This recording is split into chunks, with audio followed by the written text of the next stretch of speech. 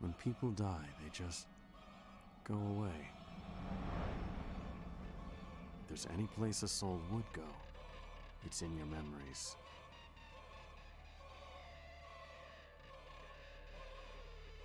People you remember are with you forever.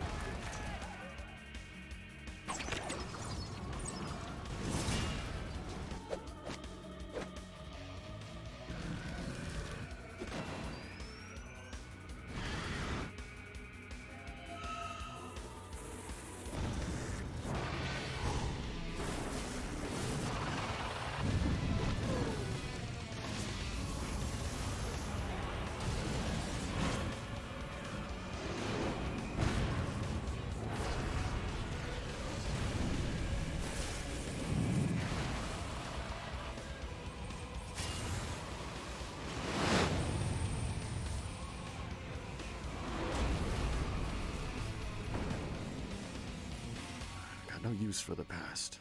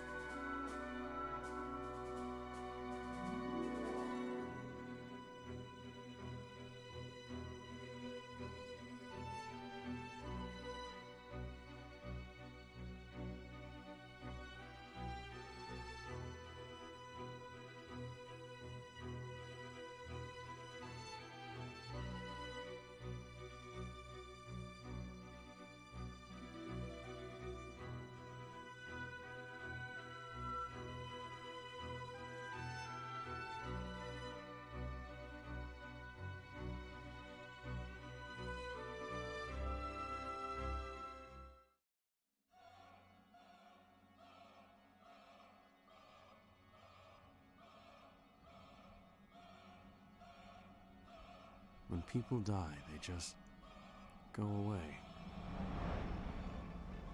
If there's any place a soul would go, it's in your memories.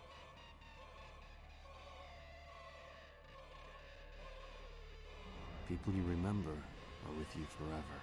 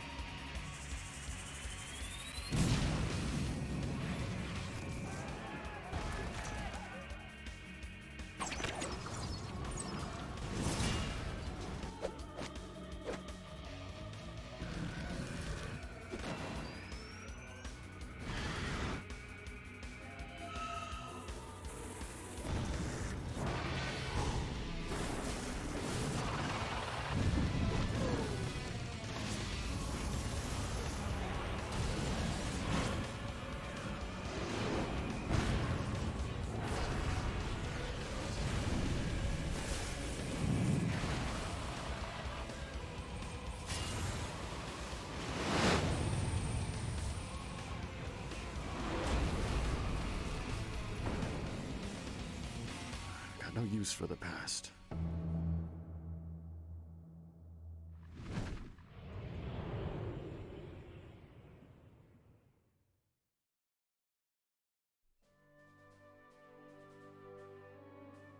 Hello, and welcome or welcome back to Lost Odyssey.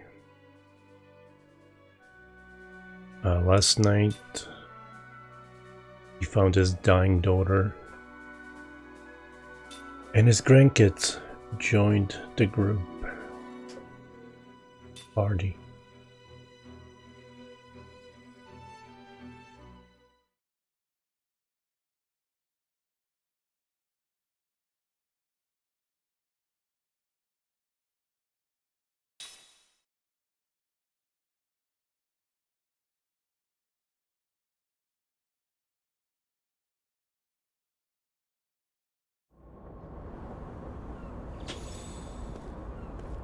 Alright, I wanted to check if the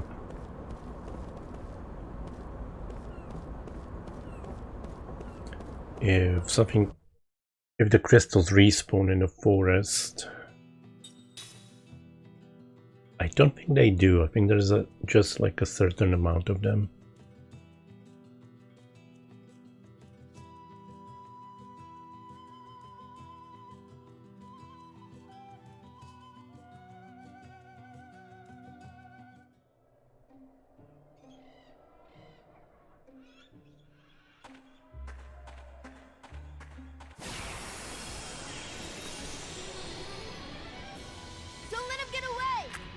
But now I have a 5-man group.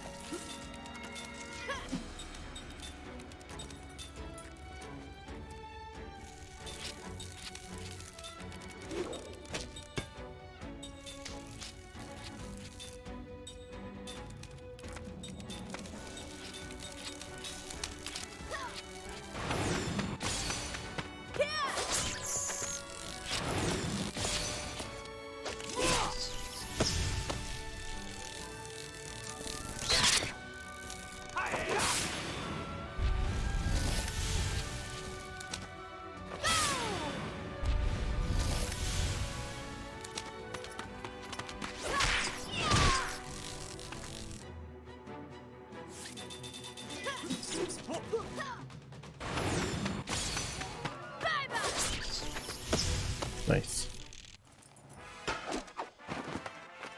There's no rhyme or reason to battle. Time learned power hit.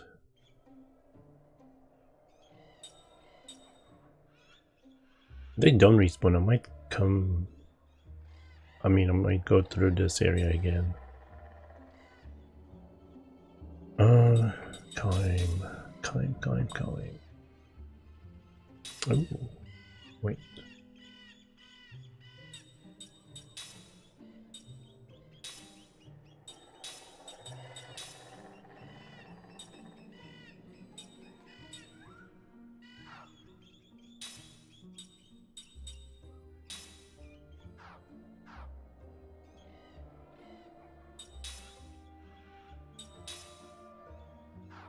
Is she done learning what she's learning?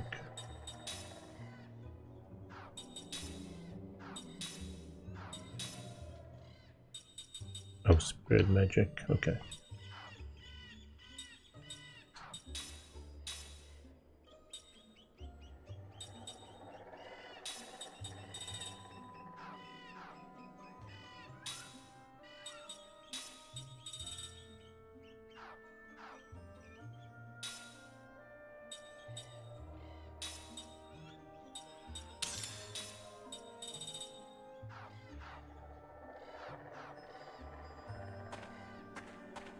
I don't think it respawns, so I guess I'll go through this again. Might find the one I missed.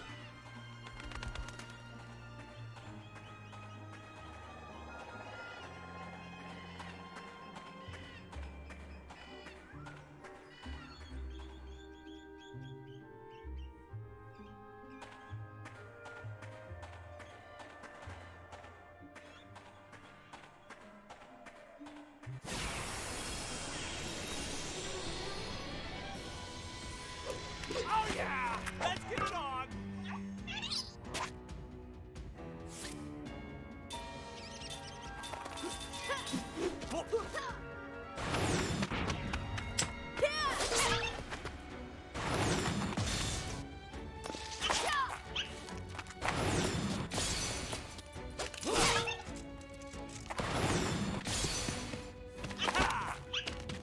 Yeah, run.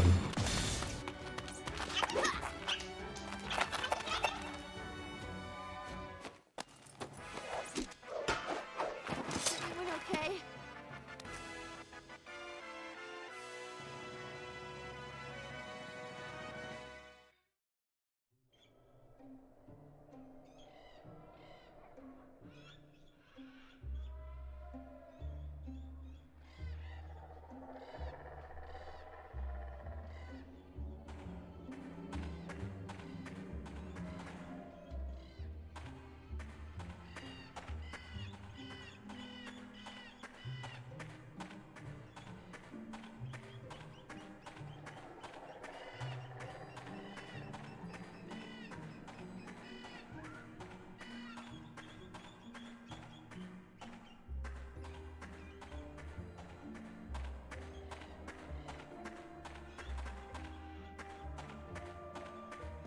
Maybe what I missed.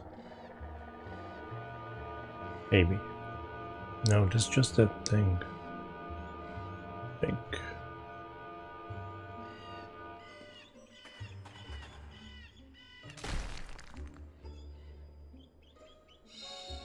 Refresh.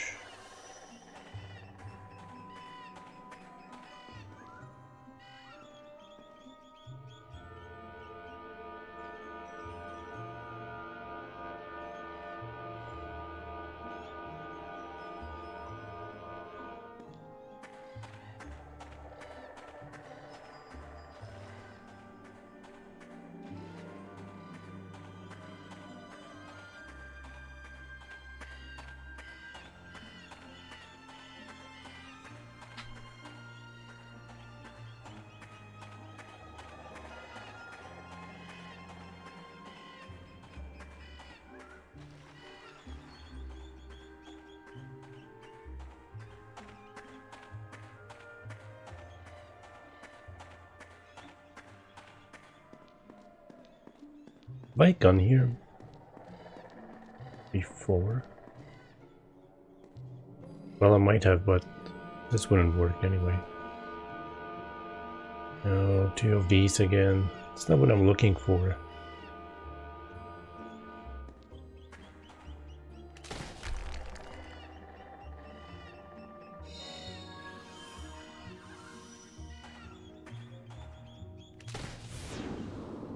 Well, You know, it's tough being so popular.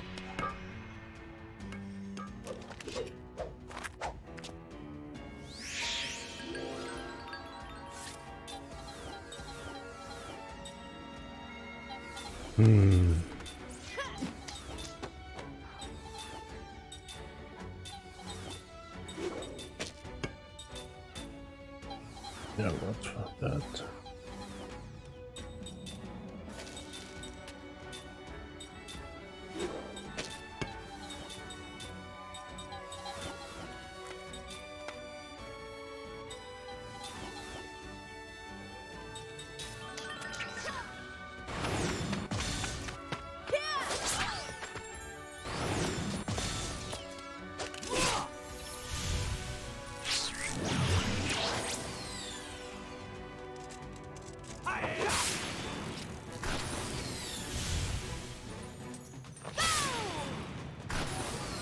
Nice, nice, nice.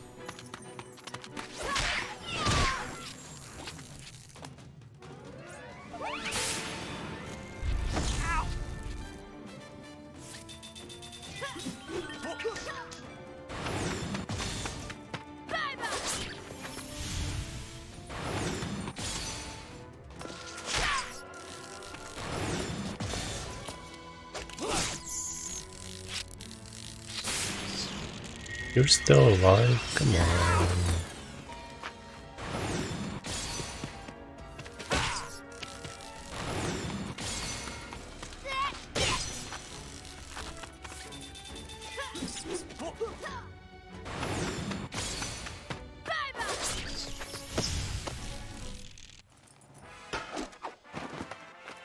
It's not in my nature to lose.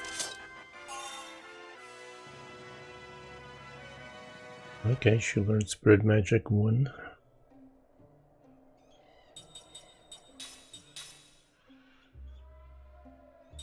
Kinda wish... I think I'm wrong about it, but didn't in Final Fantasy 9, wouldn't it just jump to the next free one? Next free skill?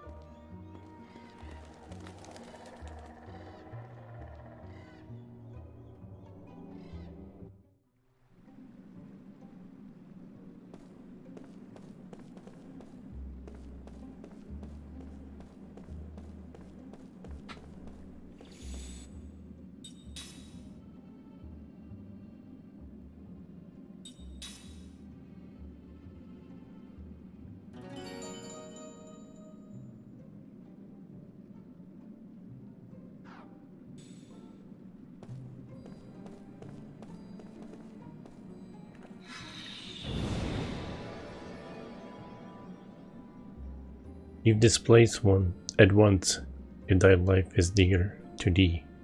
Glory shall befall those who defile this holy shrine.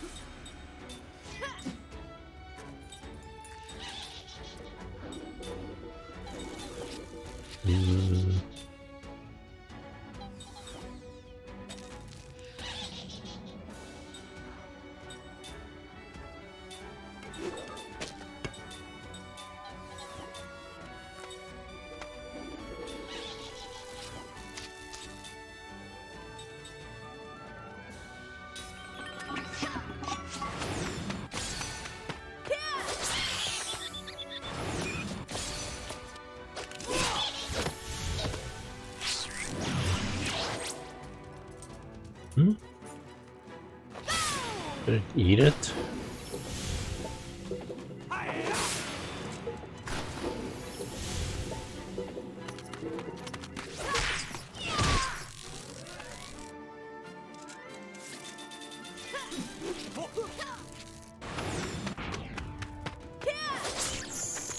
Didn't feel like that.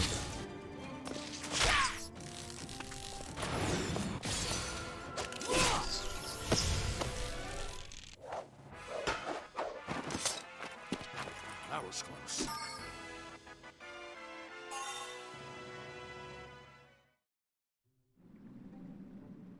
Speaking of critical heal,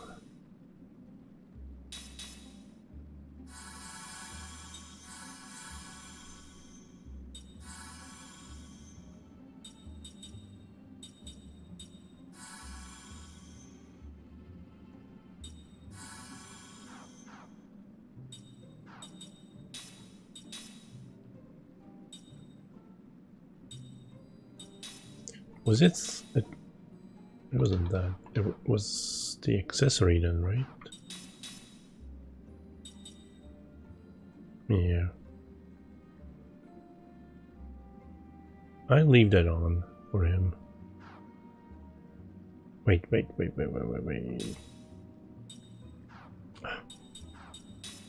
Wouldn't that be a skill thingy?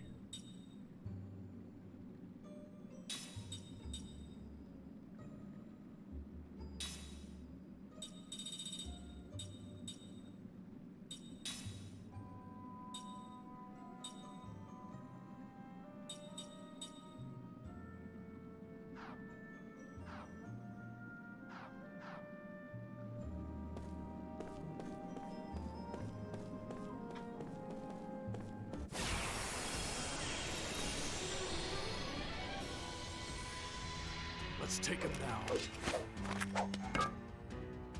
Oh, I haven't fought these. Earth Colossus. Okay. Hello, Sly. How you doing? Wait. Why can't I use skill with him?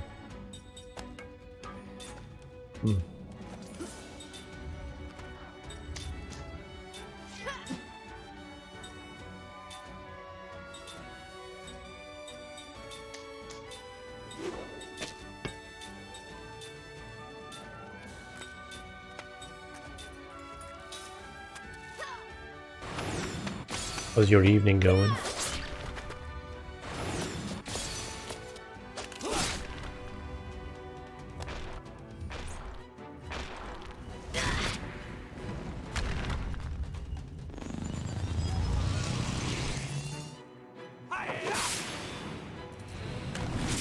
Nice.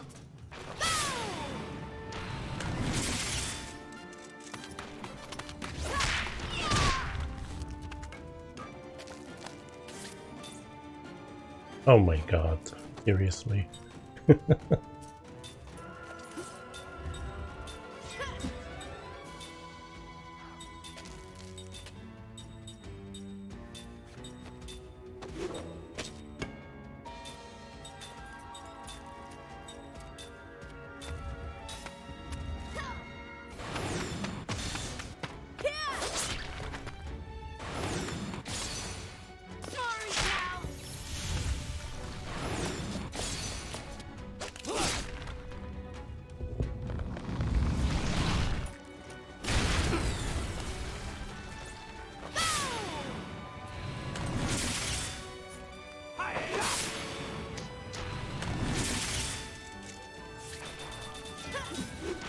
Oh my god, he also had like 5 health.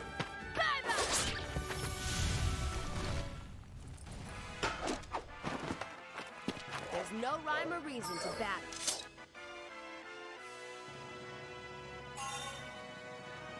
Seth learned spirit magic. Okay.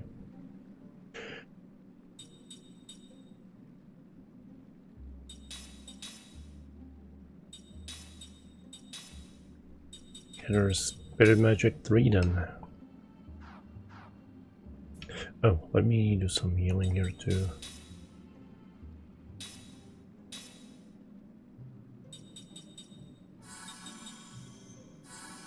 There we go.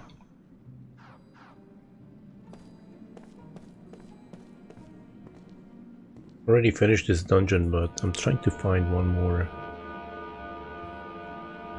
crystal something that I missed.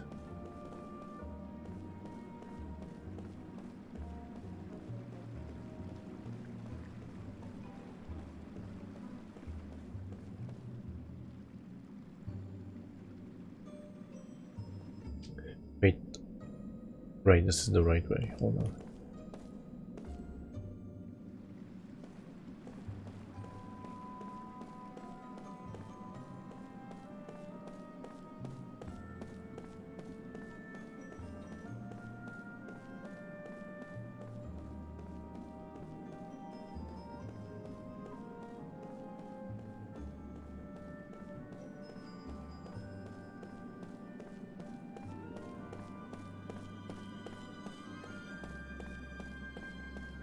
Interesting that the wrap moved.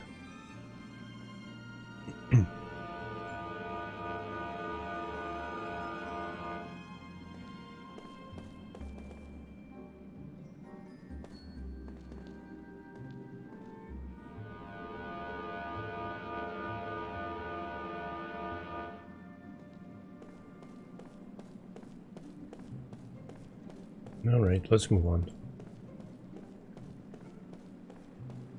Can't break this, can I?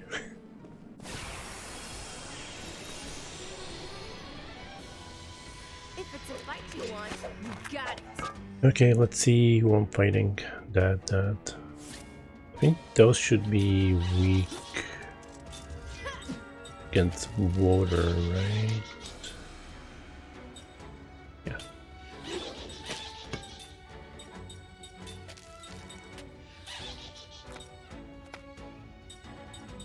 What spells do you have?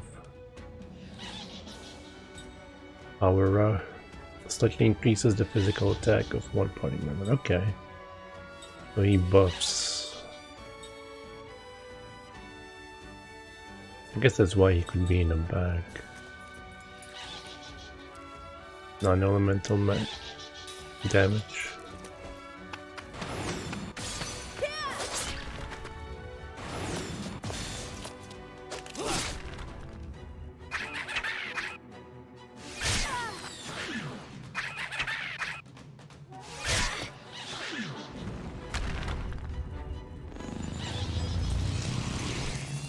Wait, didn't he attack? He's charging.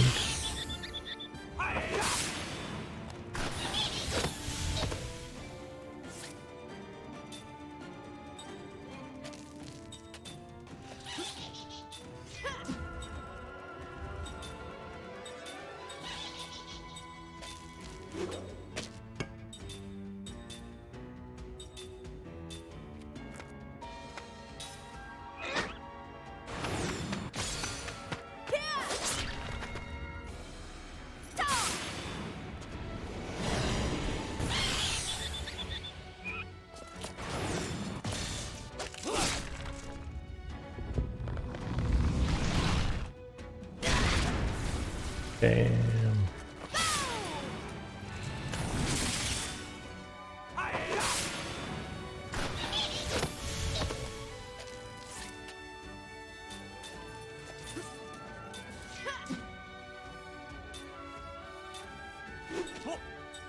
I think she can heal before I'm gonna kill them. Is that a more powerful heal?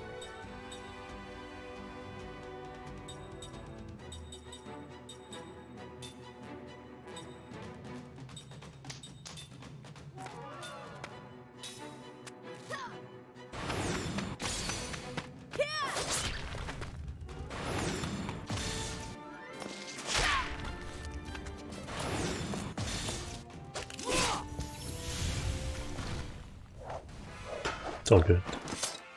Like taking candy from a baby.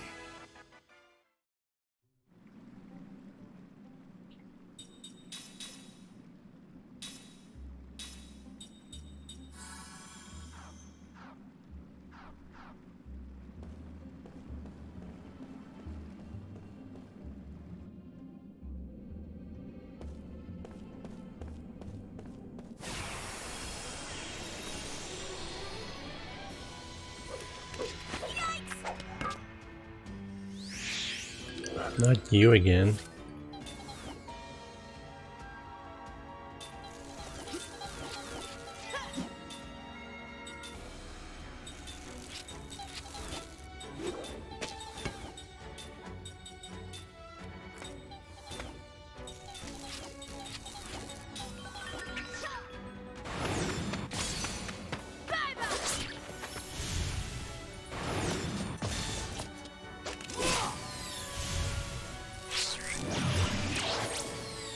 Oh, thanks for eating it.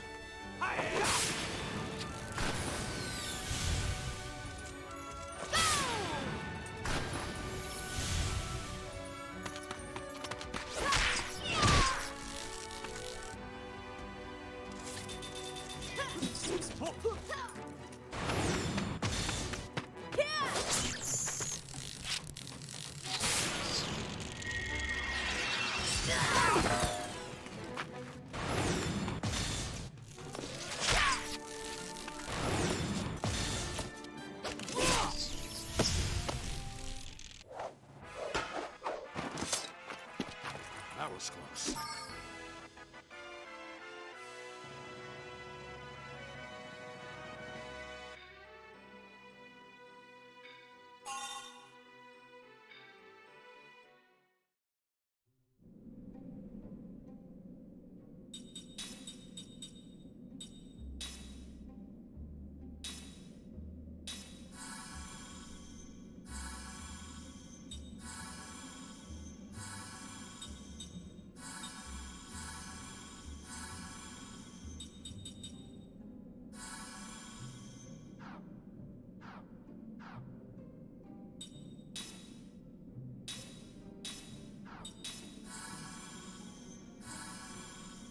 Alright, it's all good.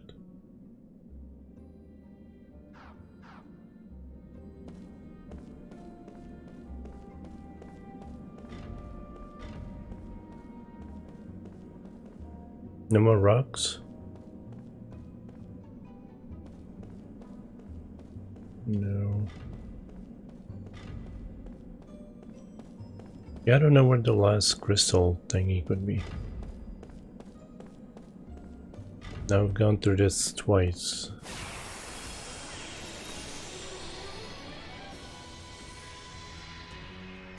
This does not look good.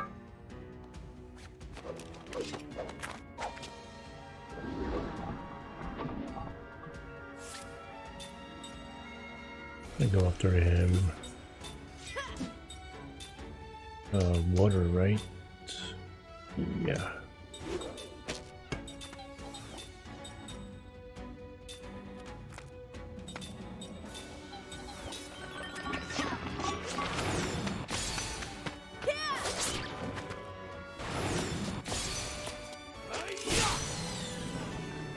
Nice. Yeah, I really care about getting perfects with him.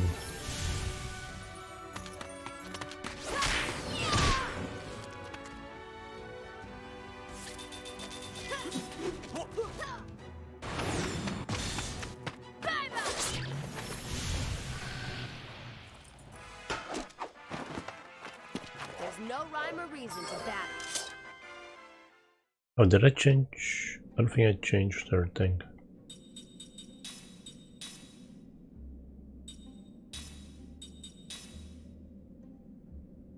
Go with counter, why not?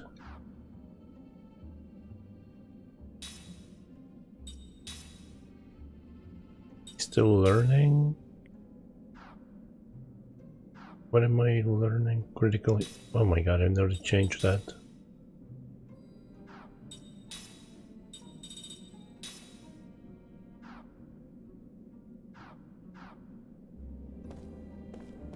Hey Kaze, how you doing?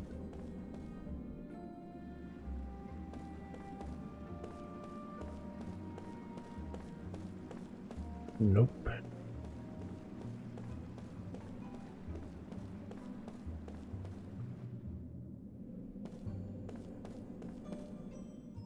He said he wants 19 more, but I've only found 18.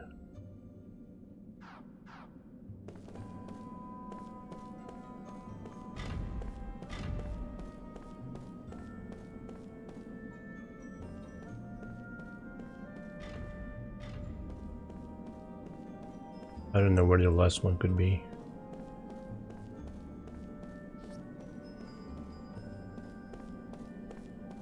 Oh my god. I never checked here. I just noticed that because I was fixated on the treasure in the back. Alright.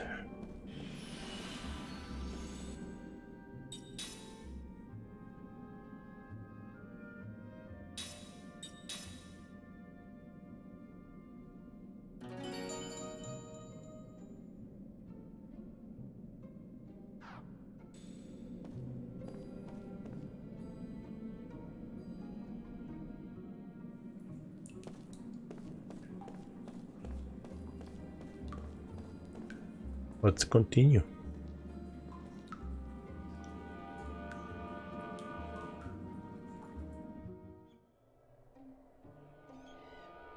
I guess I can call that a grinding session.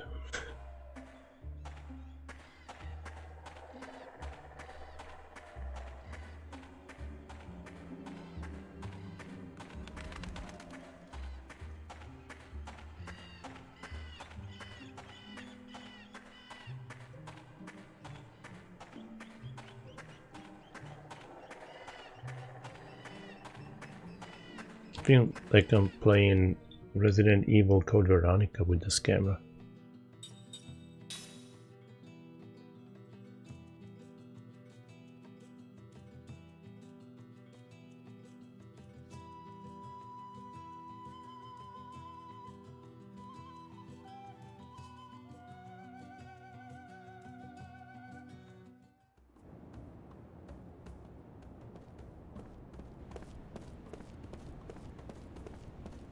Now, where was the guy What is this? Hello, hello. Would you like to try playing this cube here? What? You don't know what cubic music is? Wow, can't believe it. And it's so much fun too. This is a special cube you see. When you hit it, it makes the most beautiful sound. It's even better if you can create the right melody because the cube will open up to reveal fabulous prizes. You'll need a cubic music score to play. It's your first time though, so I'll give you one to start out.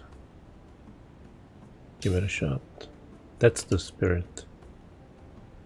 Which song would you like to try? First steps, difficulty 1 star. C, E, G, C. Alright. Ready to play the song you chose? Sure. In that case, let's get into formation and begin the performance. Wait, what is going on here? Why are we doing Final Fantasy VIII stuff again? This is what it is, Final Fantasy 8-2.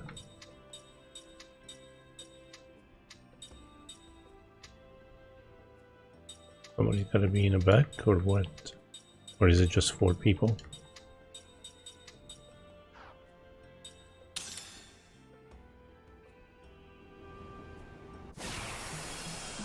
Oh my god, what's going on here?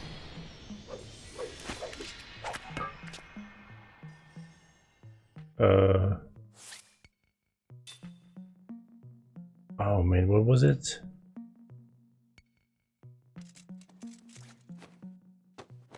CDGC?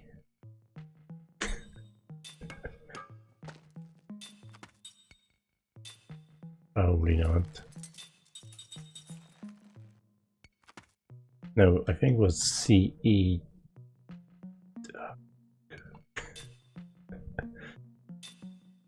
E G E, I don't know.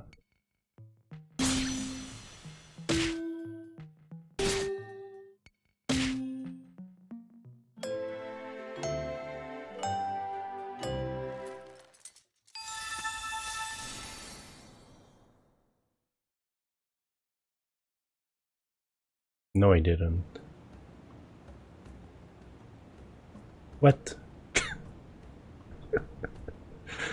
Congratulations, that was some superb playing.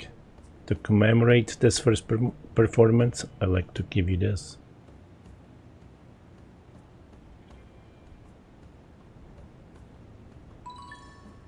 Scores obtained. See you later. Come play again soon, you hear? I can't believe I got that.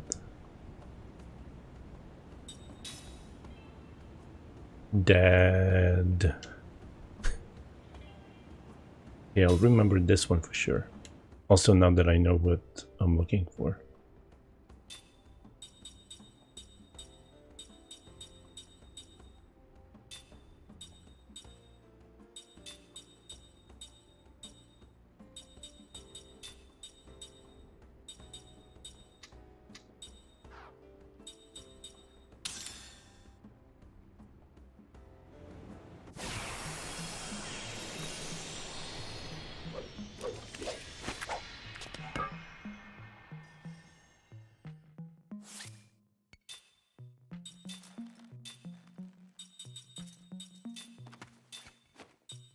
No, oh shit, I thought...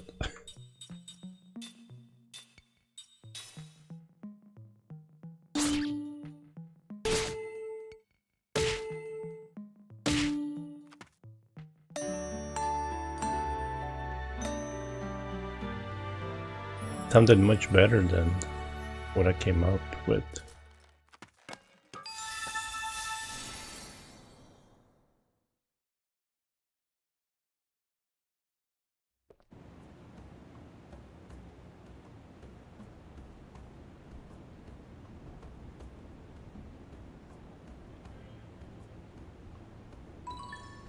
Dodger. See you later. Okay. Well, never mind.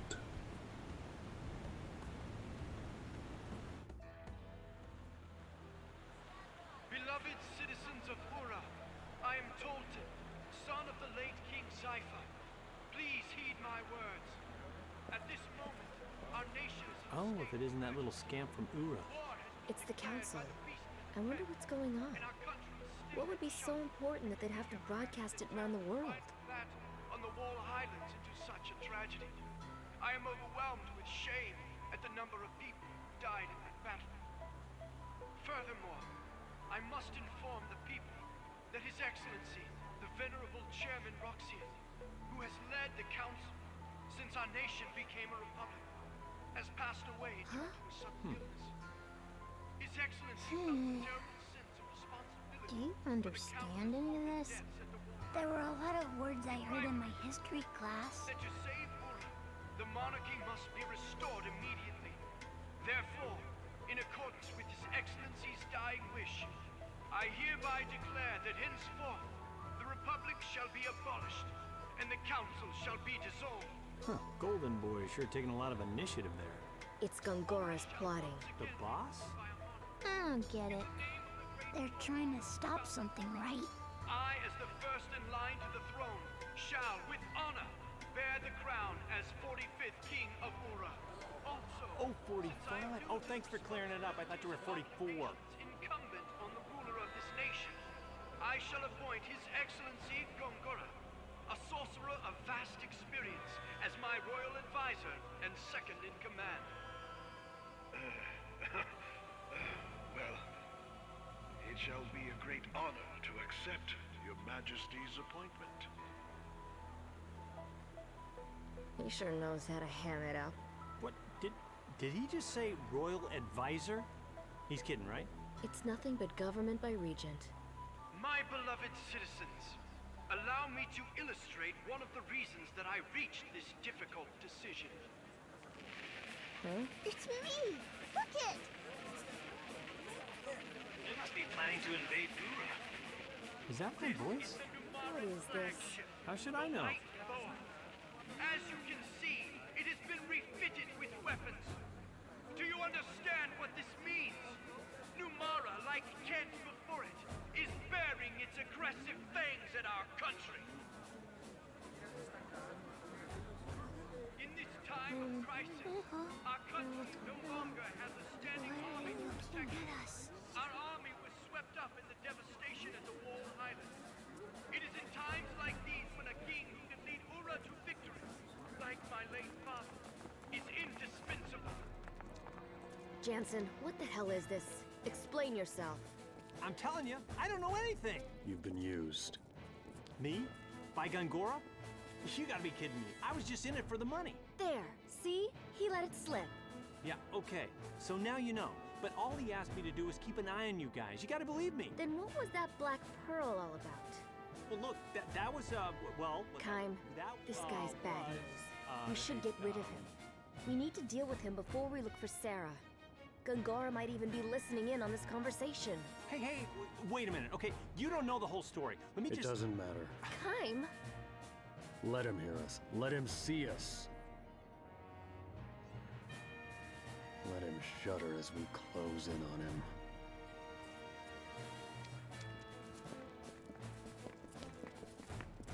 You are creeping me out. Man, you know, he's a handful even after getting his memories back.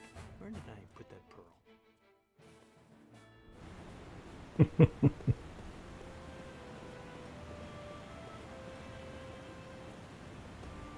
There are a bunch of soldiers over there. We better stay away for now.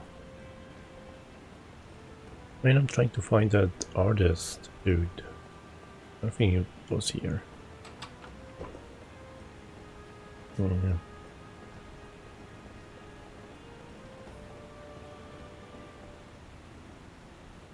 Hey, I've seen those guys before.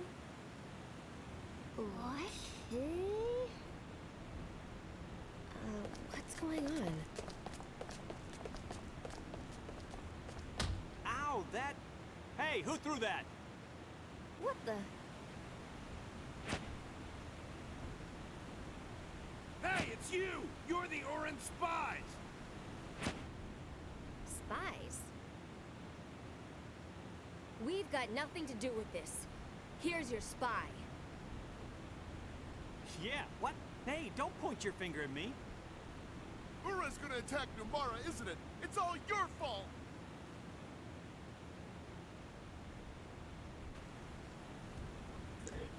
They definitely think we're spies now. We'll be arrested if this keeps up. Maybe it's better for us to get out of Numara for now.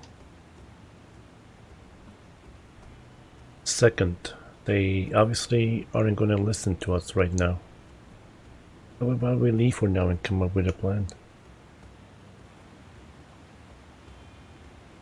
Oh, you mean boss struggles or performance struggles?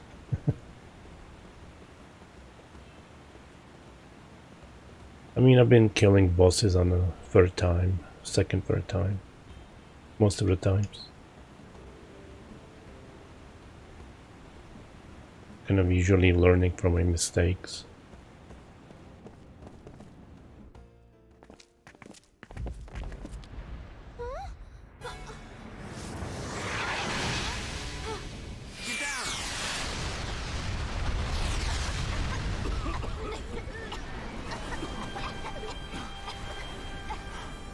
You all right? Yeah. Fire!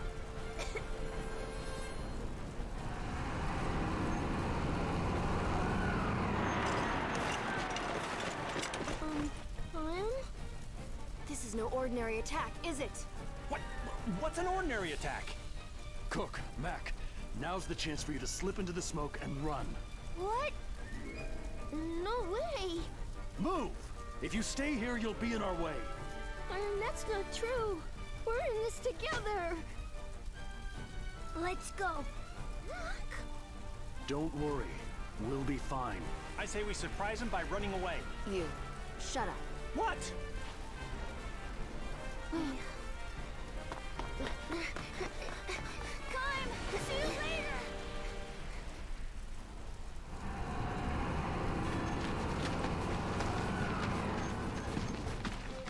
You know, I think they've noticed us. Kaim? If we put up a struggle here, we could end up triggering outright war between Ura and Numara. So that means we should do what? Don't move! If you resist, you'll regret it.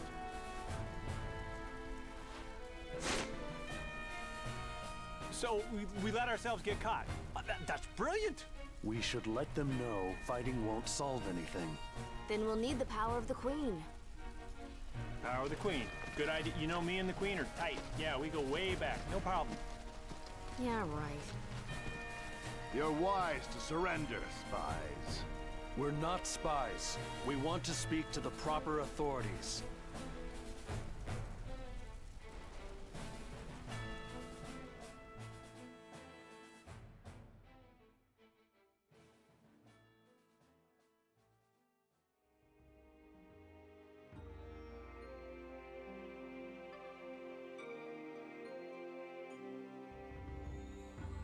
If you're not spies, then what is the meaning of this? What is the meaning of what? For ordinary travelers, you've certainly managed to get involved in some extraordinary events. I apologize for pretending to be something I'm not. I just want you to hear me out. Oh, I'll hear you out. You're going to tell me what Ura is plotting. Well, see, now there's no surprise. They were going to throw your birthday party. Where's the Queen? That's gotta hurt. Who do you think you're talking to? Idiot. What's that look for?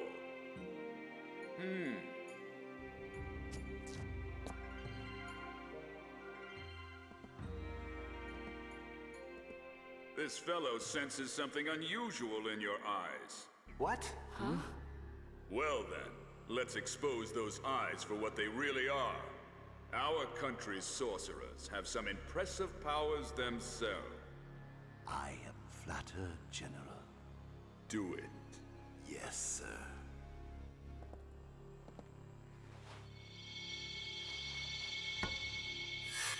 Oh boy! Whoa!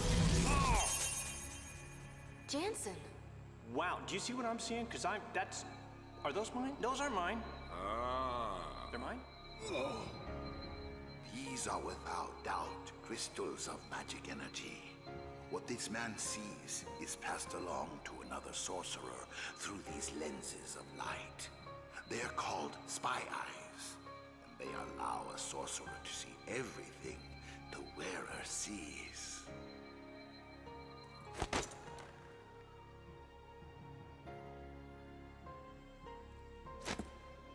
Awfully elaborate stunt to pull, even for a spy. Hey, you know, I am not that smart. I mean, I'm not saying I'm dumb. I didn't know. Excuse me, General, but this man is most likely telling the truth. What? The person in which spy eyes are implanted would not be aware of them. I could tell that much when I remove them. This is high-level magic, far beyond the capabilities of someone such as myself. Even with your power, you could not do it? As you say, sir. Ah, I can't believe he was just using me. Of all the times to figure that out. I am gonna make that greedy, senile, flea-infested bastard pay! Huh, you won't have time for that, spies. Kill them. Well, all right then. There was just no getting through to that guy. We don't have much of a choice.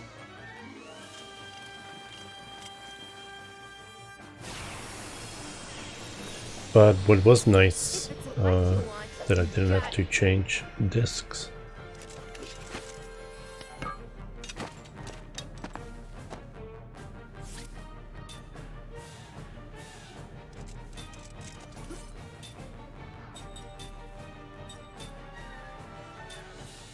They don't have anything. It's gonna take too long.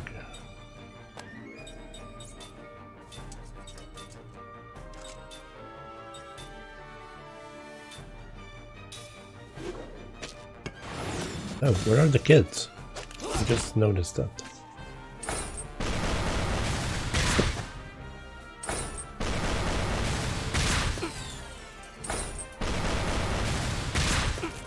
Yeah, definitely gonna be restarting this battle.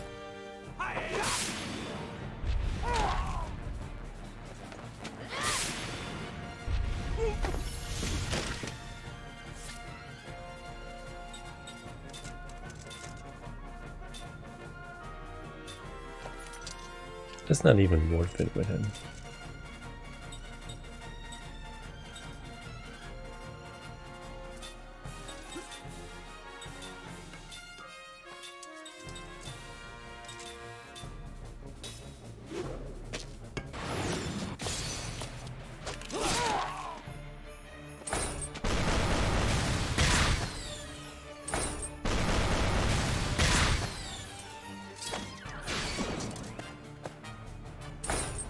He's dead.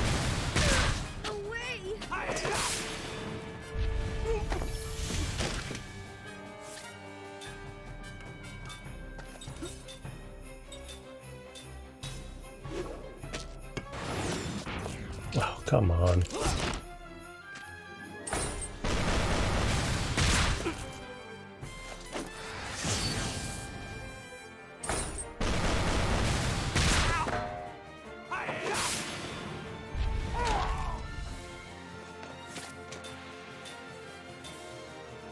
Oops.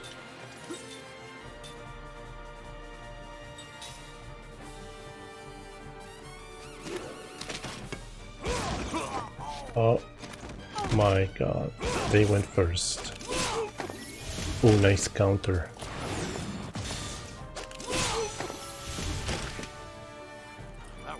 Wow. What a BS.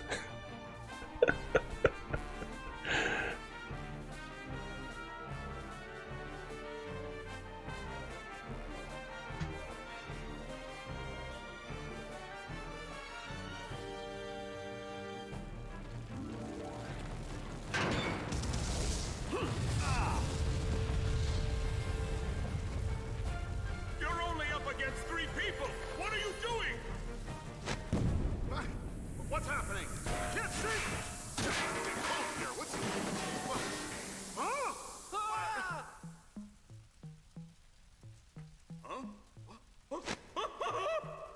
Are those your moms? I don't believe it. My, oh my. What about you? Just go on. Yeah. Get out of here! So, hey, come back here! Who did this? Sorry to keep you waiting. Mac? Hey, where'd you guys come from? It was fun coming up here. We ended up sneaking around like thieves. Yeah. You did great. Let's go. All right. All right. What? Don't let them escape! Release the god beasts!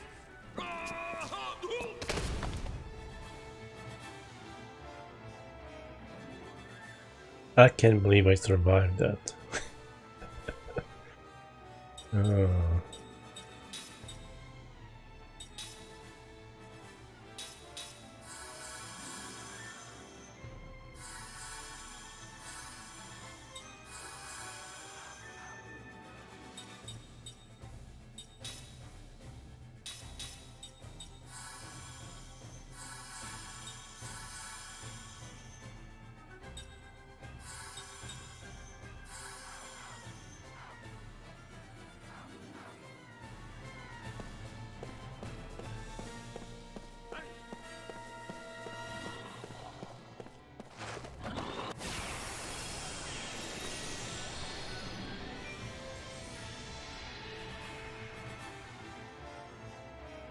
Oh yeah! Let's get it on!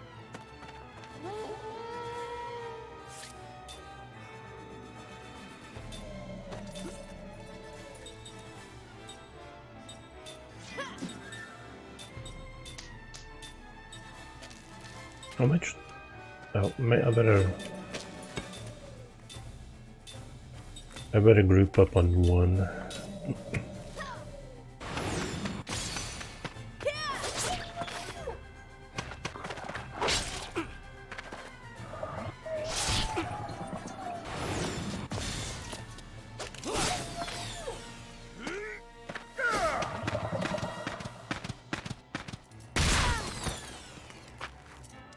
Damn.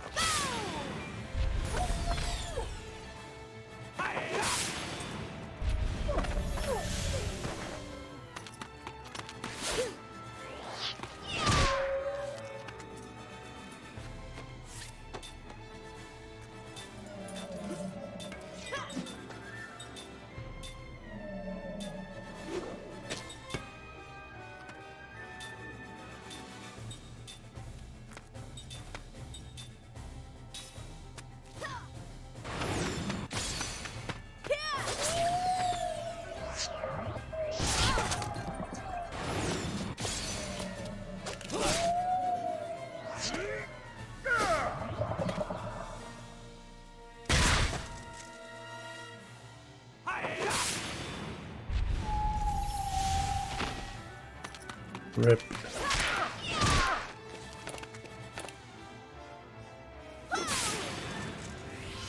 That's nice. Oh, he's already dead.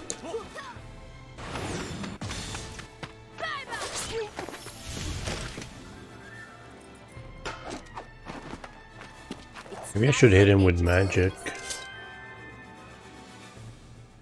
first. Where am I supposed to go?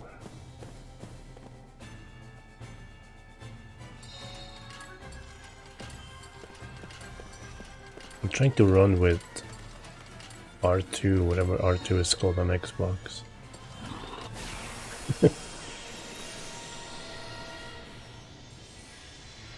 If it's a fight you want, you got it.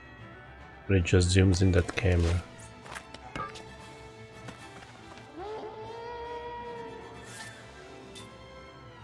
Okay, you two attack him.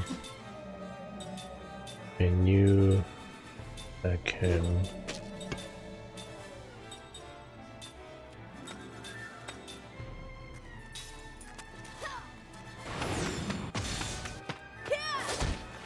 Come on.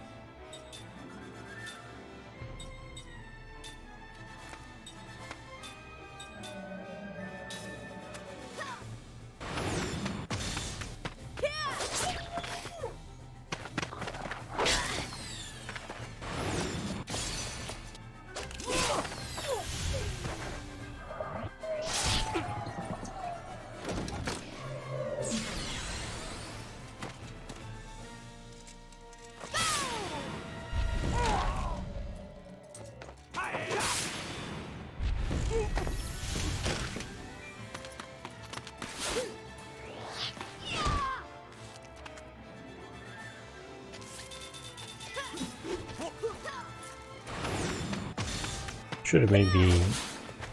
Yeah, I should have done with... a yo-yo. Oh.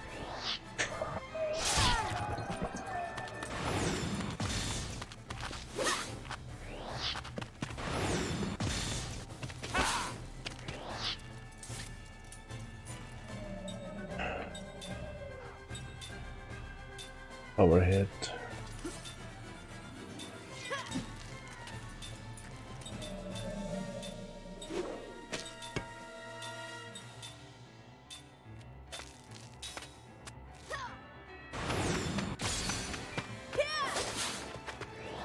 What is going on here?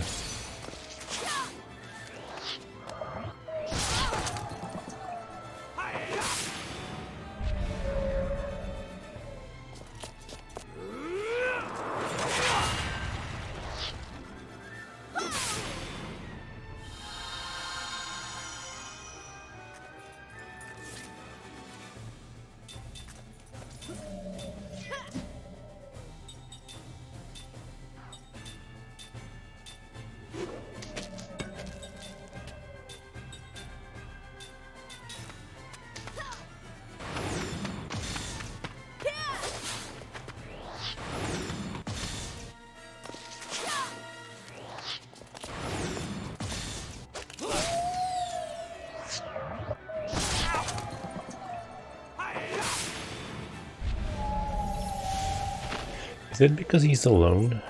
Because I didn't have any problems last time.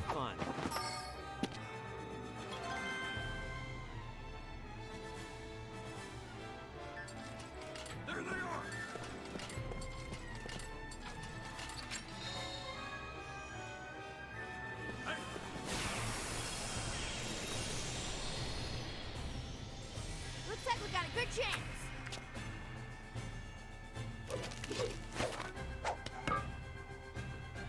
Not this again.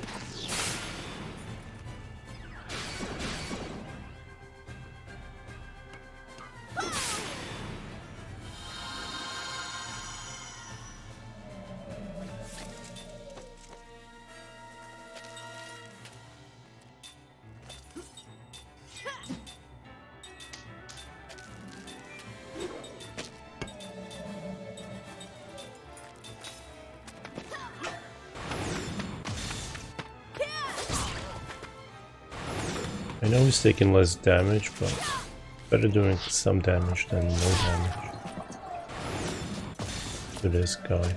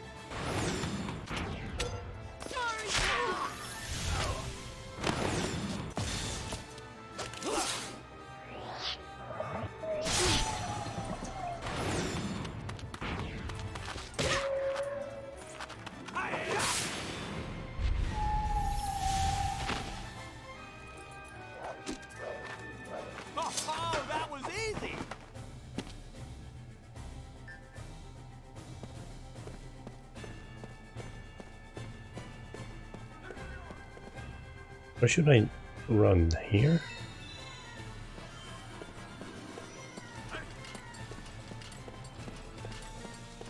Or there. Trying to loot everything before I commit to something.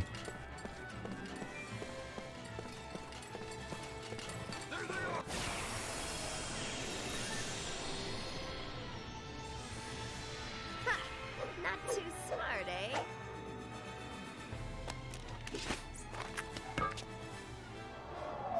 Not the damn dolphin again.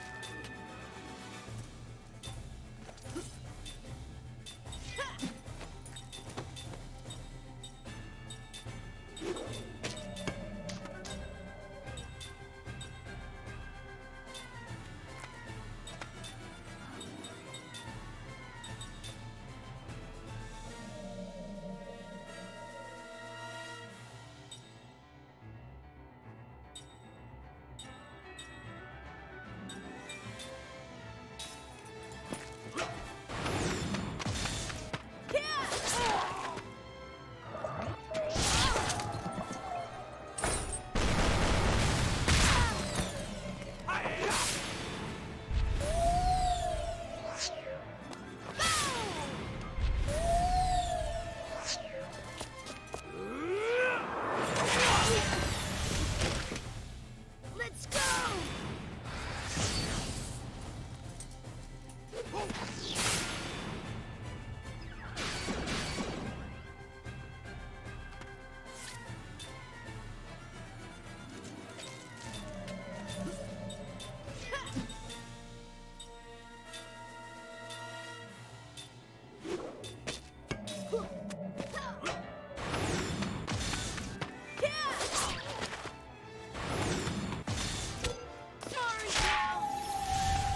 Nice.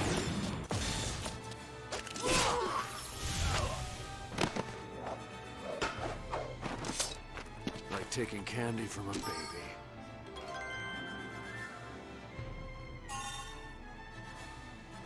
Time got level 3 white magic and she got counter.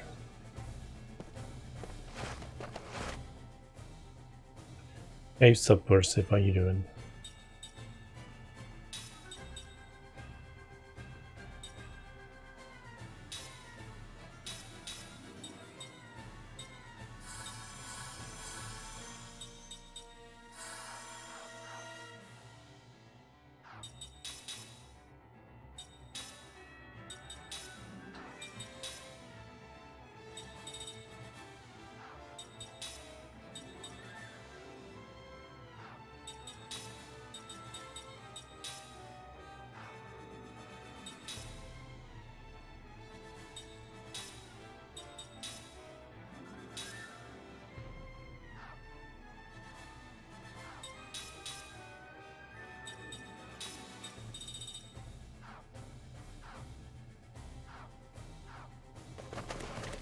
Oh shit.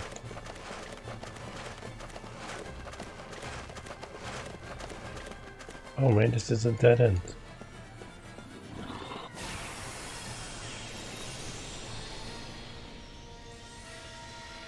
Let's take him now.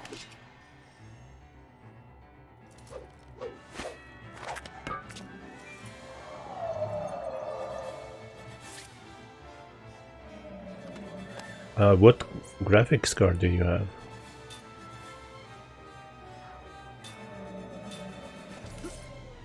Hopefully it was your OBS.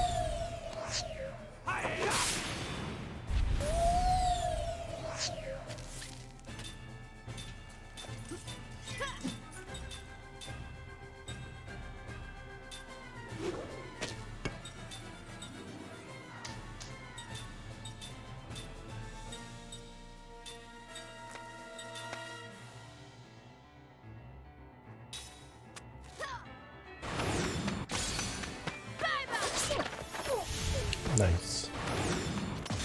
Not nice. Oh, nice.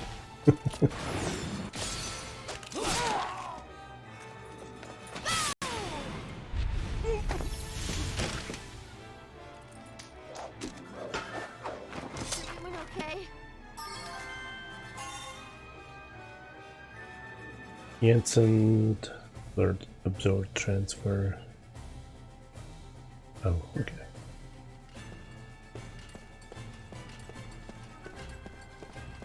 Where are you guys coming from?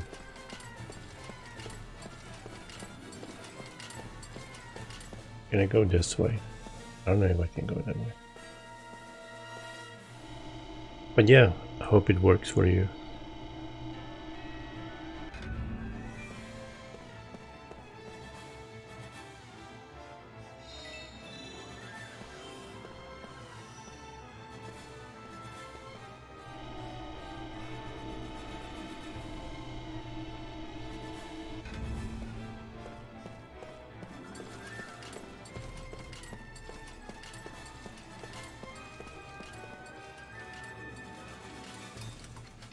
Okay, I can go that way. I was hoping I could go this way. Maybe I can, just I have to go up first. Oh, yeah.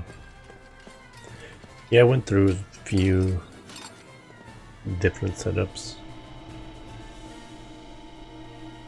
I think I'm on my fourth one, maybe? Third, fourth.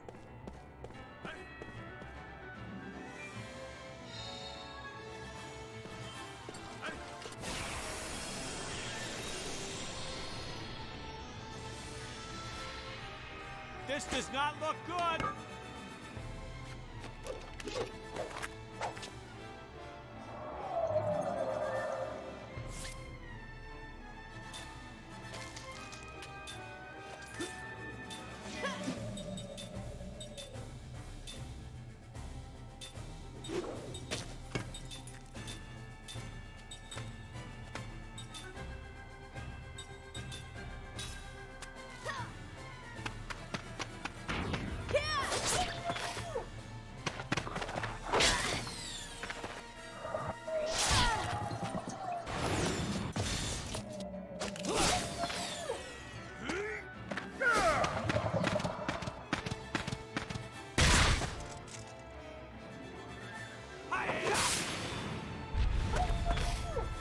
I wish there was like a spell with reverses their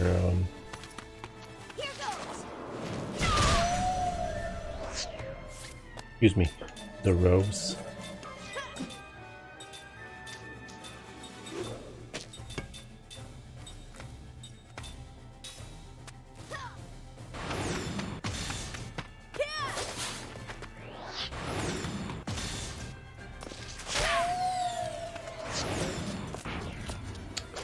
How was that bad?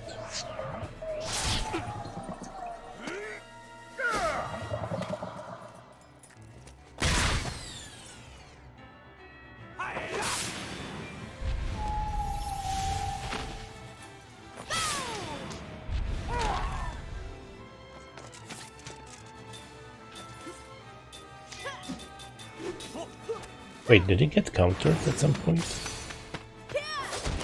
I missed him getting hit somehow.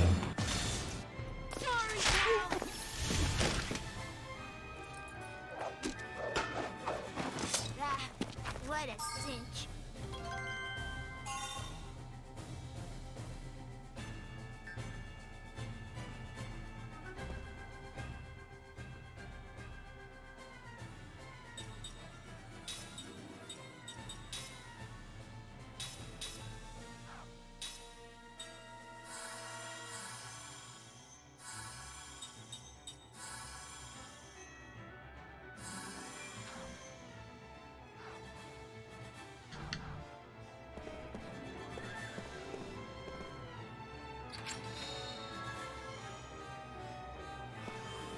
Power drink.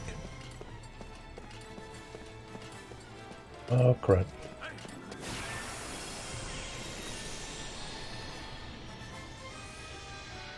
No one gets in my way.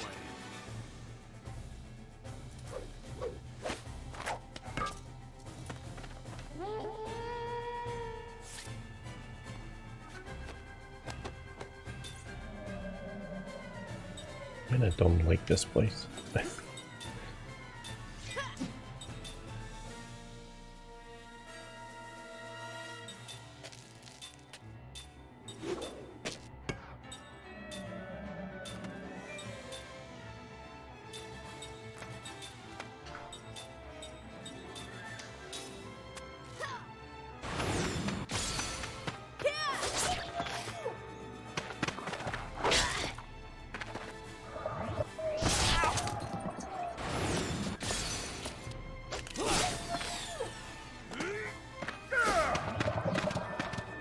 This thing does a lot of damage.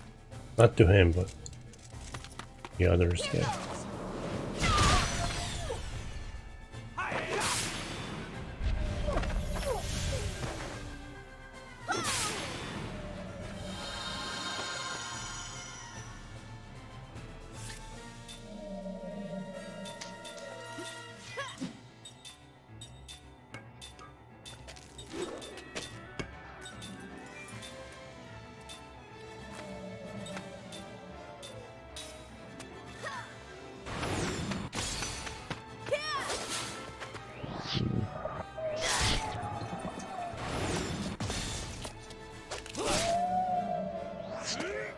I think I'm wasting my turns trying to hit this dolphin.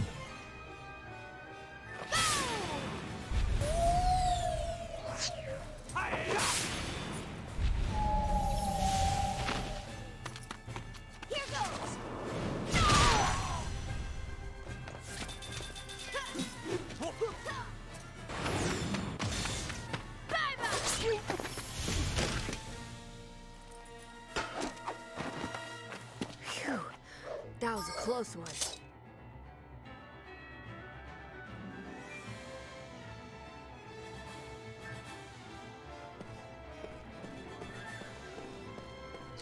What are you looking at that? Yes.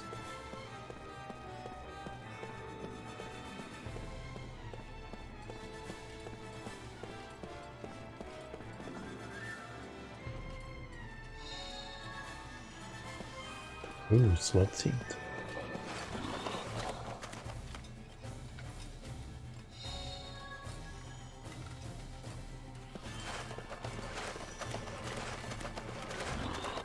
That rubber banding on that dog.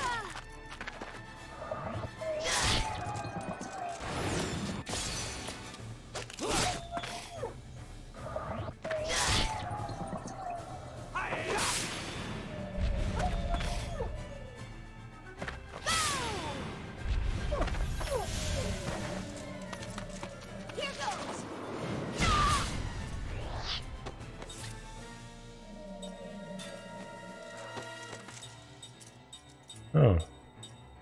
But why would I want to defend?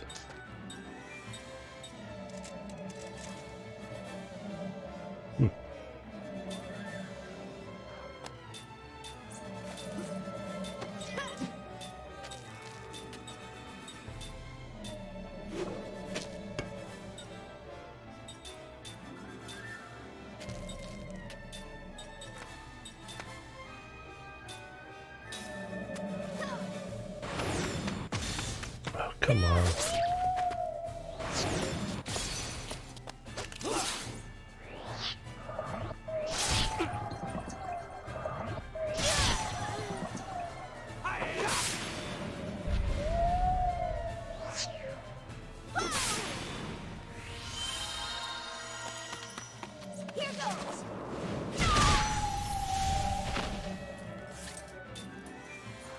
Can that even miss? I think it can. I think I've seen it miss.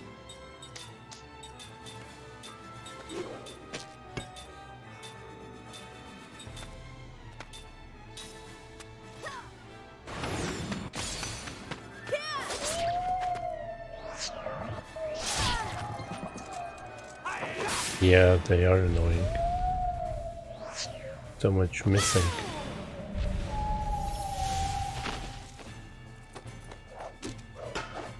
Who's taking candy from a baby?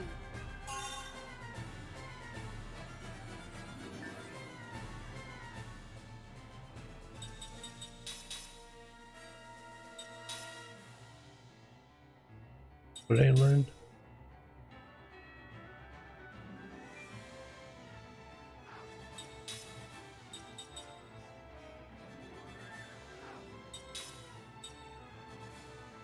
Allows the user to transfer absorb HP to MP. Oh, absorb HP or MP to a party member in the back row.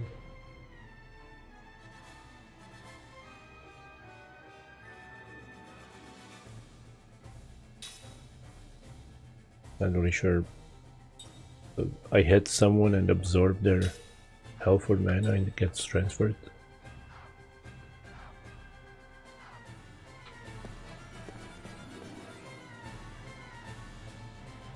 Oh, I was about to say.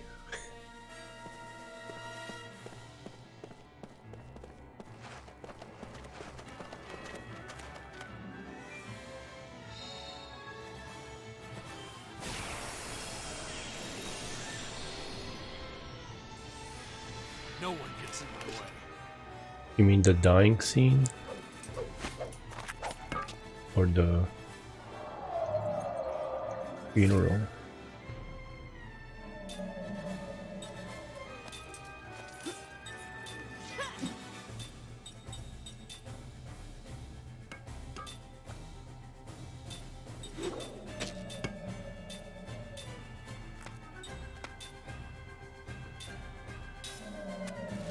I attacked the wrong animal.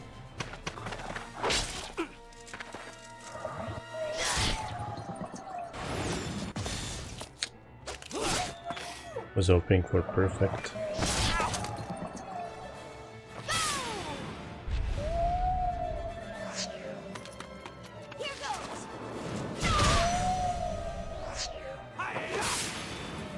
Yeah.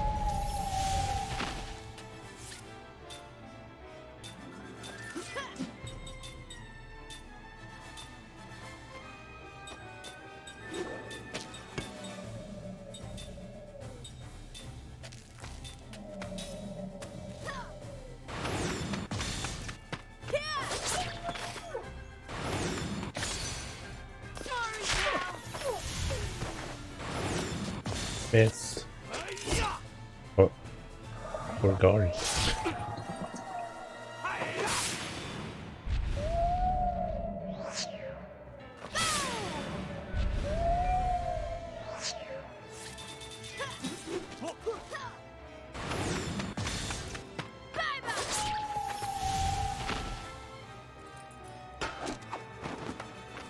It's not in my nature to lose.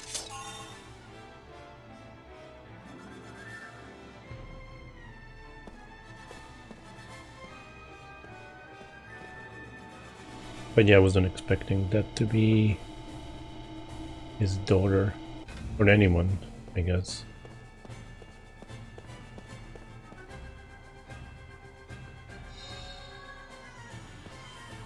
It was kind of out of nowhere because the game's been telling you she's dead this whole time.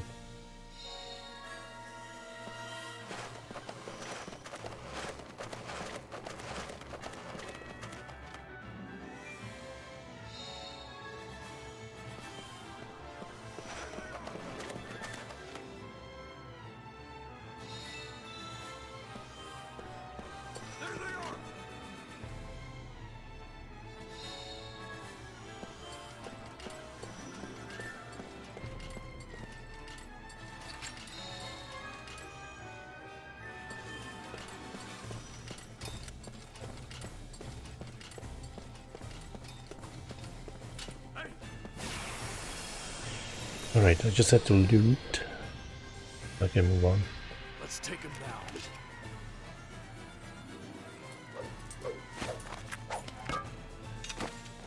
I don't like the guy with dual shields too, because he can send those animals at you.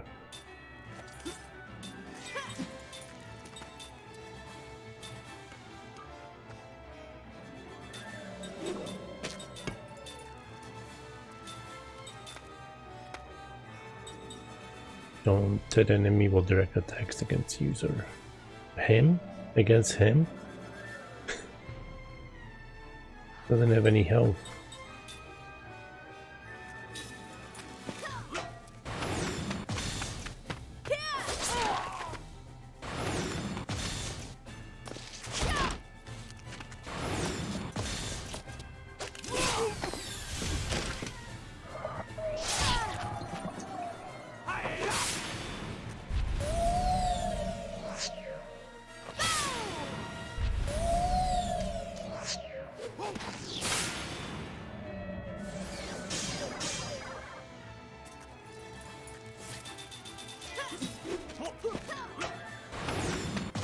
Miss.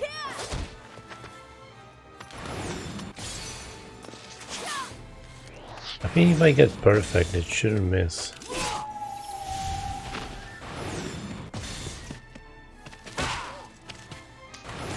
The trick is to get bad, then you won't miss.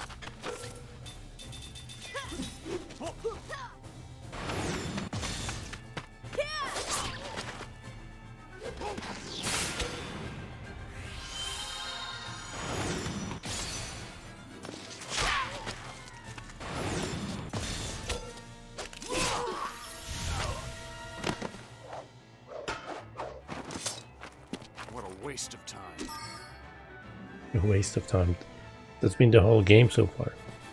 No, I'm just kidding.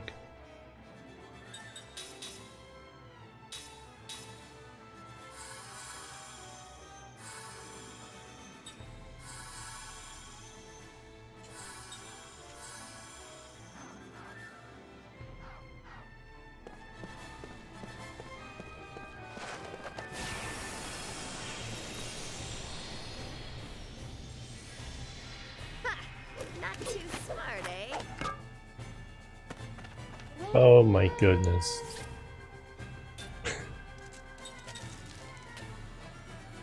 Get 3 of them.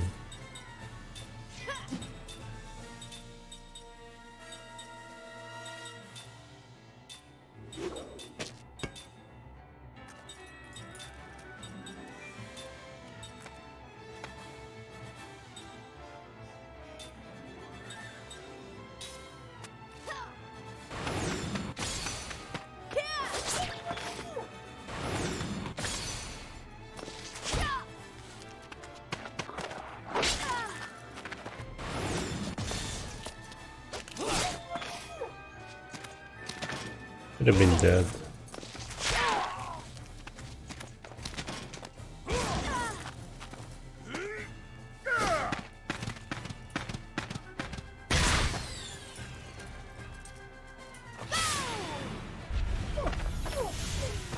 That was a waste of turn, pretty much.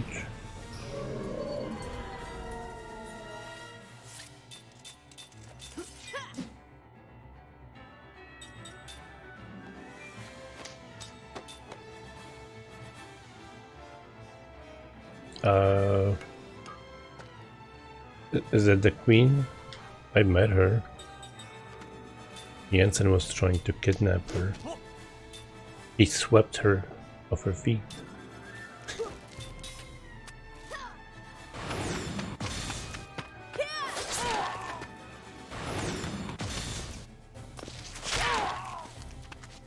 Yeah, I forgot how it went, but something about her being open-minded.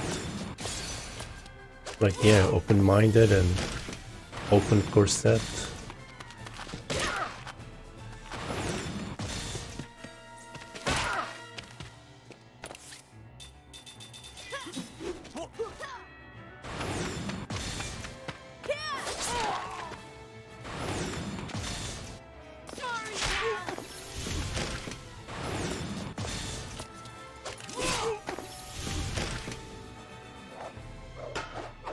She was cool. I had no complaints. I have no complaints about her.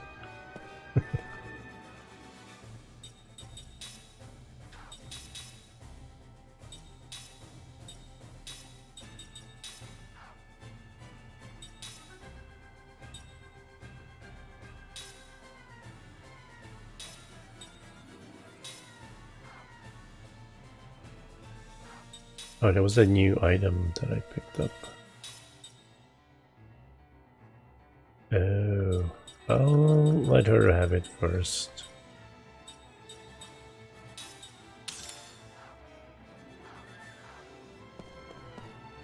Oh, also...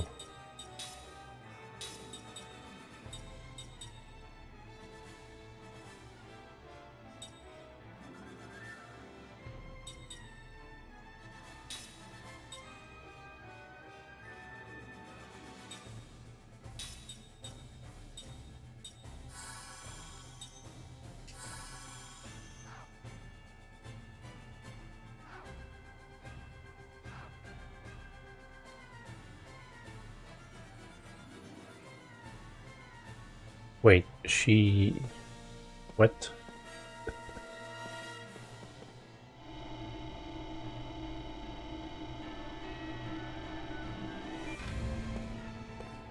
I don't judge my women by anime standards. Do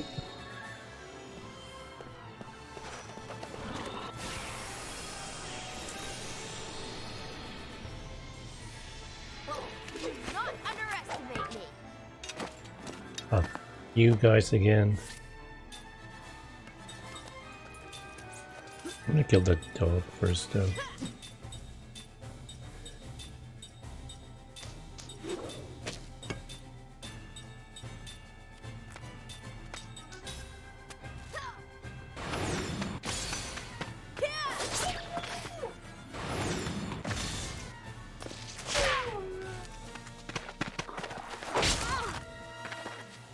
Damn, that's not gonna work. They're gonna still send the dog at me. One of them will probably. No, I'm good.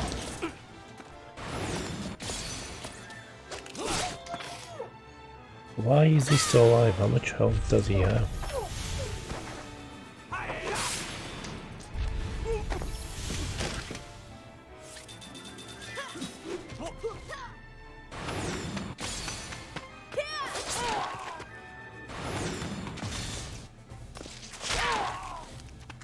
I don't think this town had a... Well, they might have a weapon store, but... They didn't let me export everything yet.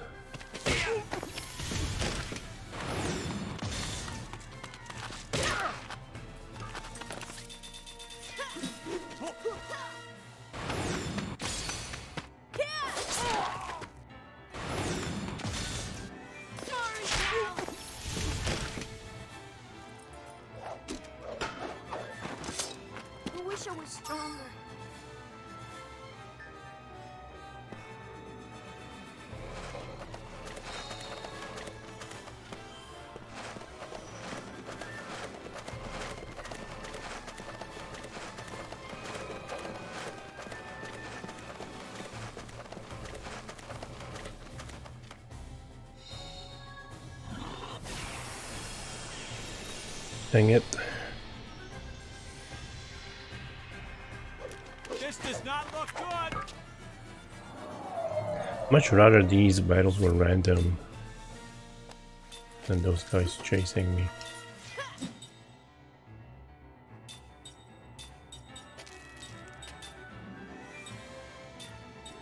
Oh, we're back to the dolphins. What is he doing every time?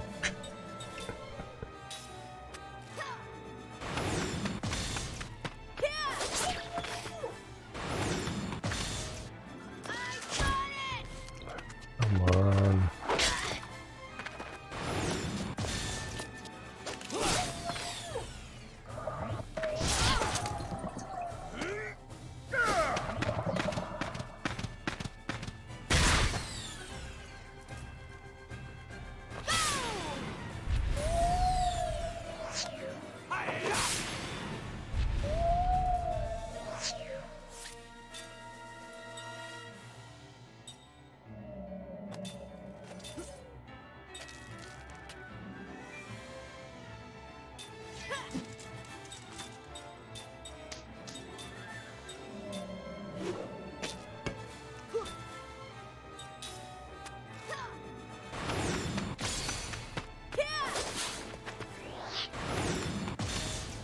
Hit it. Nice.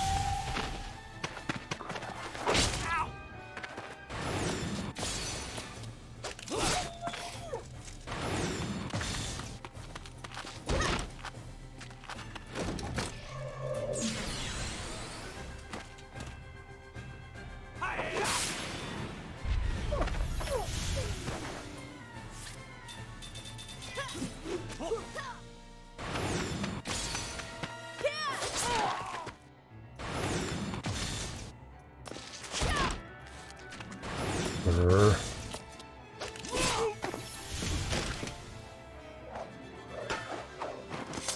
I think I'm taking the right path too.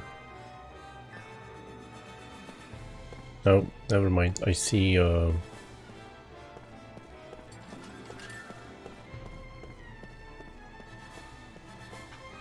there's something to probe. They censored it.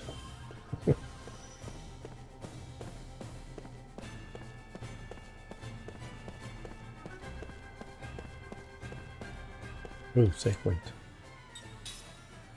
I wish there were tents in this game.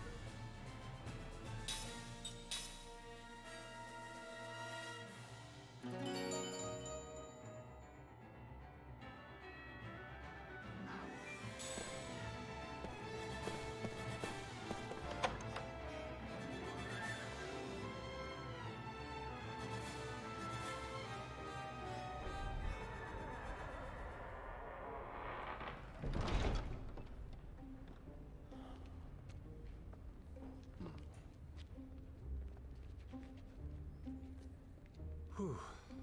Yeah, this is much better. Time to relax. You all right? Yeah, somehow. Mac!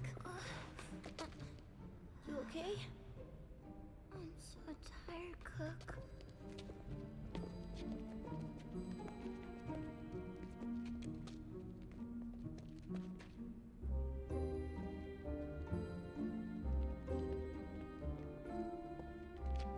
Looks good.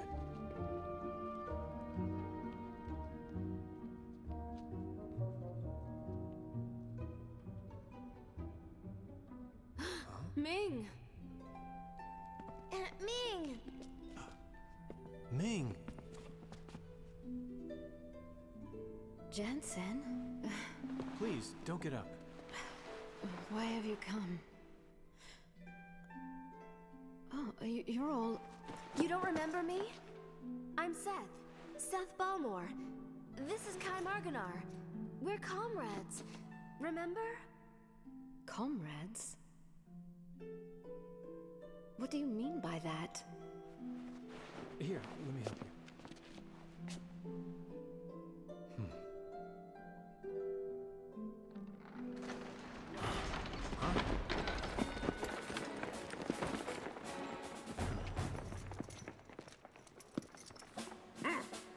End of the line for you.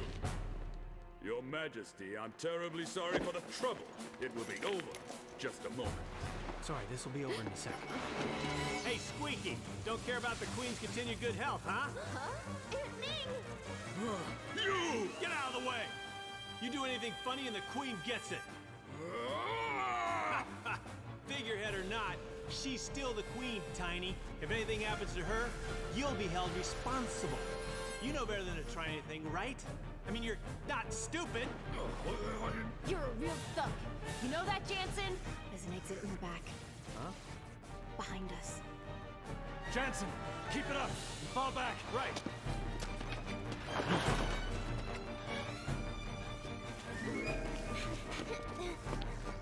Don't move.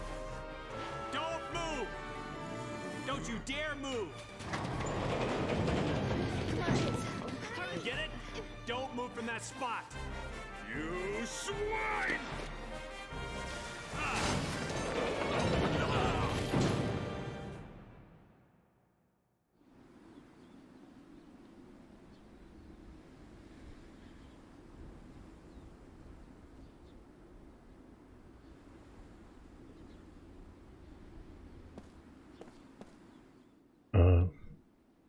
Yeah.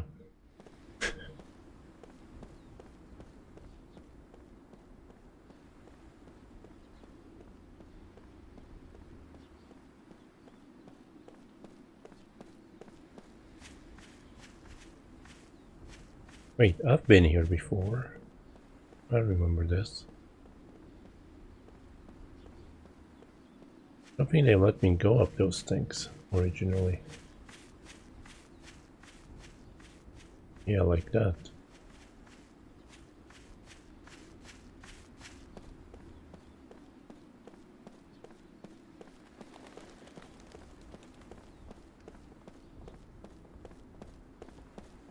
Wait, go back. Shit. Hey, stop goofing around. They're gonna catch up to us.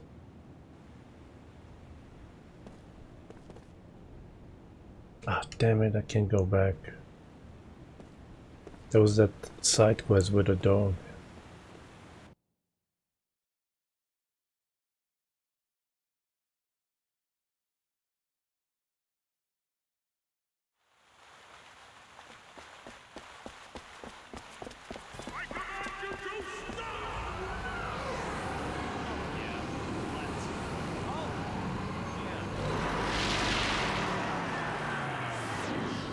This guy's annoying. General Kukunis! You won't get away this time, because you're all under arrest on suspicion of spying and for abducting Her Majesty the Queen. You will come along quietly.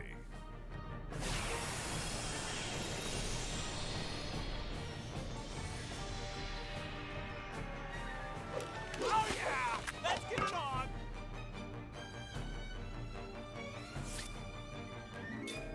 Man, I'm finding Magitech again.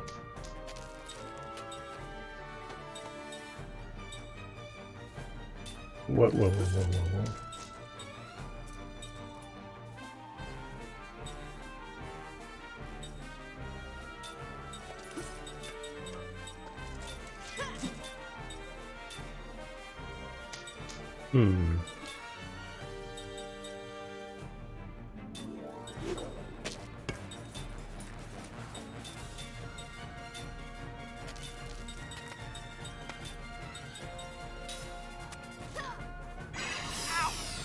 What?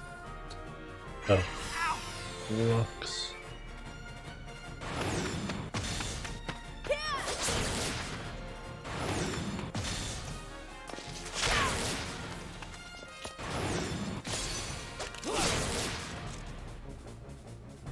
Yeah.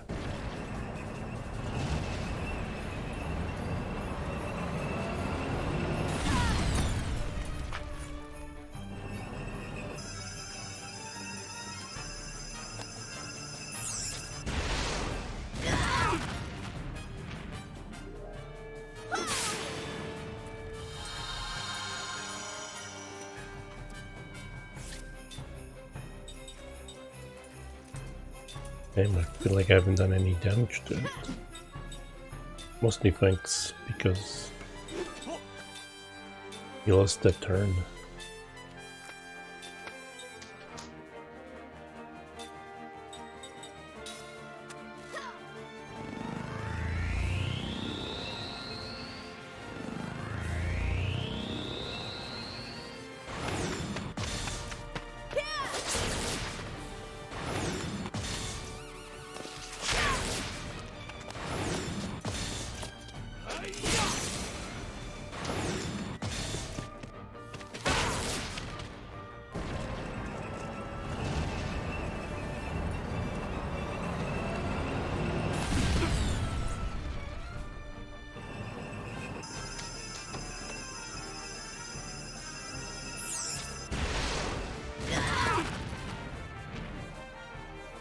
At least the wall cannon isn't that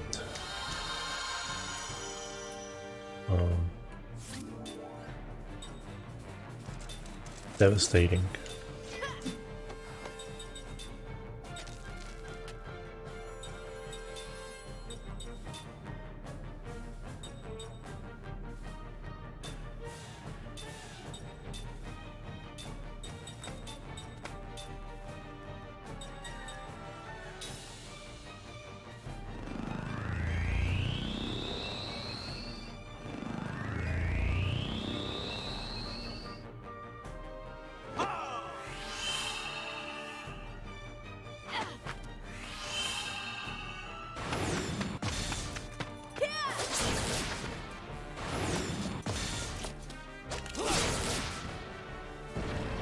Is that still freaking...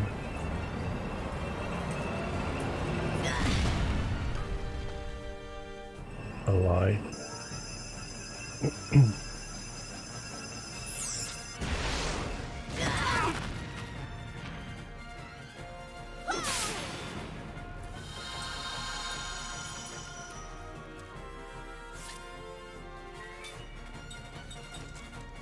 Oh my god, with 11 health.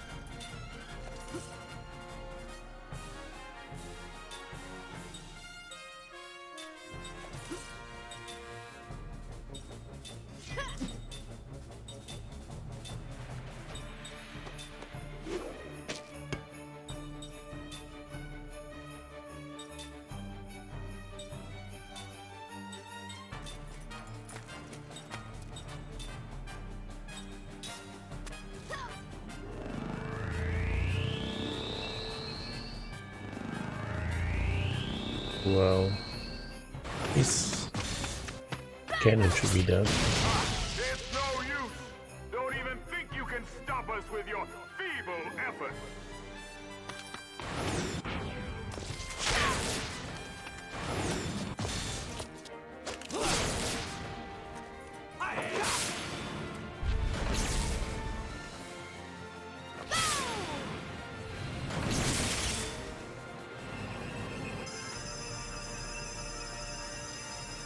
Yeah, I forgot to hold it down.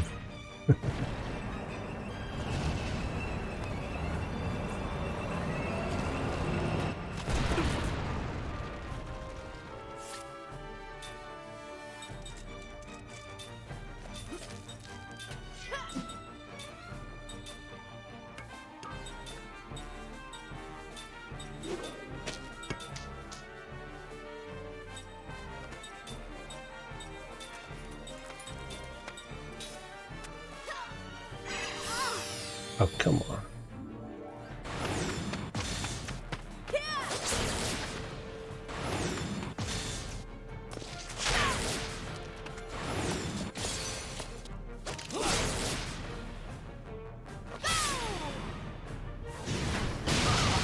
A mere handicap. Consider yourselves lucky.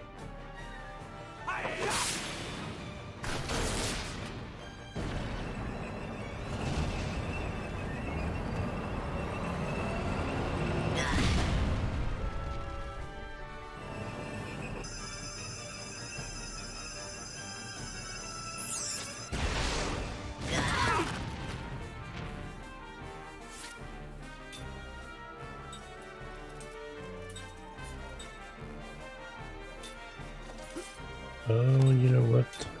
Probably hit the cannon.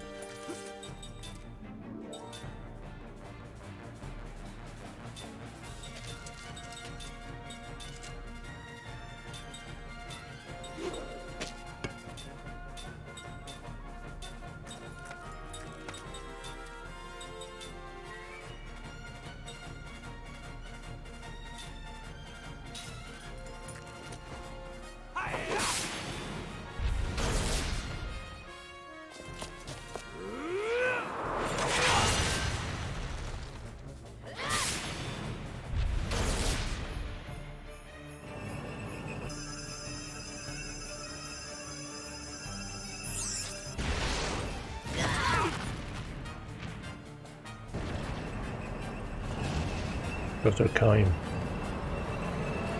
Thank you.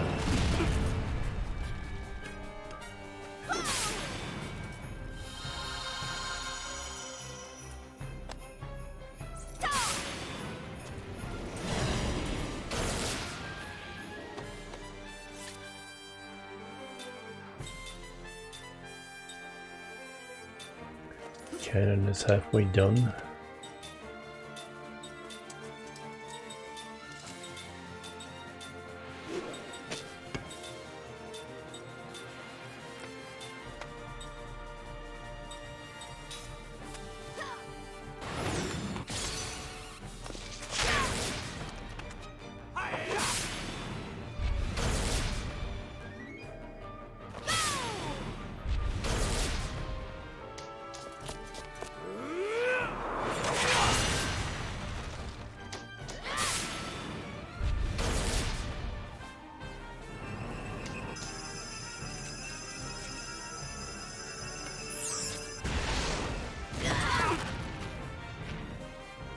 my lightning spell? Or just one shot over lightning?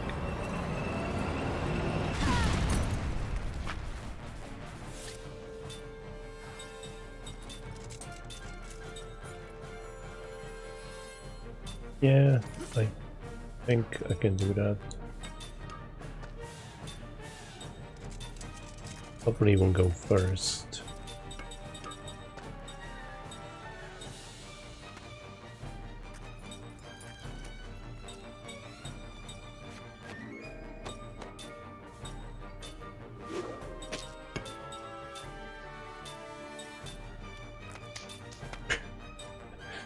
Stop hitting your face.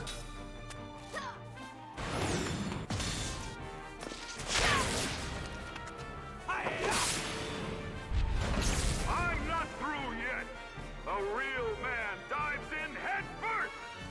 Reminds me of the Vulcan Raven fight in Metal Gear Solid.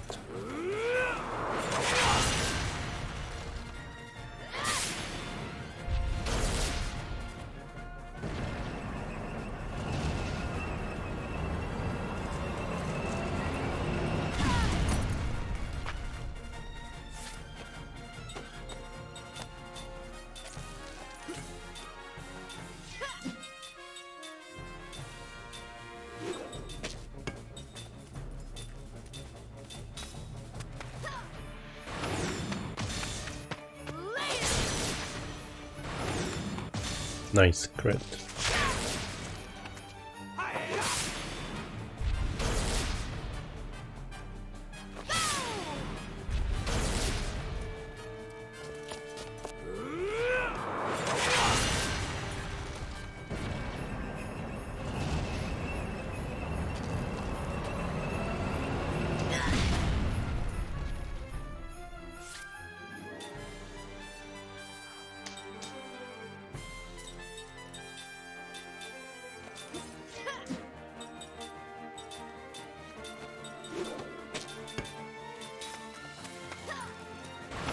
Alright, final turn. This one has been the easiest boss so far.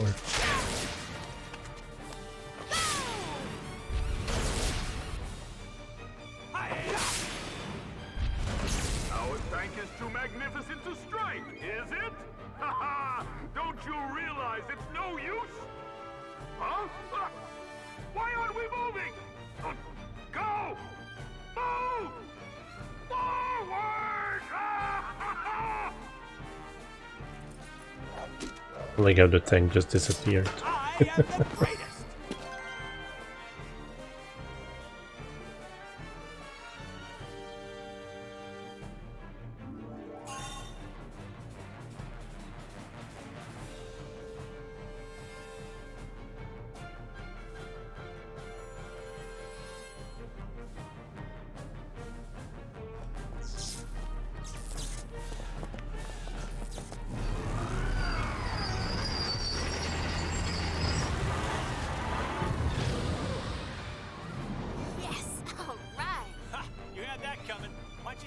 to bed, start the day over.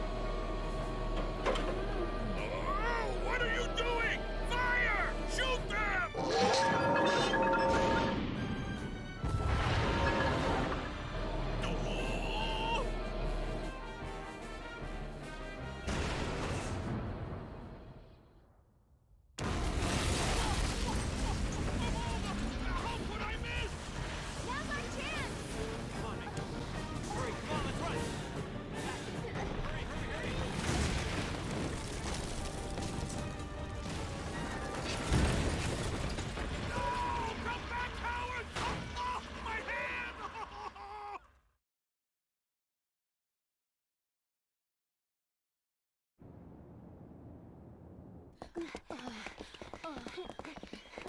Wait.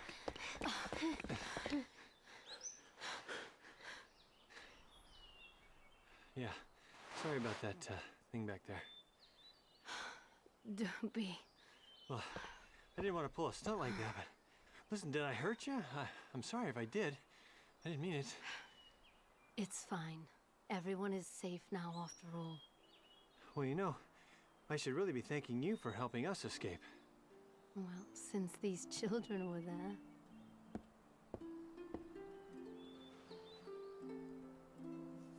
You're acting kind of weird. You got a crush. Would you shut up? We had a moment there. Aunt Ming, are you okay?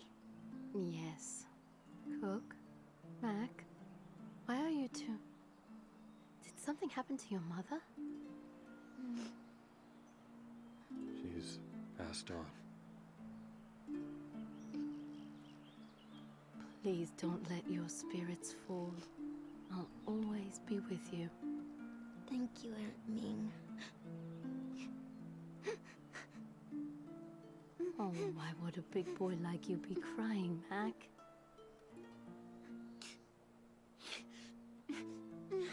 He's going to change from here on out.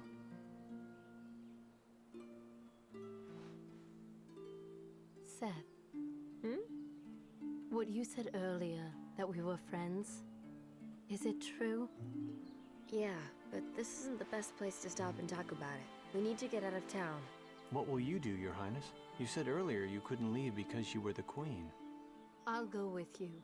It seems I must. You'll come with us? Yes. Awesome. All right. Yeah.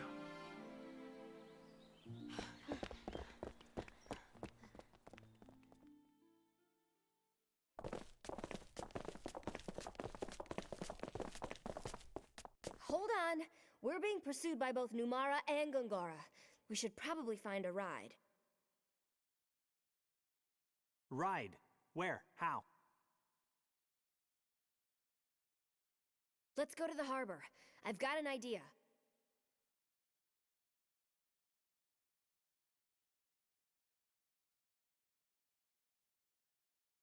I guess. Some magic spells can be combined together to form what is known as composite magic. To cast a composite magic, you must be able to use both of the spells that compose it. Use the spellbook under menu to check the spells required for composite magic. Any composite magic for which you lack the required spells will not be displayed. You can only use composite magic spells for which you have required skill level. So, is it spellbook?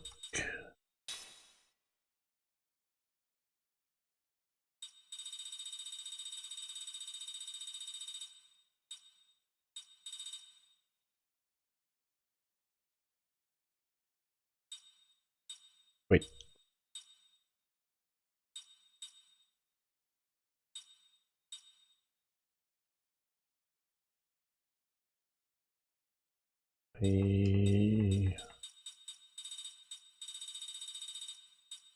But I was making spells.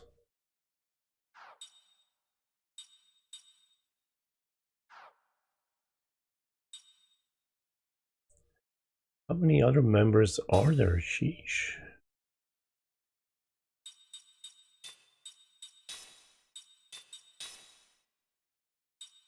How many can I have in one group? It's 5.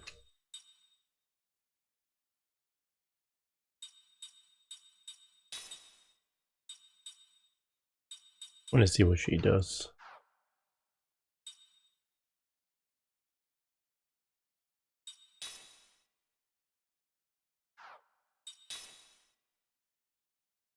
Wait, what? Did I miss something? Transformation. Didn't I click transformation?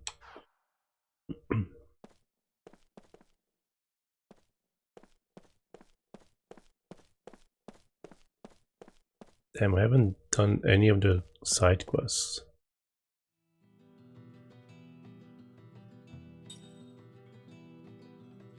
I got both 19 of those crystals and the dog returned.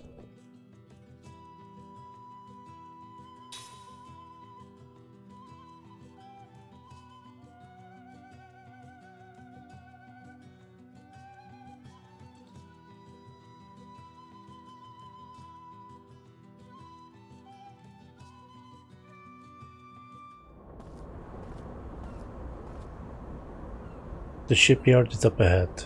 That's where the latest model is being built. We should go take a look.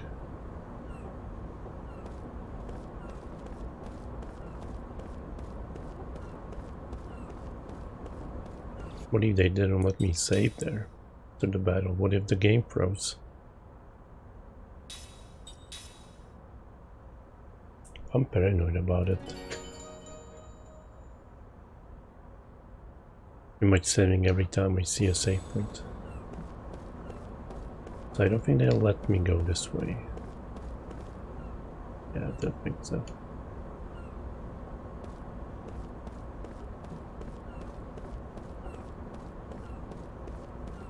Oh, didn't I learn some stuff? Hold on.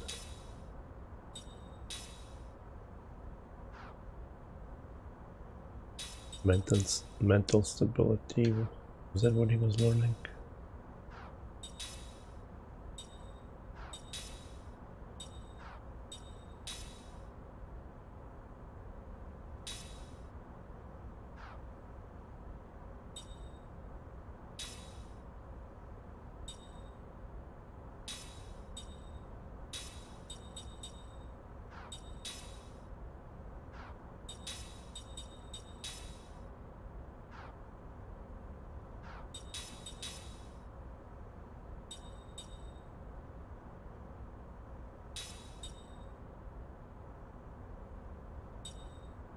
No, I don't care.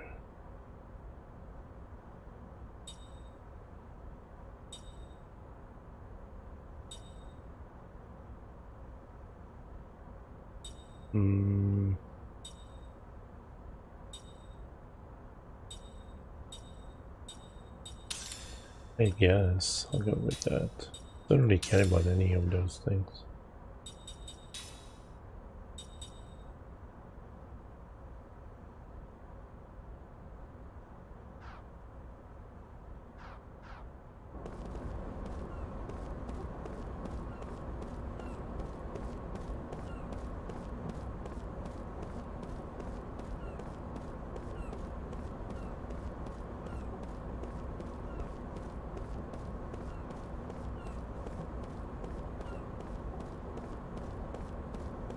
What is he wearing? Those are some clown shoes. That might be where I'm supposed to go.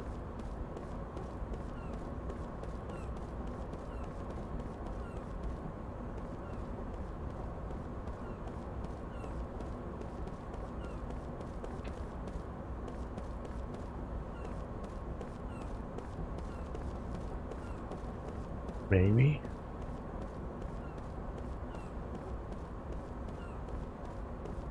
Oh, okay, I can go that way.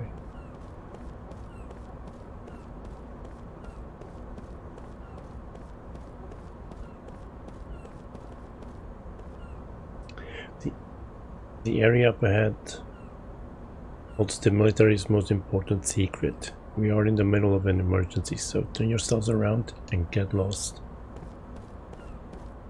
I'm not lost, I'm exploring.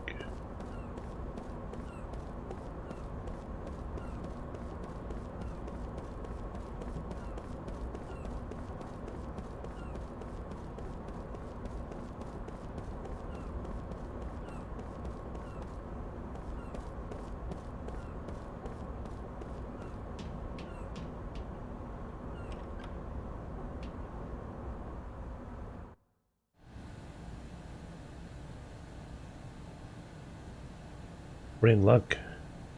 They're just starting the final adjustments, which means that they'll be fitting the engine next.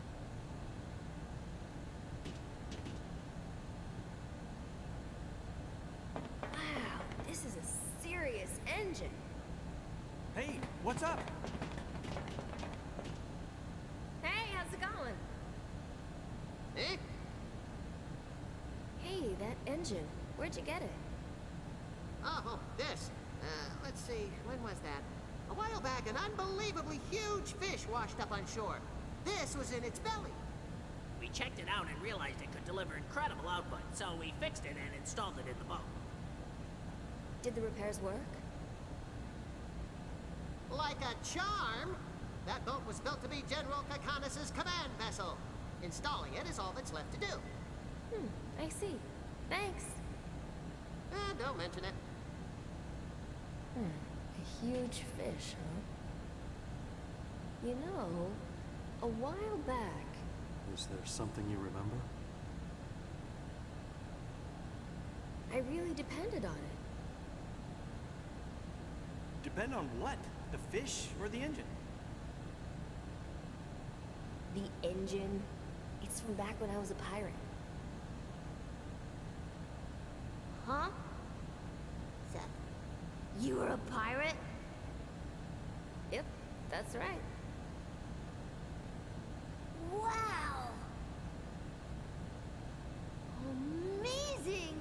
That is so cool! Huh? Oh yeah, I've always loved women who are pirates and swordswomen and stuff. I read books about them for like ever.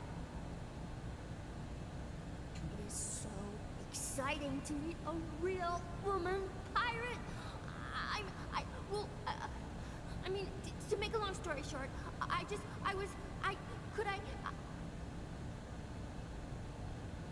She wants to be your apprentice. Yeah. What he said. Could I? So, Seth, Mr. Seth, please, let me be your apprentice.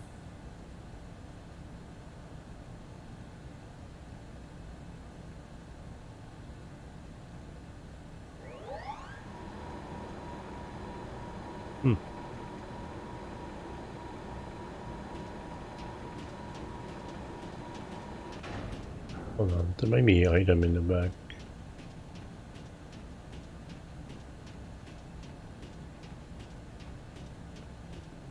Maybe that's where I'm supposed to go.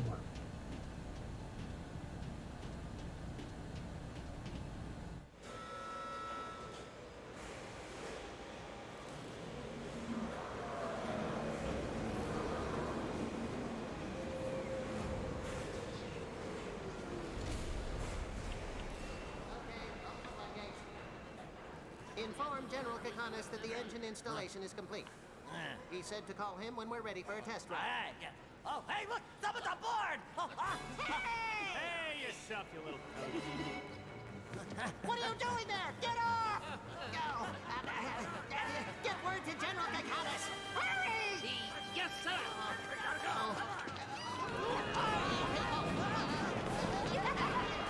Somebody grab them! Attention, General Kakanis. Your ship is leaving. Thank you. All right. Should be easy. Oh, wow. A lot of buttons there. Gonna need a manual. I think I'm... Out of the way, amateur.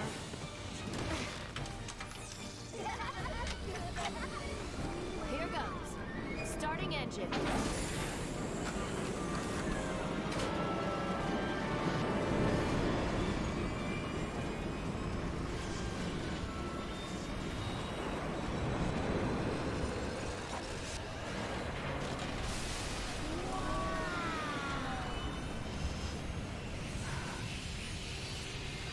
Cast off.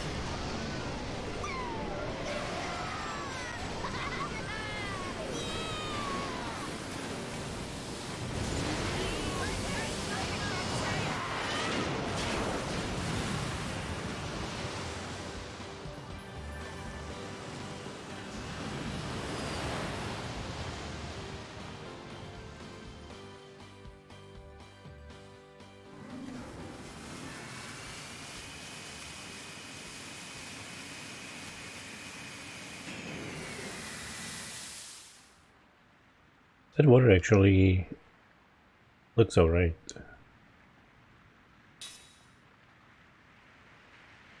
With slant nose at hand, you are able to traverse the wide open ocean.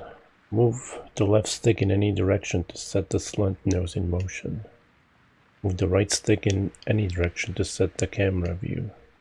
Some areas such as the shallows,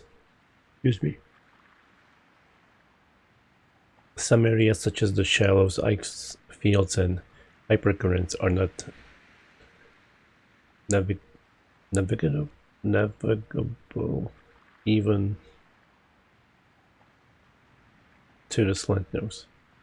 Press the RB to move the slant nose bridge. To return to sea navigation, approach the cockpit controls and confirm that you want to embark. What's RB? When you approach the shores, A land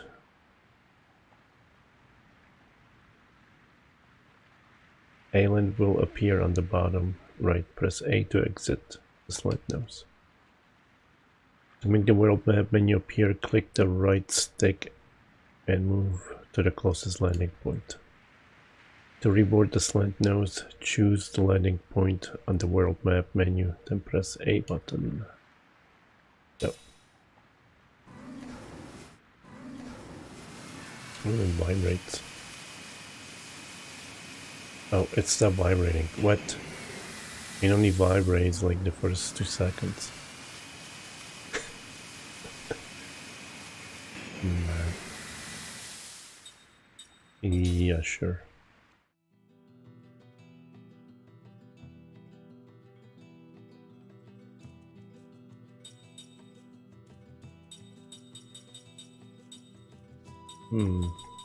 Obviously, shouldn't go there. How do I get out of this thing?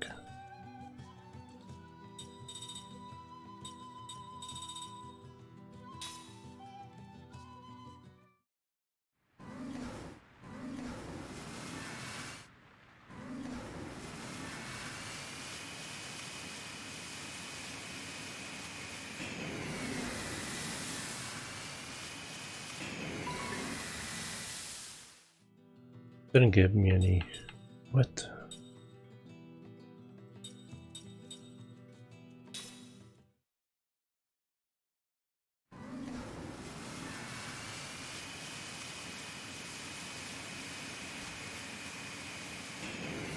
Oh.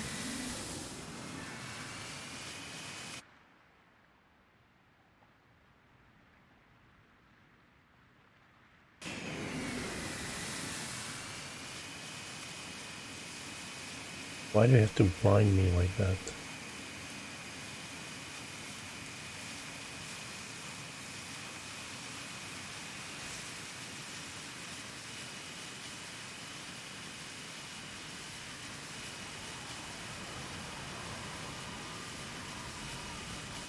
I guess. Oh. Oh.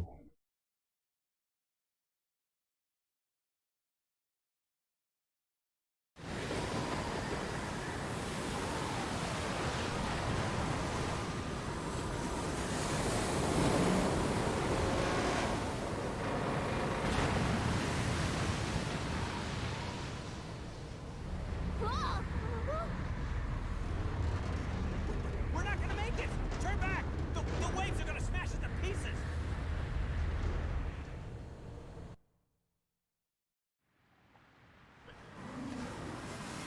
I didn't notice the white area that kind of closing you off. I should probably go into the ship. Maybe there'll be cutscene and tell me where I should go.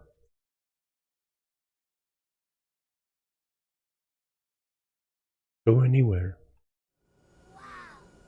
Are you feeling okay?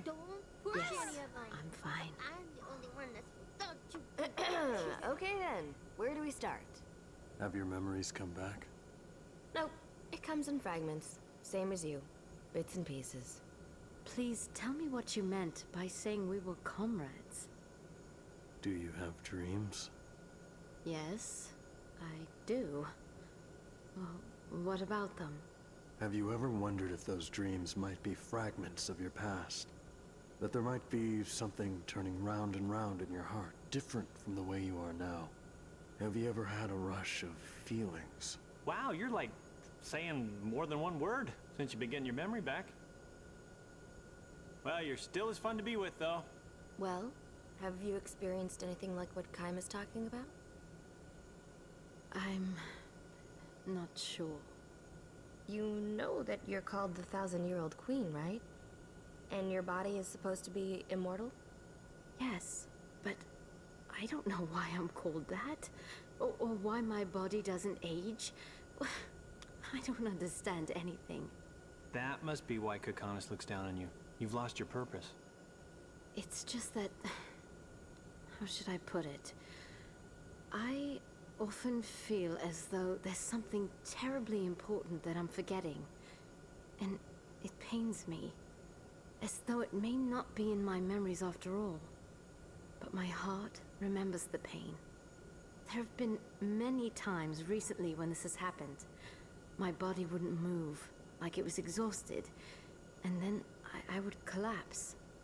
When I felt this vague sense of unease coming on, I would often play the harp, and that would calm my mind. So that's what you were doing when we met? Yes. Kokonis frequently advised me to lift the country from its isolation. At those times, he recommended nothing more than expanding our information about the outside world. But it seems that his true objective was something else. No, this is what they call fate. See, meeting me was predestined. That means Kokonis just played a role. He was a pawn to make it happen. All right, that's enough fighting. Ow, hey! All right, Seth. Ming, I felt the same as you until recently. My memories were locked up. Your memories were locked up? You, me, Seth, and Sarah. And one more whose name that you as queen should know. The Urin sorcerer, Gongora. Yes, I'm aware that there is a sorcerer called Gongora, but... The five of us were once comrades. We had a 1,000-year agreement. We came to this world to accomplish something important. For that reason, we were made immortal. We don't age. When the end of the 1,000-year agreement drew near, Gongora betrayed us. Though we couldn't die, he inflicted pain on us that was worse than death. Pain? What kind of... He deprived me of someone more important to me than myself. He cruelly stole her from me, and inflicted a deep wound on my heart that can never be healed. I also had something important stolen from me. Gongora used magic energy to block my memories and seal them within me. After he wiped out our entire lives, we became like living corpses. Then I too have had something very important stolen, and my memories locked away? Yes. What could possibly be so important? Don't push yourself. Take all the time you need to remember. Oh yeah, I have something to return to you. Return? To me?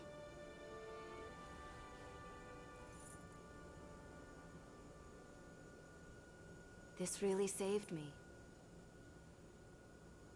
I met you before, didn't I? Yeah, 200 years ago. I borrowed this from you back then. I must meet with Gongora. That's what we plan to do. He's up to something that involves Grand Staff. We have to stop him. That has become our mission.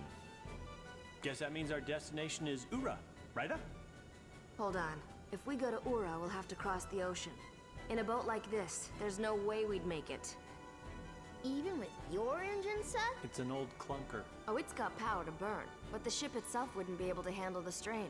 It would fall apart. Aww. Why don't we head for Goza? They've made the most progress with magic technology. I am the Queen of Numara. I shall request aid from the King of Goza in the name of our countries and for the world's future.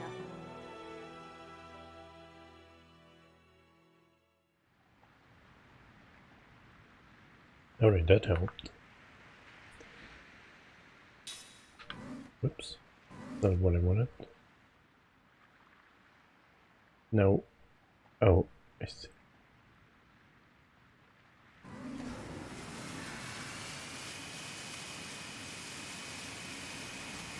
vain.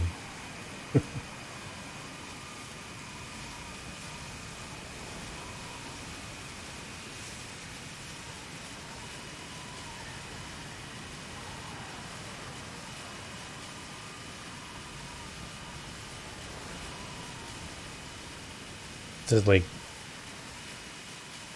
driving, whatever. Controlling this thing is like a bad version of Wipeout.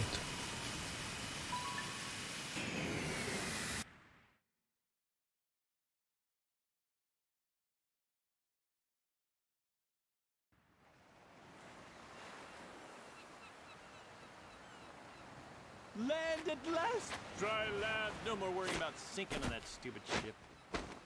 Ow! Hey, what the hell was that for? The slant nose will never sink. Not with the captain's engine on board. You think you're so cool now that you're a pirate? Well, I'm gonna teach you a thing or two about the pirate code. And what code would that be? What code? Well, that would be a secret pirate code that we would do if we had the time. Good luck, kid. Hey, Grandpa! Wow, you have Cook is such a and what a kick! Boy, she's strong. That Cook. Ha ha. I have no idea what you've just said. Well, what I'm saying is that Cook is as cute as a button. She's just, oh, you must be proud. You lying creep. Cook, it hurts when you get kicked, you know? But he insulted the captain. Isn't that right, Captain? Captain?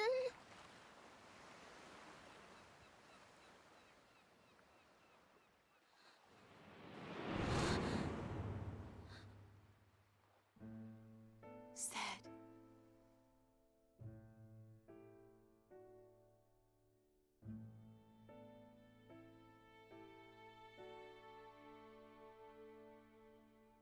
No. I hate these things.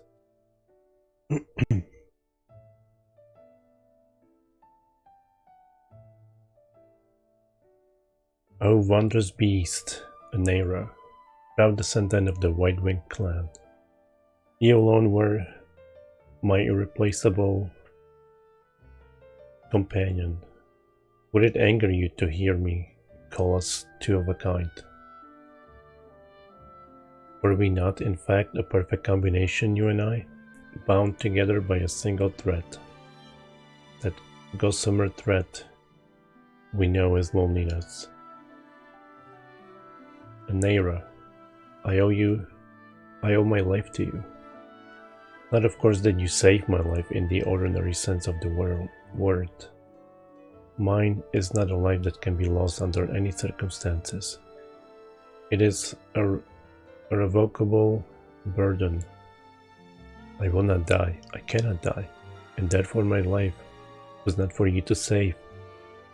Oh, Anera, what you saved, I now see, was not my life, but my heart.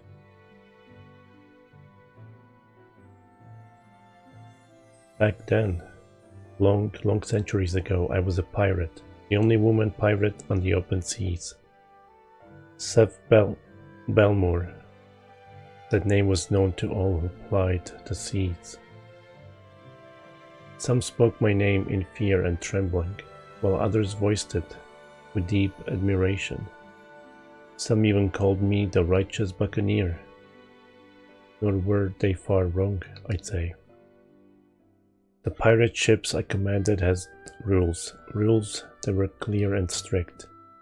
Targeted only one kind of vessel, those opulent passenger ships the wealthy boarded for pleasure cruises. We would put a bit of a scare into the passengers, of course, maybe rough them up a little, but killing was strictly forbidden. All we did was squeeze a few drops of treasure out of the purses of those who had more money than they knew what to do with. We traded our booty for cash with shadowy dealers, and the money we shared in the world's dens of poverty. I would cringe at being called champion of justice, but We pride ourselves on being far more than villains. I became a pirate for one simple reason. I hated the law, and I hated even more those who flaunted the law for their own self-aggrandizement. In a word, I wanted a life of freedom. Whenever I stood at the prow of the pirate ship, slicing its way through the waves, and I viewed the vast ocean stretched out beneath the clear blue sky, I felt enveloped in the joy of having taken limitless freedom in my own two hands.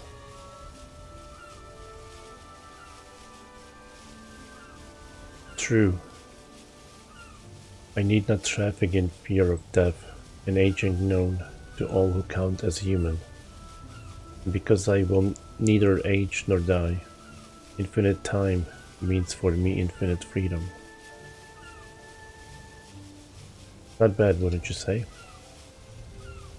I would spy the ship that would be our day's quarry. I was always the first to board it, springing lightly onto their deck with a shout. I am Seth Balmore. Now be good and hand over your money and valuables. I think they called her something else.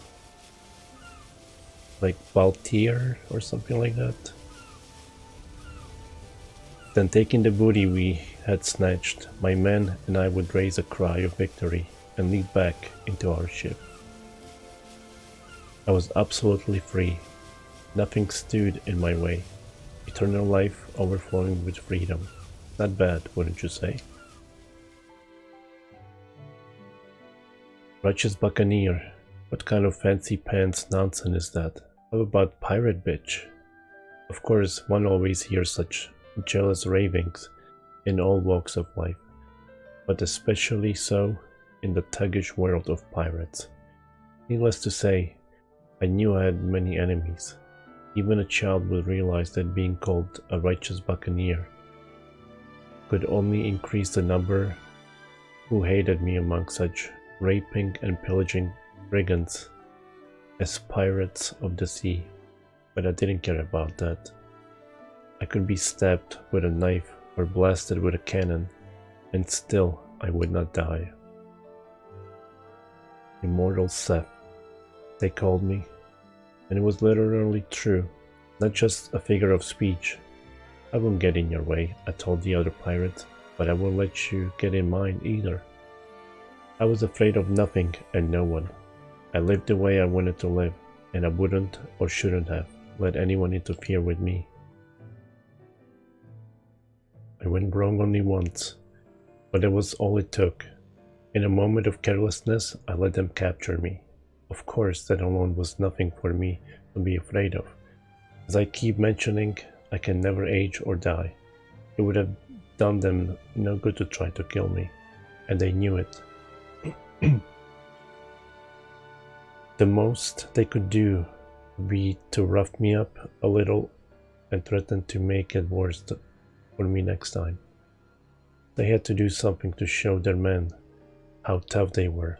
They couldn't just let me horn in on the pirate game and pretend it never happened.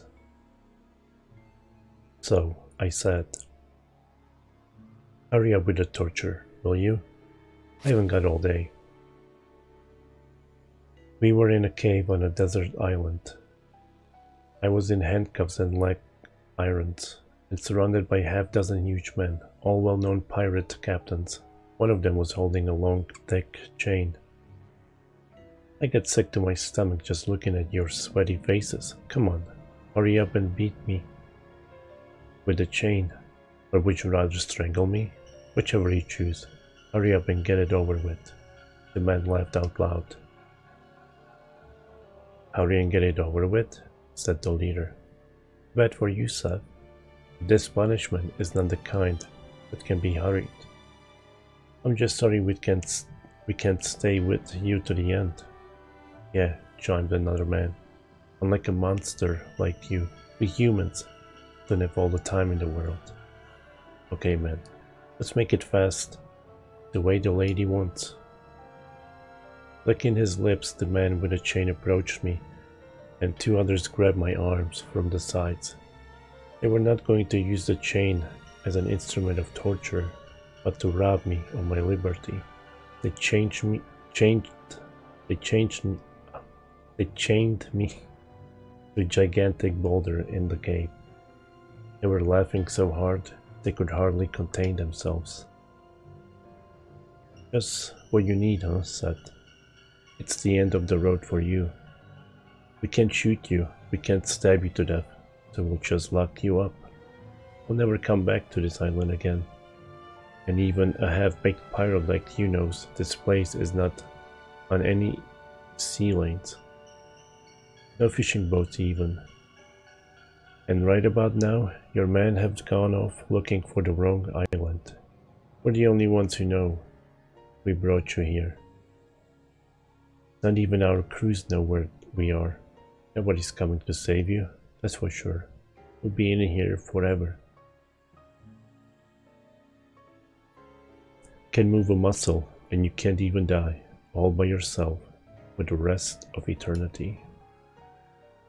With that, the man walked out of the cave, leaving me there with a single lantern. Cowards, I screamed. Don't run off like that. Don't do this to me.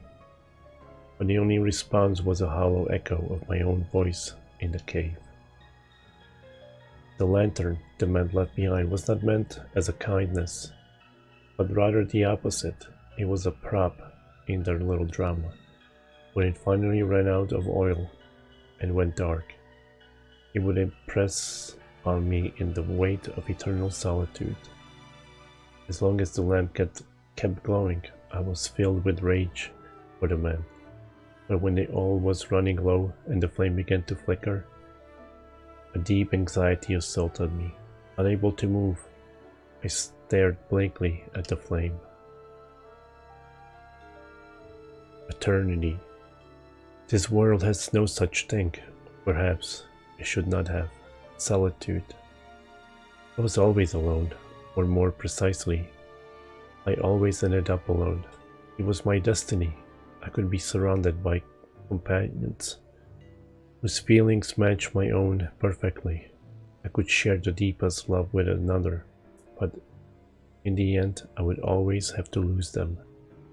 Do you know what it feels like to see countless others succumb to death, while you yourself are on the road to endless life? Ah, but in your case, Anera, you do have some idea. As I watched the lamp in the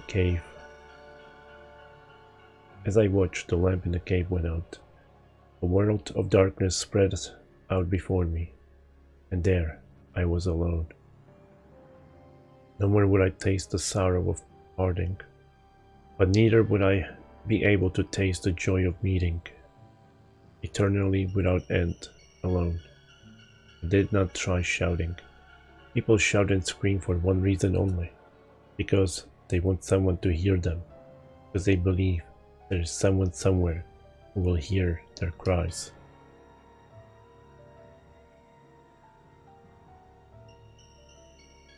I did, however, shed tears, which is not to say I wept. There is no way that the immortal woman pirate Seth Belmore would ever break down and cry. A tiny tremor went through the darkness. That is all it was. And then I noticed, oh, tears are coming out of me. Really. That is all it was. The hours passed, or perhaps it was days. In the darkness I lost track of the flow of time. There was nothing else I lost track of.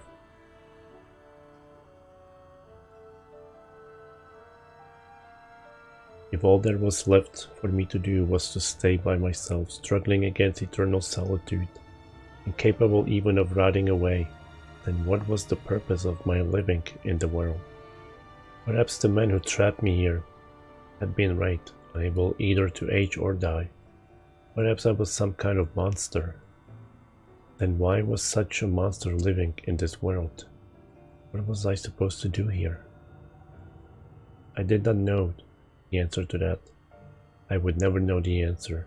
To the end of my never-ending life, I felt frustration, sorrow, but above all, fear. Eternity was frightening to me. Solitude was frightening to me. I might have been trembling, or without even the energy for that. I might have been utterly drained. Whatever it was, I was feeling. That is when it happened. A Naira. That is when you first appeared before me.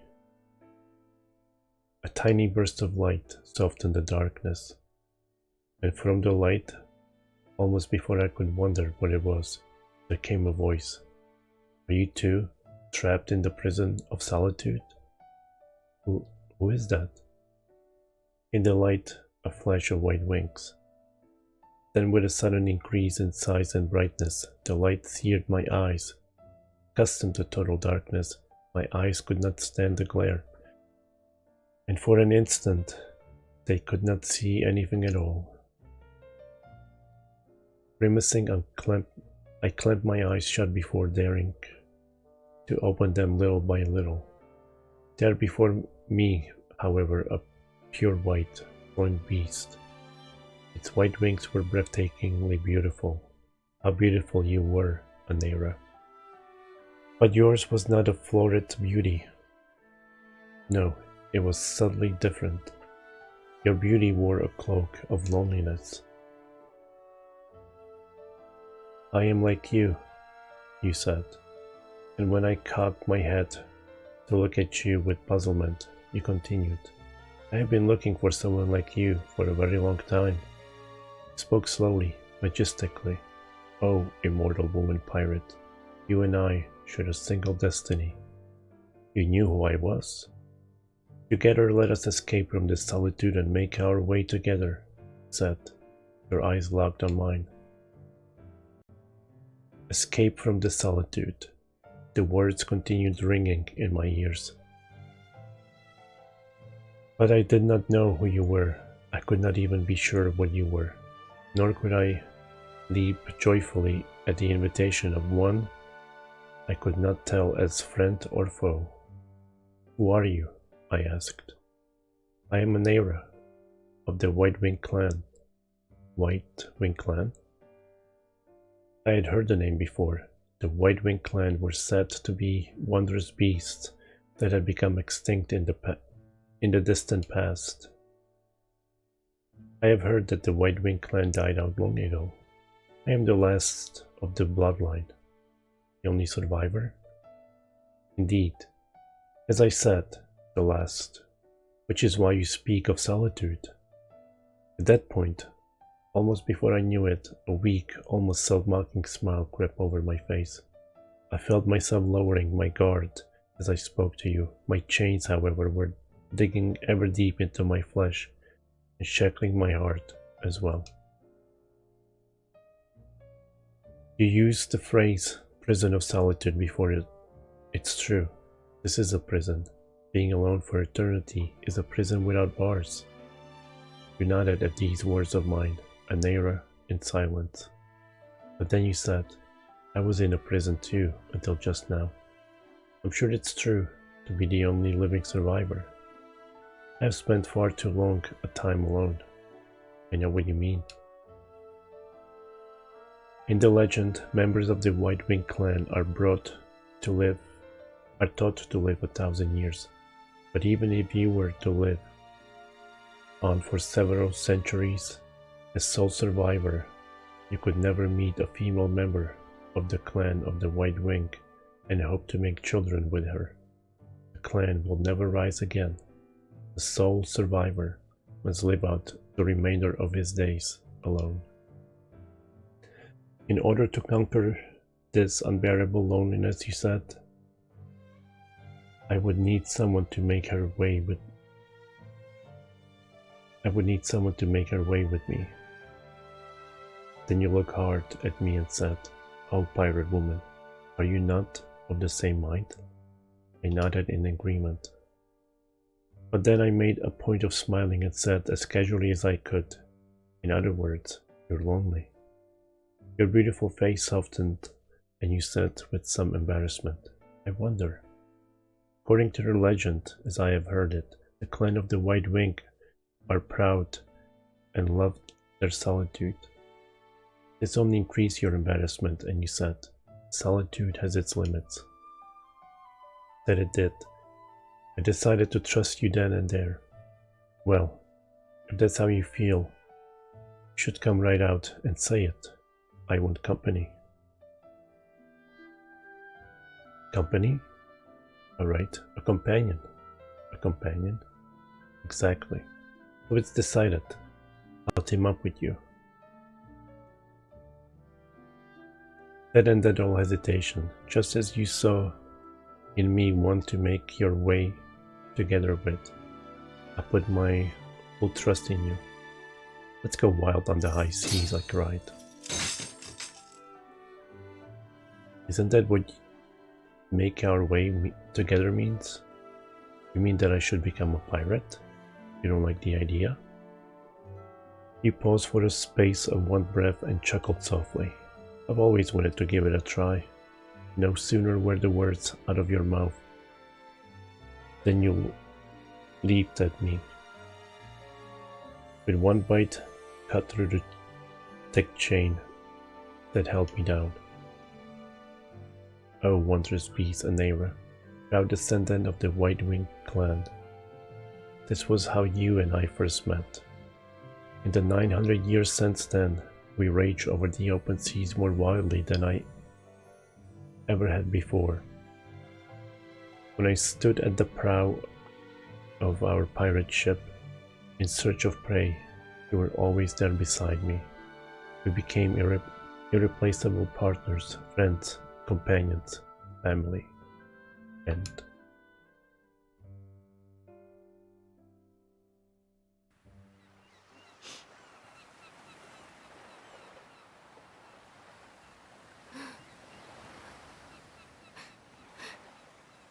Seth? Cook? You're crying. I remembered some things from a long time ago. You mean when you were a pirate? And remembering made you cry? I've always been a pirate. I was crying because of something that happened that I regret.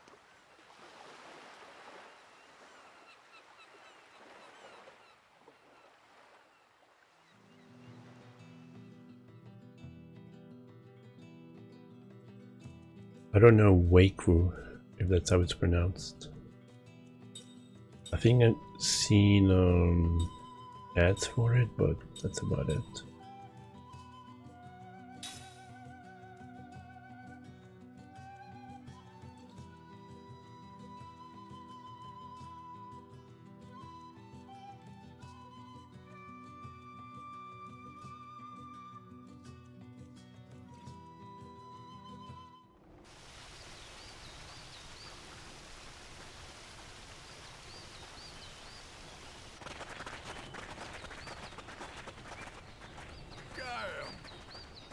Look! It's Kaim! Hey, everybody! Kaim's back! It's good to see you again, Kaim. But, you haven't changed a bit.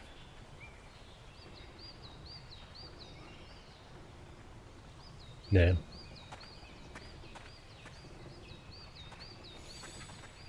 Oh, that's just the total stream number. And Family Quest is the title of the stream.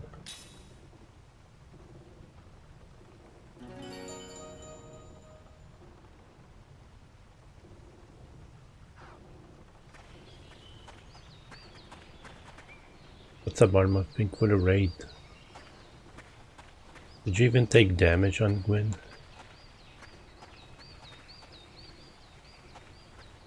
I know you parried him, but I don't know if you took damage.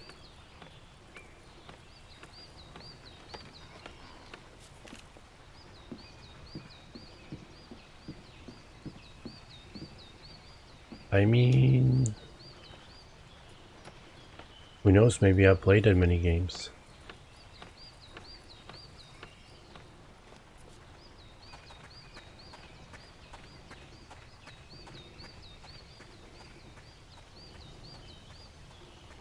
I was doing my YouTube playlist thing today because I've been behind on it. I've already played 17 games this year, which is crazy. Oh, hey Kime. You're Kime, right? My grandfather told me all about you. He gave this to me as a keepsake. It's really valuable to us, but it's what you use to protect our village, right? So here, Kime. I want to return it to you. Magic powered locator. Hey Kime, try it out now. I've hidden a treasure somewhere inside the village. See if you can find it. Here's a hint. It's hidden somewhere way up high. It's yours if you can find it. A treasure that's really high up lies in Tosca. Yeah. Using the magic power locator, you'll be able to look for treasures hidden all over the world. But to find treasures, you must obtain information on the whereabouts of those treasures. Once you get information on a treasure, it will appear on the treasure screen within the item menu. When you have your magic-powered locator and information, there will be a glowing point on the navigation map when you enter the area in which the treasure is hidden. The treasure is hidden at the glowing point. Search for it nearby. You can increase the output of magic-powered locator, enabling you to find a lot more treasure than with level 1 locator.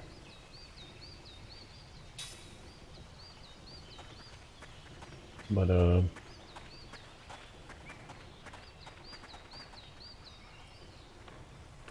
forgot what I was going to tell you. Oh yeah, the game feels like a book. I think it was like the 5th dream.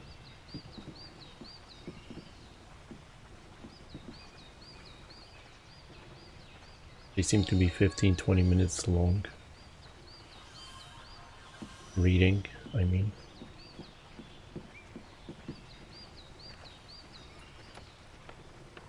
I wish those dreams were voiced, but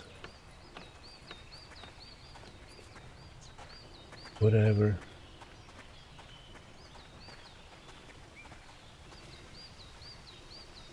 It's an end time. Look, it's been a long voyage and I'm sure you're tired, so why don't we call it a day here, okay?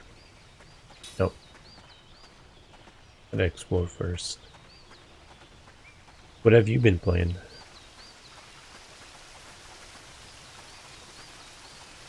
Ooh, more probing.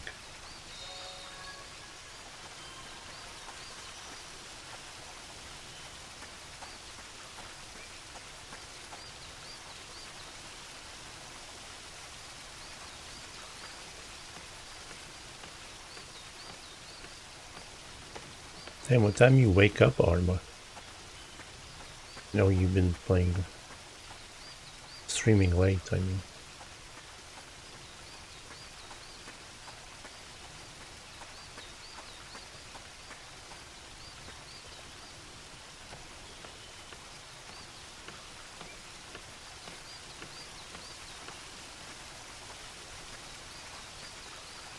Climbing and descending the ladder is almost as slow as the ones in Demon Souls.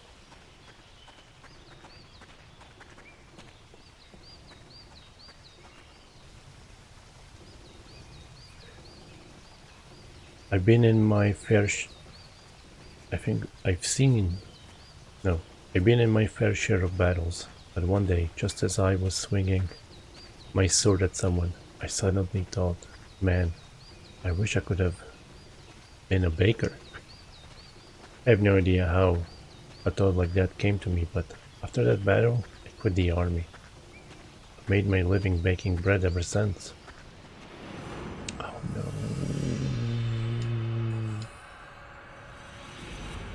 Hello, Bunnyco. I have not played Eternal Sonata.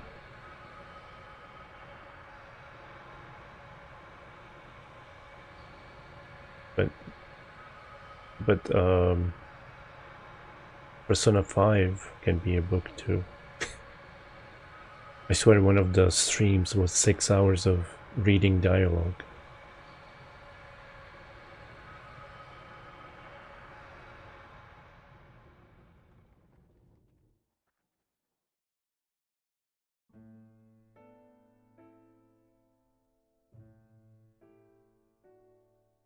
The hero was home from the war. He had performed gallantly on the battlefield, advanced to the rank of general, and made a triumphal entry into the village of his birth. The villagers welcomed him with a festive celebration. The grown-ups were treated to drinks beginning in the afternoon, and the children received sweet confections. The cattle and sheep in the pastures that supported the villagers' livelihood, whether because they were excited by the unusual commotion or were welcoming the hero in their own way, sent especially shrill cries reverberating into the blue summer sky. General, you are the pride of our village. Obviously full of pride himself, the head of the village thrust out his chest as he delivered his congratulatory address in the welcoming ceremony. To think that the foremost hero in the army came from this tiny village is so incredibly exhilarating and gratifying. I am sure our ancestors are overjoyed as well. The throng crammed into the village square burst forth with cheers and applause.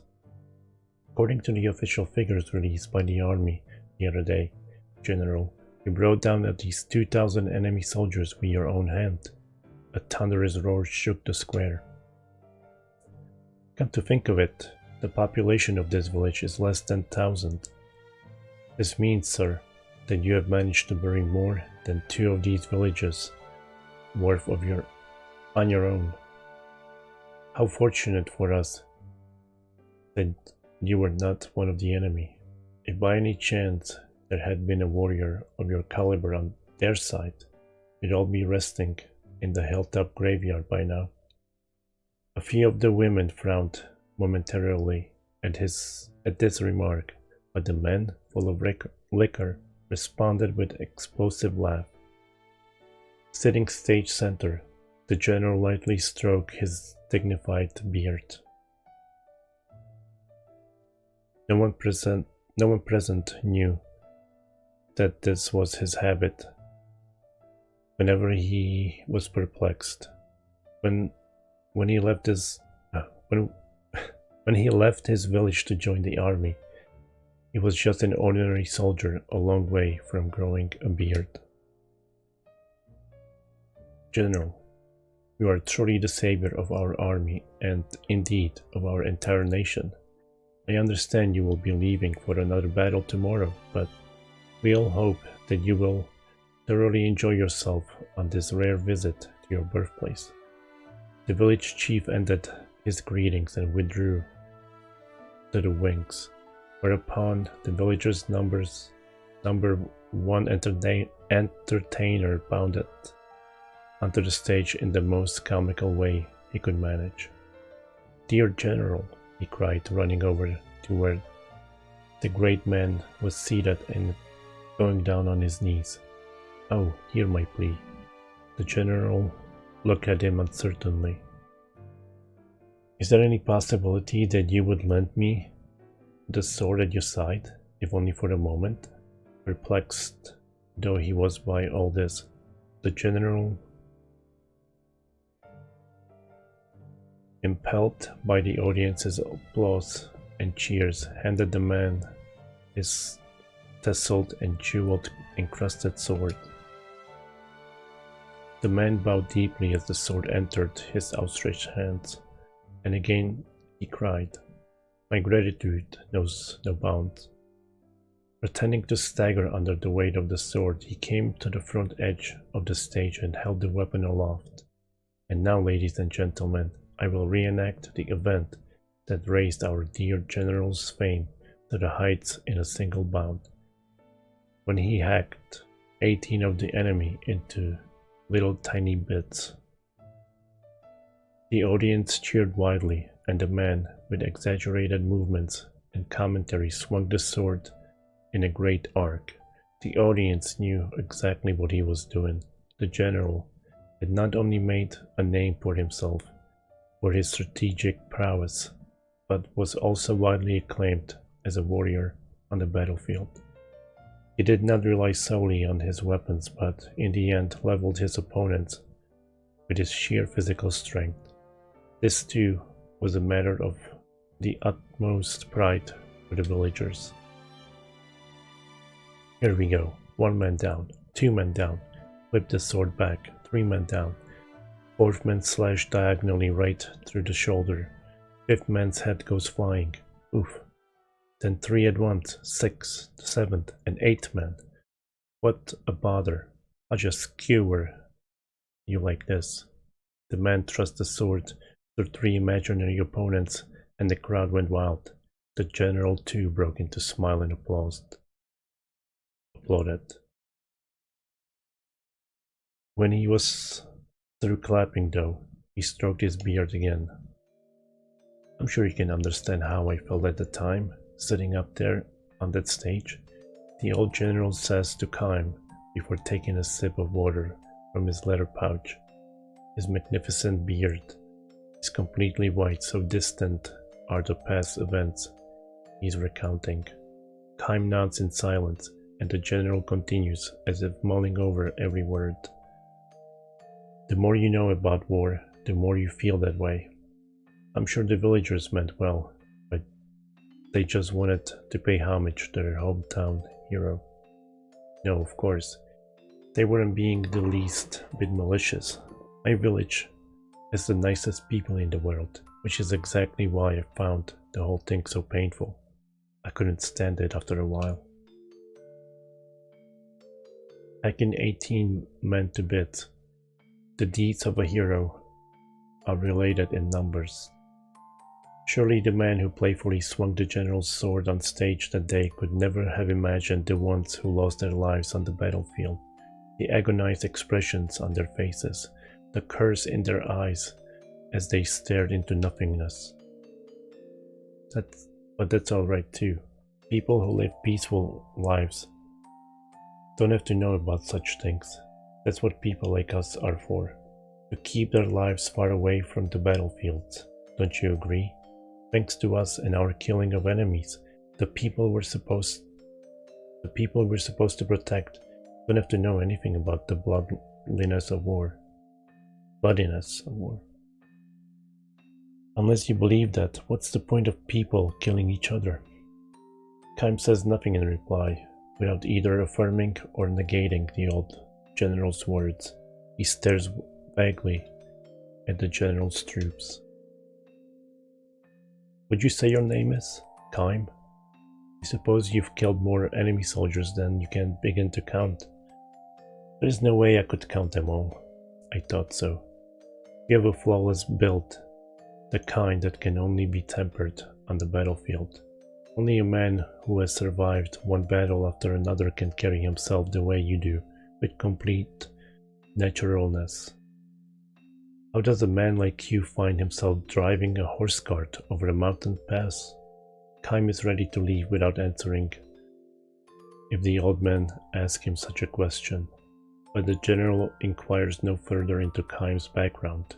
Instead, there is a sense of relief in the smile he bestows on the sight of Kime resting his horse at the pass. I was 16 the first time I went into battle. After that, I just kept running from one fight to another until I made it all the way to General. At first I remembered the faces of the men I crossed swords with and killed. Even if you don't try to remember them, they get carved into your memory. I had terrible nightmares, and try as I might, I could never seem to wash off the stench of blood that splashed on my face and hands. It was a hallucination, of course, but it got so bad once that I spent a whole night in a river trying to wash myself off. The general paused for a moment to think about his story, then went on. But after a while, you get used to it. You get used to fighting and killing over and over again. Your body and your mind and your heart, you just get used to it. That's how people are, so I stopped having nightmares. Killed all the enemy soldiers I could lay my hands on, and I forgot every one of their faces. It's the same for you now too, Kime, isn't it? Maybe so. It's like a curse. If you don't get used to it, your heart breaks. On the other hand, if you do get used to it, your heart probably ends up breaking someplace deeper down. The general casts a fond glance toward his resting troops, then slowly shifting his gaze far down to the foot of the mountain, he says, "So, that's what it was like for me back then, when I returned to my birthplace in triumph." For the final event in the welcoming ceremony, several children mounted the stage, and now in honor of our hero, the children will present to the general a floral wreath more marvelous than the greatest medal there ever was. The audience went wild again. Then the children put the wreath on his neck, and General favored them with a warm smile, the first honest smile from the heart that he had managed since climbing onto the stage.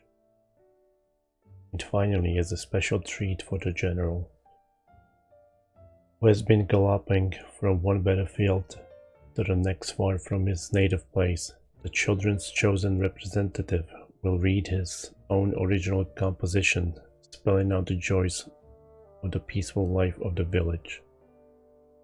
With a look of grim intensity, a small boy, barely old enough to go to school, unfolded his composition and, gripping it with two hands, began to read aloud from it, straining to make himself heard.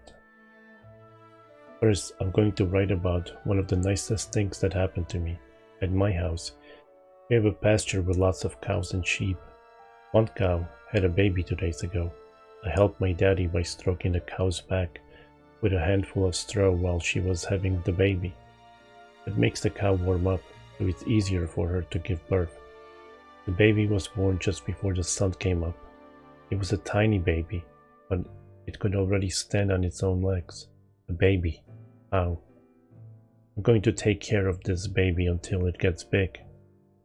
Dear little calf, hurry up and grow up, okay? The general had tears in his eyes.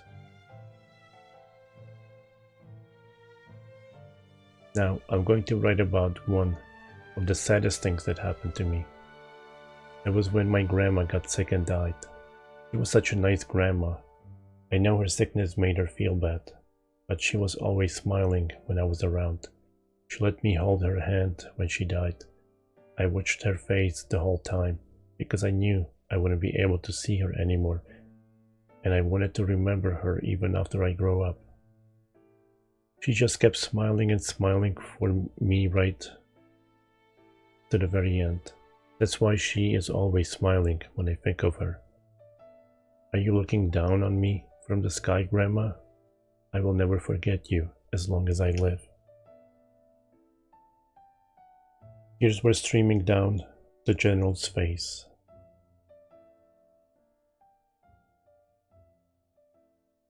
When the ceremony ended, the general left his village and headed for the town where army headquarters were located. There he wrote a long letter to the king, and he gave his sword to his most trusted lieutenant. The general had decided to retire.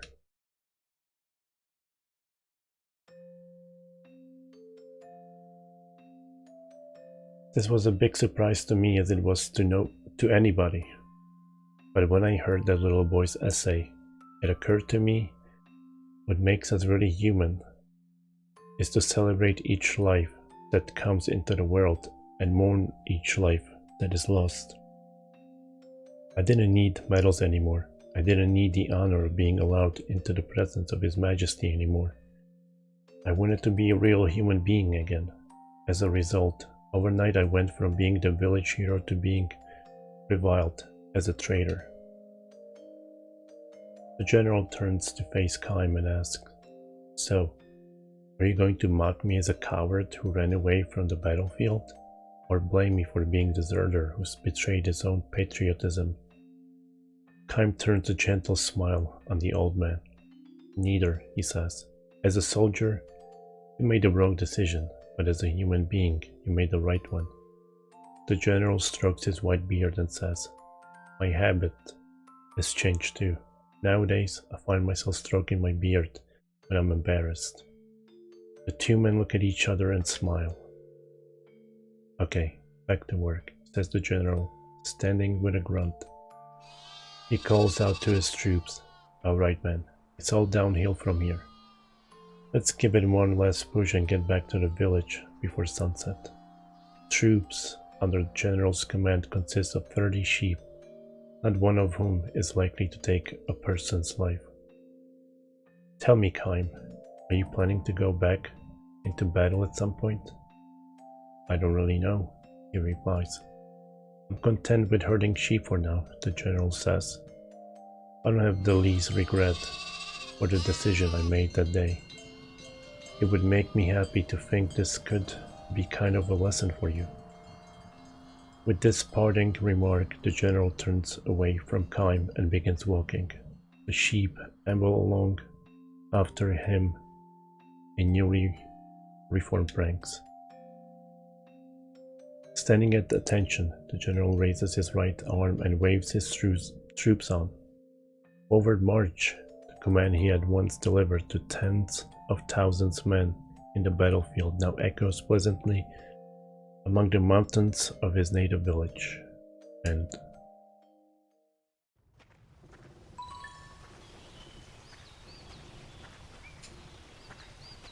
alright, let's not read for a while.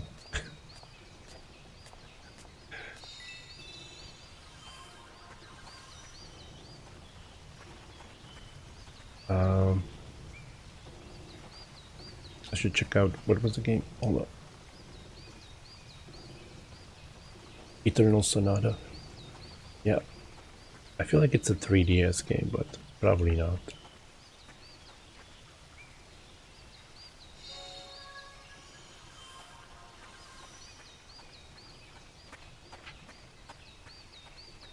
Where this? Oh, this leads out.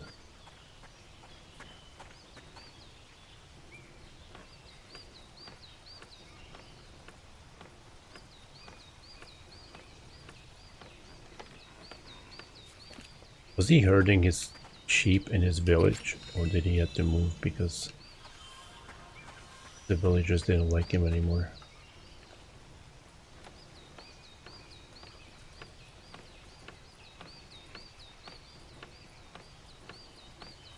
Yeah, all the dreams are nice, but it's just a lot of reading, that's all. Also, I should start talking to everyone because of the treasures. Speaking of which, there are some monsters whose attacks will inflict dangerous status ailments like darkness and curse. When you curse, you will fall prey to status ailment at the end of the turn. Darkness is even worse. It'll blind you with a status ailment at the end of every turn, not just the current one. Running into monsters who can inflict that sort of attack would be a dangerous thing indeed. That's why I'm standing guard here, to ensure that no kids get out.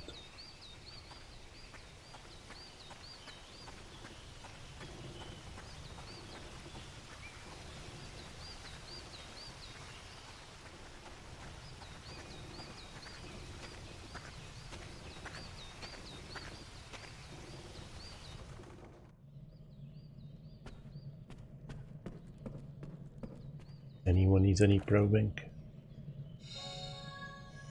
Be an achievement probing expert.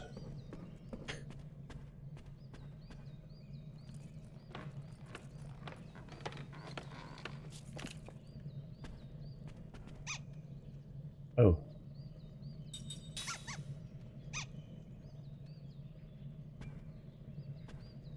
Hey, there's a cat.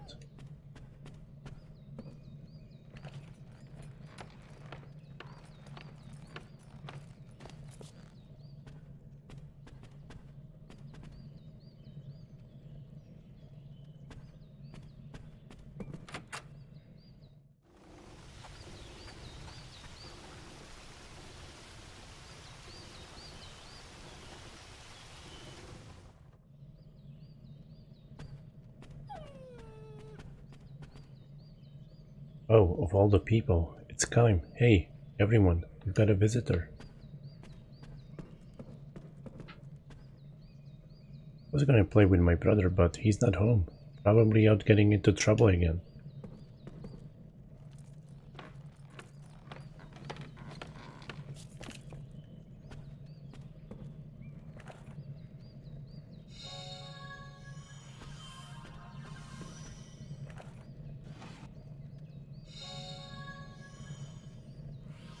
Oh, I don't think I checked that at the other house. I think there was one. Shh, quiet down. Oh, he's he's already playing hide and seek. Well, thanks for visiting. I know this place isn't so fancy, but I hope you like it all the same.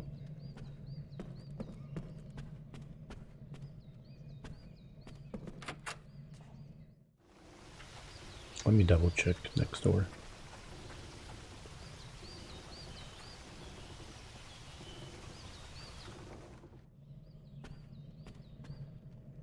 Never mind, I don't think there's anything there. Yeah.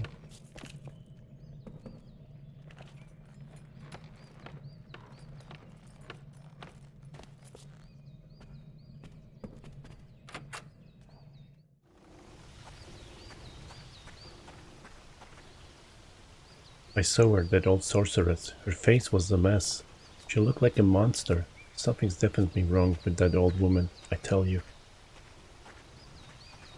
You're Kaim, aren't you? My grandpa told me that you're the guy who saved our village long ago. Everyone seems pretty scared of that old sorceress. But I don't think she's any kind of monster.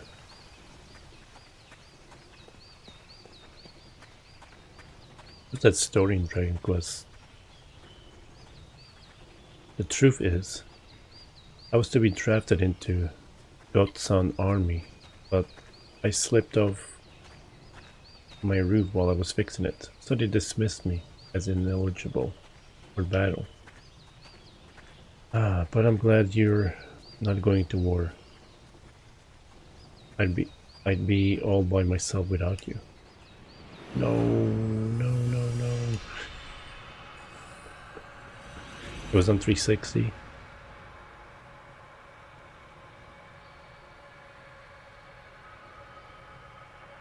Or no.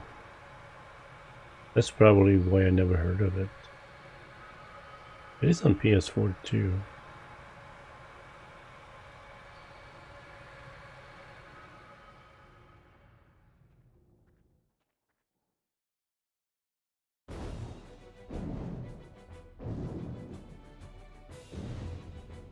There is no way to keep the village from becoming a battlefield. The enemy forces have crossed the northern pass and made their camp close by. The home forces are here too, sending one unit after another into the village to resist the enemy's attack. The place is powder keg.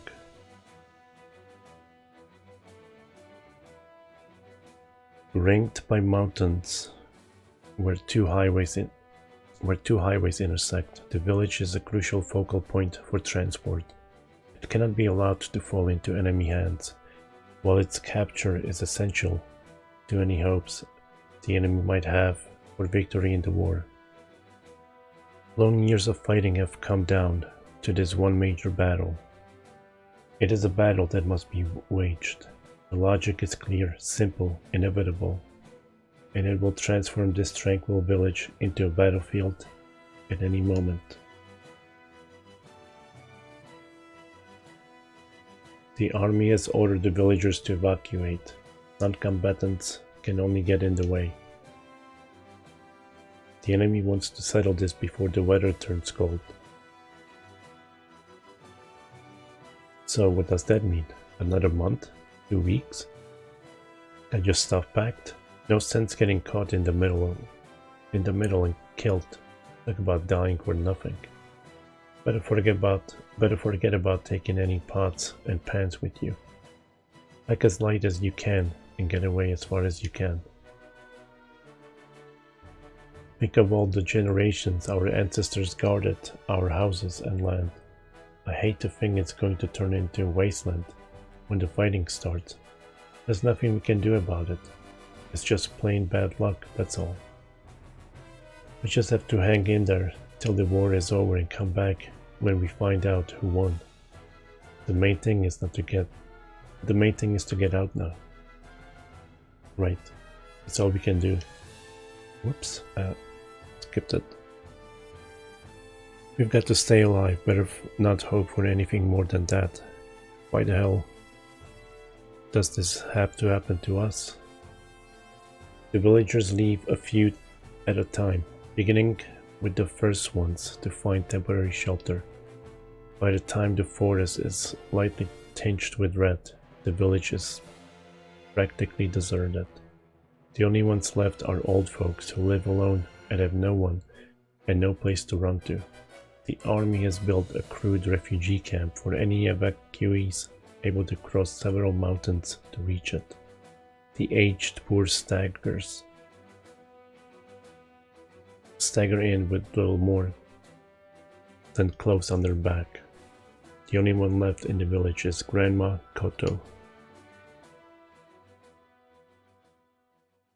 The bread of Grandma Koto.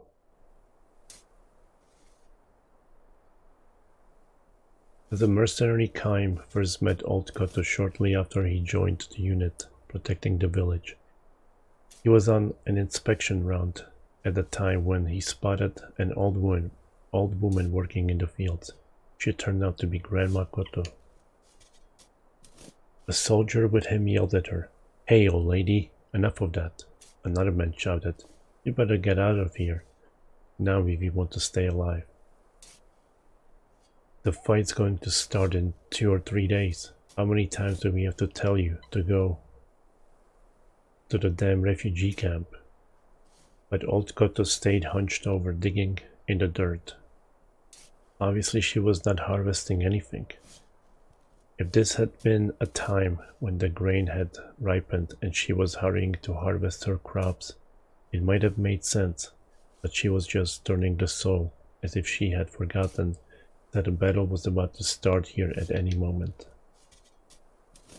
Is the old bag deaf or just senile?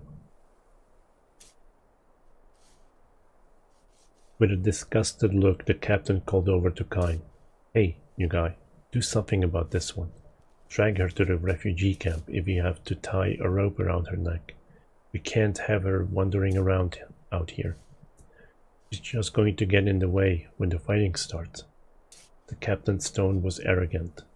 The more cowardly a commanding officer is, the more arrogant and overbearing his style becomes. And the less he is able to conceal his nervousness,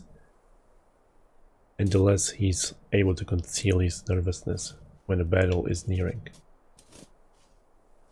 Kaim strode silently toward the old woman in the field. "We'll go on ahead," the captain called out behind him, but he did not turn around. Only a few days would be needed to decide the outcome of the battle for the village, which was a reflection of how violent it promised to be. For this reason, working the fields now was pointless. Even the most carefully cultivated patch of ground would be crushed under the soldiers' boots. A harvest next year was out of the question. Nor was it even clear how many years it would take to restore the village to its former tranquility. When Kaim approached her in the field, the old woman kept working and said, "Don't try to stop me." She looked and sounded much tougher than she had seemed from a distance. She might have been one of those stubborn, cranky old folks that people kept their distance from when the village was at peace. "You're not going to evacuate?" Kaim asked. "What the hell for?" she spat out. "They've built a camp you can go to." Old Koto gave a snort and said to Kaim, "You're a new one. I've never seen you before." "Yes." "So you don't even know what the camp's like? You soldiers have nothing to worry about." "What do you mean?" Old Koto said nothing, but pointed toward the steep mountain standing like a painted screen on the west side of the village. Kaim asked, "Is that where the camp is?" "Hell no." You have to cross that mountain and another one to get to it. Nobody my age can walk that far. What's the point of building a camp in a place like that? How many old folks do they think are going to make it over there? They might as well leave us out in the hills to die like in the old days. Kym was at a loss for an answer. Continuing her digging, the old woman grumbled. That's how the government does everything. She was clearly angry, but perhaps less angry than sad. You're on an inspection tour, right? Well, don't let me stop you. No, you see, you're not going to get me to go to any damn refugee camp. That's all there is to it. I'm not going anywhere. This is the village I was born in, and I've lived here all my life.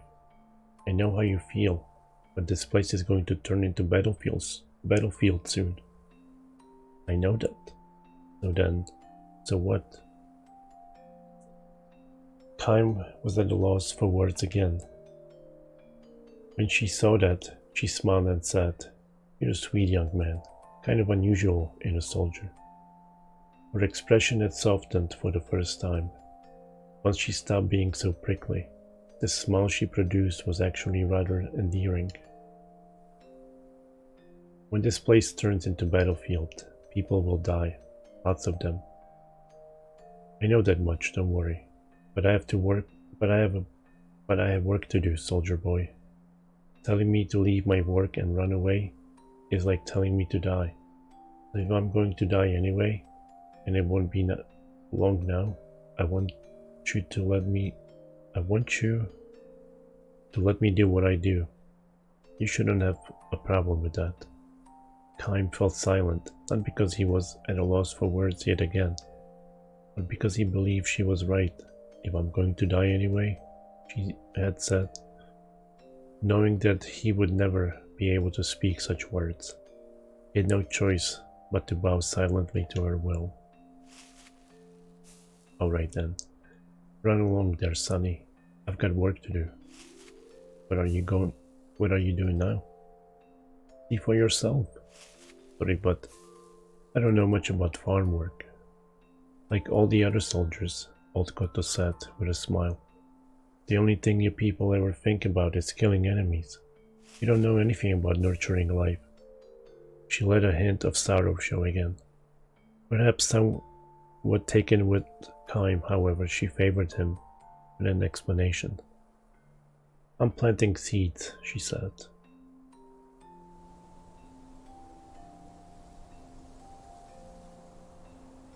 Grains of wheat. You sow them in the fall.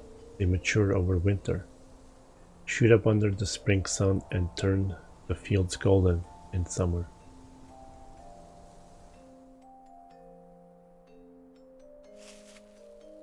I always do my planting when the northern mountain peaks turn white every year, and this year is not going to be any different. When the seeds mature, if in the trampled fields, Kym had his doubts. Grandma Koto, however, displayed not the least anxiety or resignation as she scattered seeds in the newly turned soil. Her hands performed the age-old ritual with ease and naturalness, as if to impress upon Kym the fact that what she was doing this year was nothing more nor less than what she had done every year before. As a result, Kym's next words emerged with a smoothness that he himself found somewhat surprising. What if the seeds don't grow? Then I'll just do it next year. Then I'll just do it again next year. And if next year's bad, I'll do it again the year after that. You have to plant the seeds. That's how I've lived my life. You don't plant, nothing will grow. See what I mean? I think so. Whether there's a fight or not, it doesn't matter. I'm just going to do what I have to do, that's all. She spoke with certainty, her wrinkled face softening into a smile as she added, "Can't even enjoy your meal if you know you haven't done things right." You're saying that? Is it what gives your life its meaning? This was the question to which Kaim had long searched for an answer. For what purpose had he been born into this world? What was he supposed to accomplish here? He had continued to roam through his life's endless journey without knowing the answers to these questions, indeed, because he didn't know the answers. I don't know deep stuff like that, Remakoto said shyly. I just milled the wheat I've harvested and baked bread in the fall. That bread is really special. Nothing tastes as good as the first bread you make with the wheat you grew that year.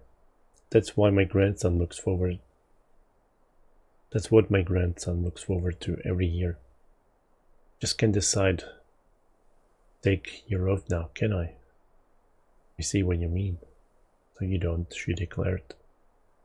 You're nothing but a damn soldier. Her face had turned hard again. There were no more smiles from her that day.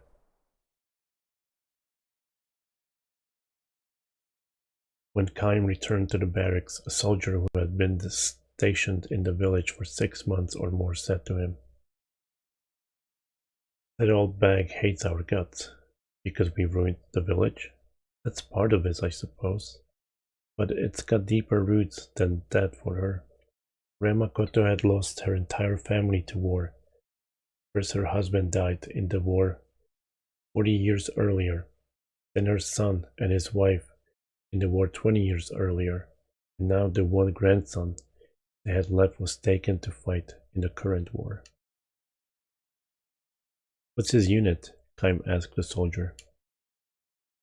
The man gave a helpless shrug and named a unit that had been sent to an area with the most intense fighting. Talk about bad luck. The fighting's so bad out there. If it was me, I'll take my chances on being executed for deserting under fire. Got maybe 50-50 chance of coming back alive. No, maybe 30-70. If her grandson were to be killed, Remakoto would be all alone in the world. She would have no one to feed her bread to. Must be tough to be left alone at that age, the soldier said. Looking at old Koto, can't help thinking of my mother back home. There's no way I can let myself get killed. She never stopped crying. Same for you too, huh, Kaim? Kaim said nothing in reply. He had no right to put himself in the same category as this soldier. The battle started 3 days later. The enemy army's attack were even fiercer than expected. The defense forces had no choice but to put everything they had into the fight. Kaim slipped away from the battlefront and headed for Grandma Koto's house.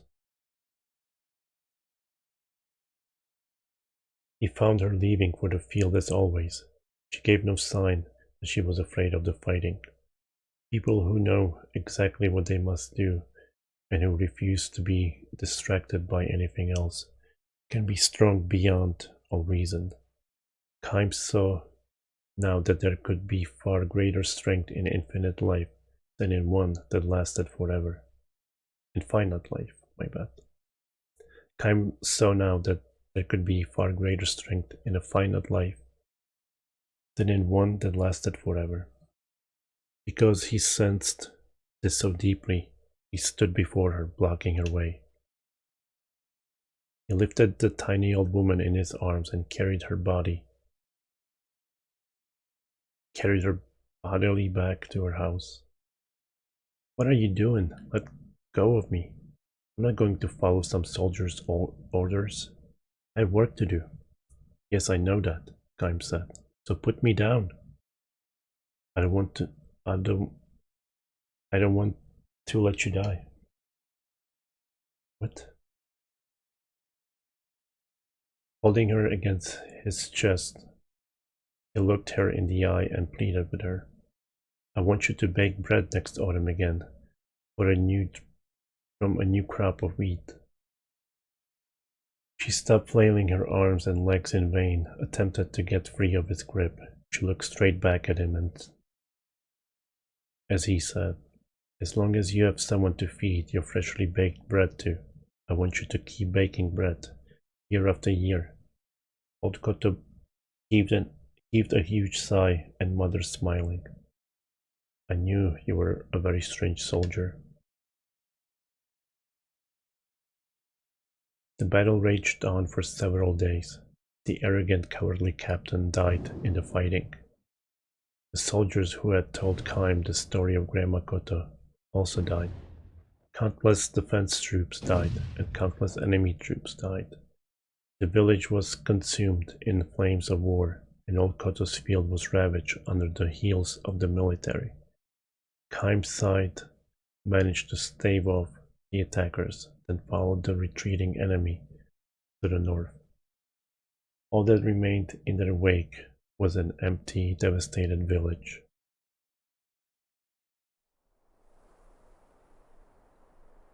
The war ended as spring was giving way to summer. At the cost of massive casualties, the army repulsed by enemy's invasion.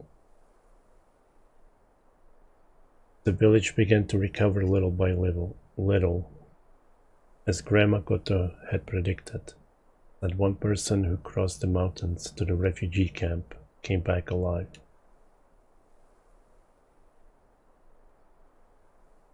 Autumn, and Kaim has come back to the village. He feels warm in the chest when he looks across the fields and spots Old Koto sowing wheat. So, she's doing it again this year, and next year, and the year after that, for as long as she is alive. She notices Kaim and crosses towards him with a welcoming smile. A year has passed. She seems to have shrunk somewhat with a year's worth of aging. I haven't seen you for a while, she says, but they didn't kill you. And I'm glad to see you looking well too. I heard you stayed near my house during the fight. You single-handedly fought to keep enemy troops away from it. Kaim gives her a shy smile. How was your wheat? He asks. All ruined, of course. Worst crop I've ever had. A few scrawny stalks, barely enough for one loaf. She tells him all this with surprising ease. Then she fixes her eye on him and asks, Have some? What? Bread, of course. I'll bake a loaf now if you help me eat it. Well, sure, but... Grandma Koto sees through Kaim's hesitancy and says with a calm smile, Yes, he's dead, my grandson. I got word at the end of the summer. I was waiting and hoping, planning to bake him a loaf of bread soon as he got home. When she sees Kaim hanging his head in silence, she adopts a spirited tone, as if she has to be the one to cheer him up. Come on then. You eat what he would have had. It'll probably be tougher than usual, what with that wheat harvest being so bad. But I'm sure my grandson would be happy to know I fed my bread to the man who saved my life. So this old woman has lost her entire family to war. In other words, there is no one left to enjoy her bread.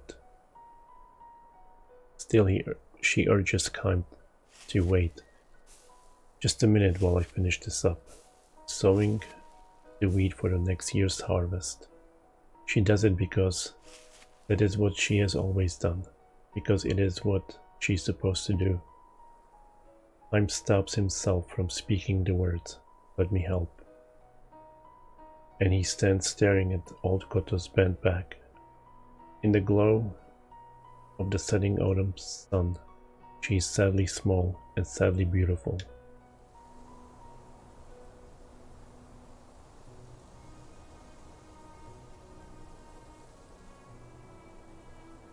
Kaim eats the fresh baked bread. Old Koto was right. Made from wheat grown without its full measure of care, the bread is hard and dry, and poor in taste. Still, of all the bread Kaim has eaten, and will go on to eat in his long, long life. This is by far the most delicious. And okay guys, no more stories. I'm as happy about it, but I hate being stuck here, knowing that all my friends are out on the battlefield. Not that I want to go to war, but my grandson fell off the roof and seriously injured himself the other day. But that ended up being his ticket out of the war. The Black Cave was sealed off by a ghastly sorceress. He was shouting wildly the whole time. She must be a monster. Welcome, Kime. That house on the cliffside of the Northern Cape, where you and Sarah lived, it's still there, you know. Good. I get to know more about Sarah. Alright, let's go to that inn, finally.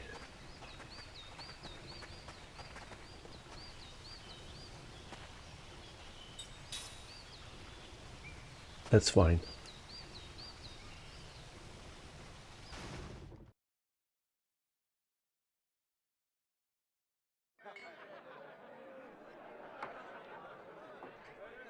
I'll go speak with the king. We've never met, but I've heard he's very wise. I'm confident that he has a ship that can get us past the hypercurrents.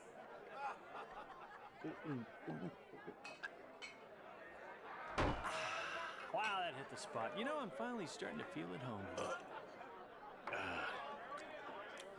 No? Are you even listening to me? There's a time and place for that stuff, and this is neither. Tell me, is it really true you can't drink? Yes. That is so sad. But you're a queen. I mean, don't you have wine or champagne at parties or banquets, hangings, any festive thing like that? No. Well, look it. Nobody knows us here. Come on, just give it a try. I guarantee you'll like it. Really. It won't kill you, I promise. In fact, I bet if you take a couple drinks, you might get your memory back. Yeah, it relaxes the mind and other things. You think so? Absolutely. Hey, look at me. You're talking to Jansen here. Bottoms up. Bottoms up.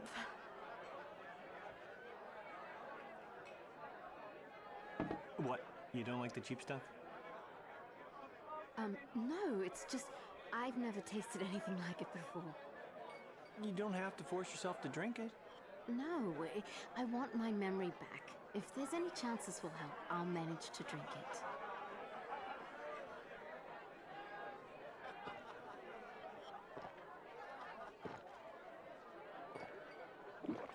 Wow, that good. Are you, okay? Whew. I feel very lightheaded all of a sudden. It's affecting me like you said it would. Oh, your muscles Yeah, well... are so... Hey, oh! Oh, no.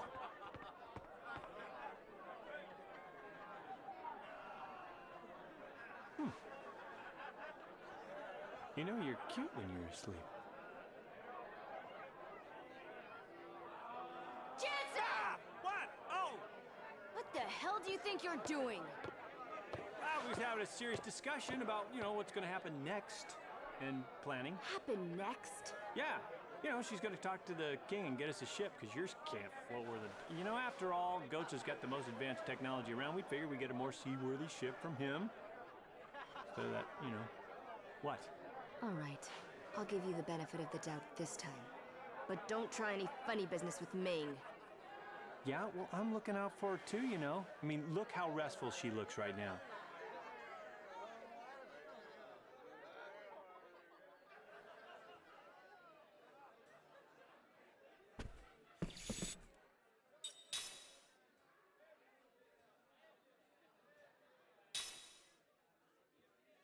Damn, it's been an hour since I saved.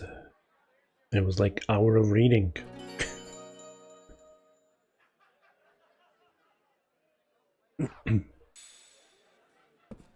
Anyway, I'll be right back. I need a drink.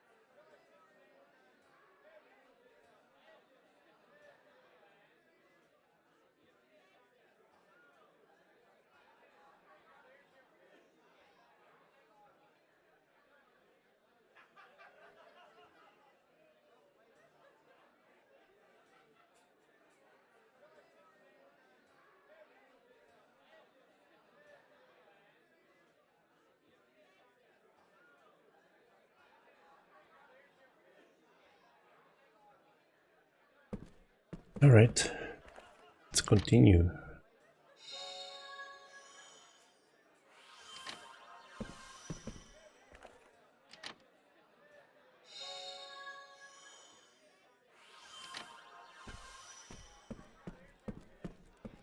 Oh, open? Oh, right, door.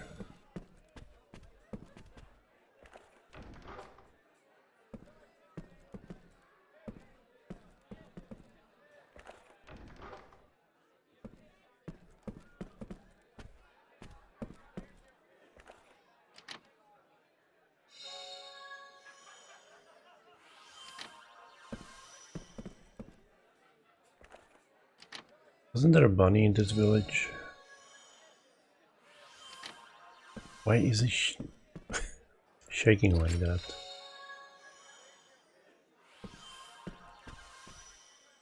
Great to see you here, Kaim.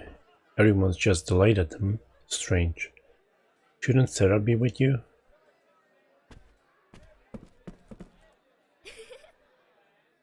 I am cleaning right now. Please wait. Oh, it's you, Kaim.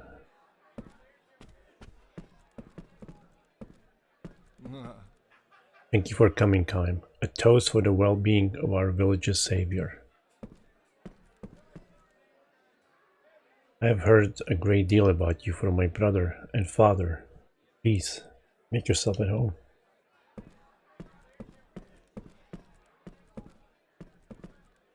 Hey, welcome. How about a drink with us? Welcome, Kaim. We're just a humble village, but I hope you enjoy yourself here.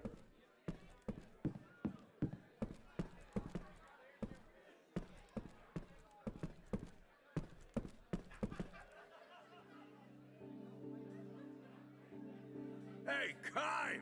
I heard you were back. This place takes me back. And it looks like the years have been good to you. Knock it off. I'm a bona fide old man now. Well, If you don't mind my saying so, you've aged really well.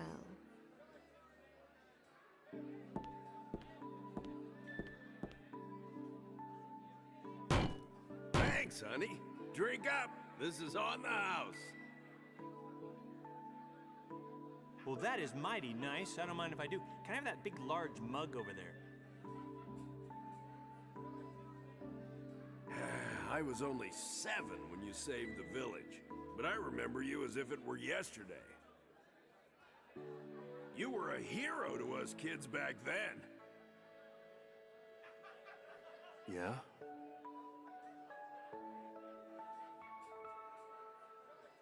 So, we're trying to get to Goatsa. Ah, forget it. The only way is through the Black Cave. I heard it'd been closed off by some old sorceress. There's nothing to be afraid of. We'll just bust our way through. It's not that simple. Neither muscle nor magic have had any effect. Although adventurers with plenty of both have tried. My guess is that only that old sorceress can bust through the blockage. She's got some serious magic energy. Yep, she sure does. Why don't we wait until she goes to the bathroom? Then we can, sneak by her. Oh, it gets better. You know that place where you and Sarah lived? Well, that old sorceress has moved in. My house?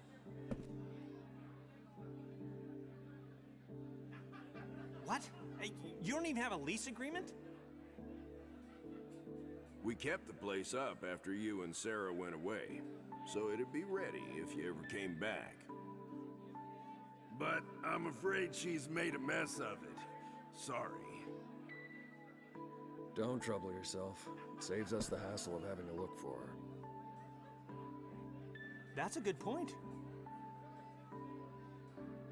The only thing to do with squatters is run them out. Well, I think you'll be okay. Just be careful, Kym. We're off to kick some old woman's butt. That doesn't sound right. You're not gonna go off and leave Ming like this, are you?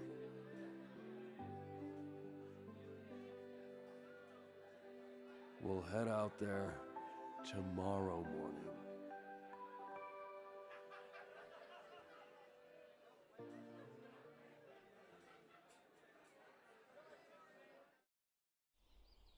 The queen is still drunk.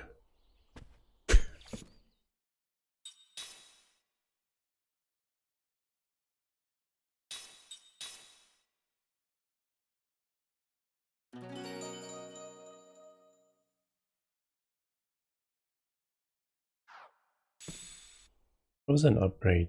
Well, not upgrade, that was a weapon that I got. Wait, what are you doing?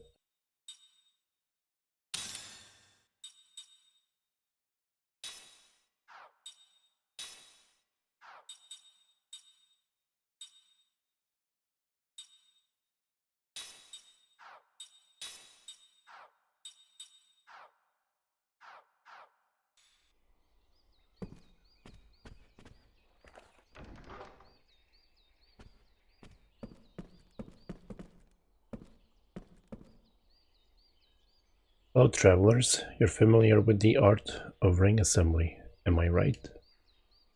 But you're not satisfied with just any normal assembly, are you? Believe me, we've all been there. Me, I don't assemble rings with components. I take existing rings and reassemble them to create completely new rings. And you know what else? The rings that I create even have multiple effects. Oh, and I won't charge you a cent either, so this is my life's work, you see. So how about it? Would you like one?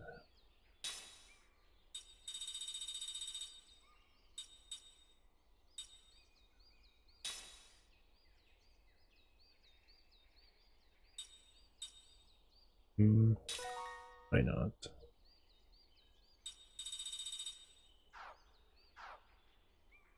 Farewell.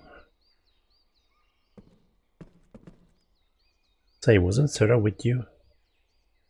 It's sure been a while since I last saw her. Sarah was so nice to me back when I was a kid. She taught me the names of flowers and birds. Who's in this room now? Some purple dot. Welcome, have a look around. Forewarned is forearmed, as they say. Finally a shop.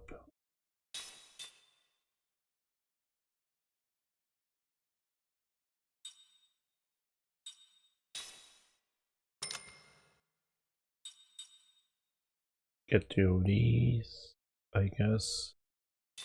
Whoops.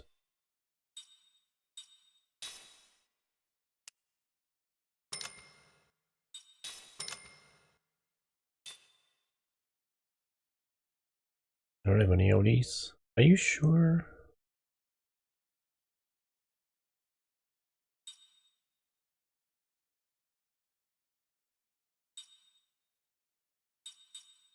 I swear I got these. I swear I got this one at least.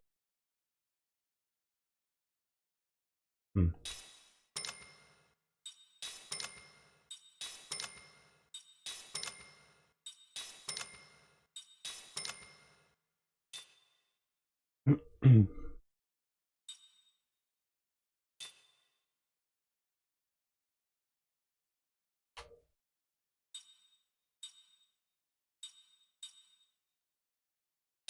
Let me get one more of these.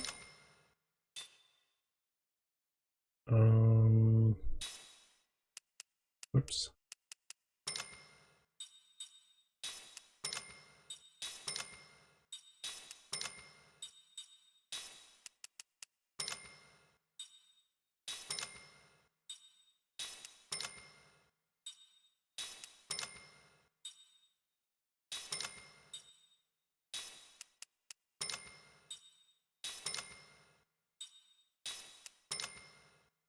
Blood-sucking needle.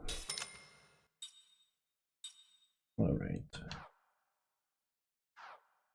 I think I can sell some of the weapons.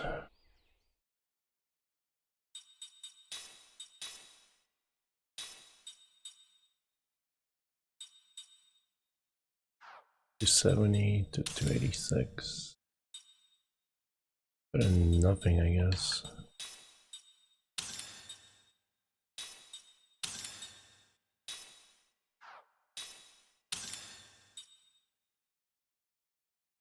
I don't know, actually, that might have been not great. Buying all those weapons.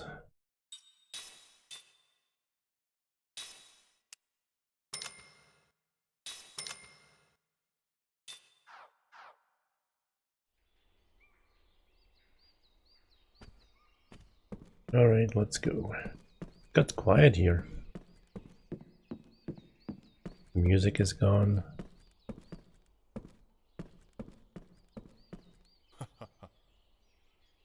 If you're tired, feel free to stay with us. You're always welcome here. Yeah, I just slept though. Anything else?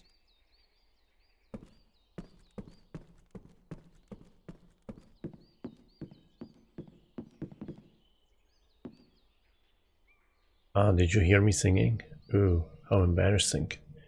I'm rehearsing right now, you know?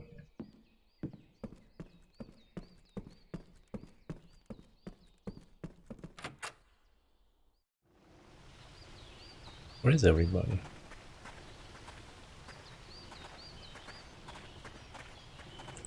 Is there a save point here? And there's one in the inn.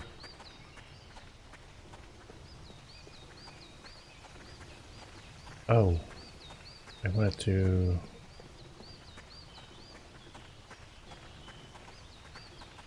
How would I get there?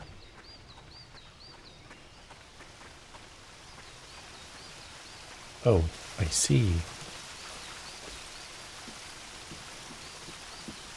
Oh, there's a treasure somewhere here. Medusa's head.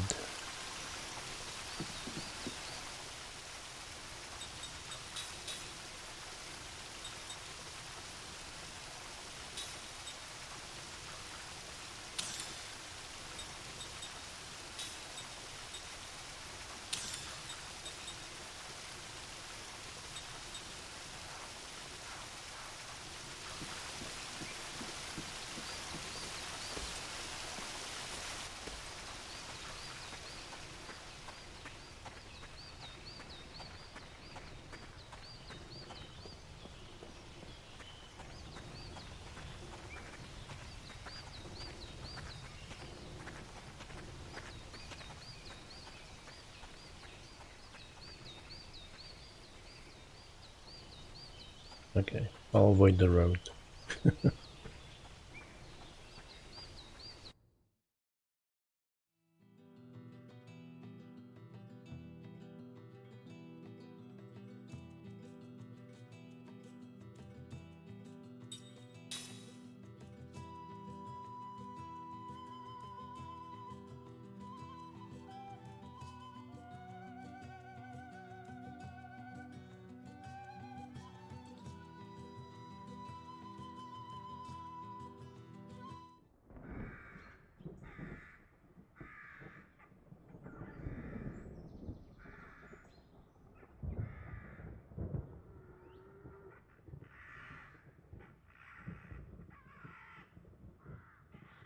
So this is the home of the old sorceress. Gives me the creeps. It's so strange. I can feel an intense magic energy. It's covering the entire mansion. That means the old sorceress is here, right? In any case, you gotta find that woman. I'm scared. Don't be such a scaredy cat, Mac. What's so scary? This is the house where Mom used to live with Kime and everyone. I know, but someone else is living here now. That's, well, yeah, but look, let's just be careful, okay? We don't have any idea what we'll find inside. Kind of have a feeling that the witch might be Sarah.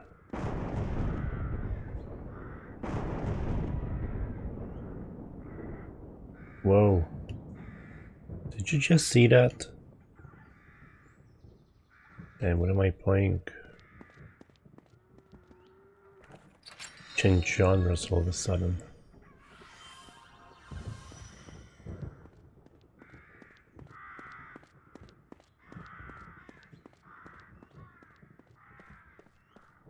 What was that horror game with camera called? Was it called Fatal Frame?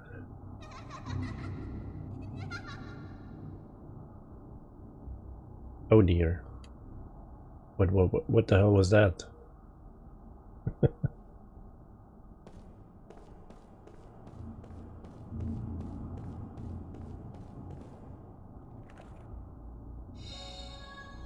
A poem fragment. Thus all that lives does flow. Thus do they fade away. What's that? They look like pieces of a poem. The sorceress did this. She made a mess of everything. Let's get rid of her for good.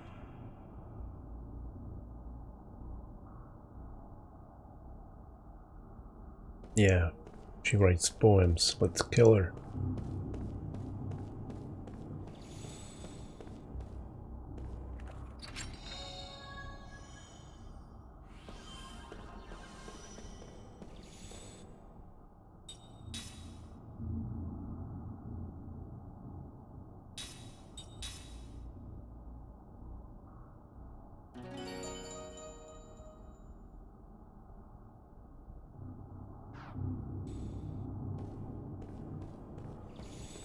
Wait, what? Oh, that's still save.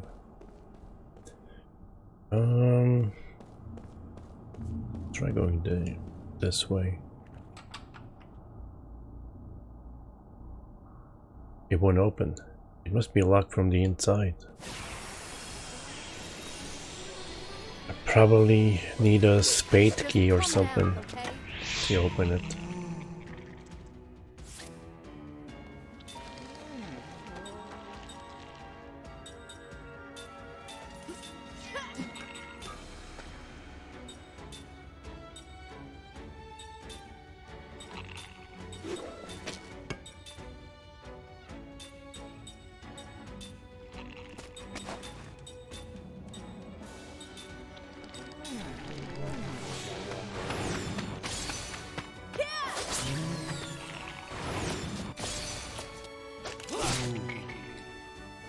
F4. Are they switching?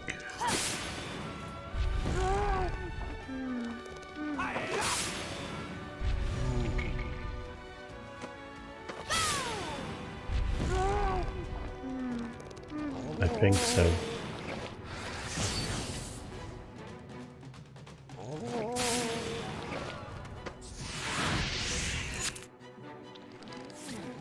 I think when they are on the ground, they are immune to physical.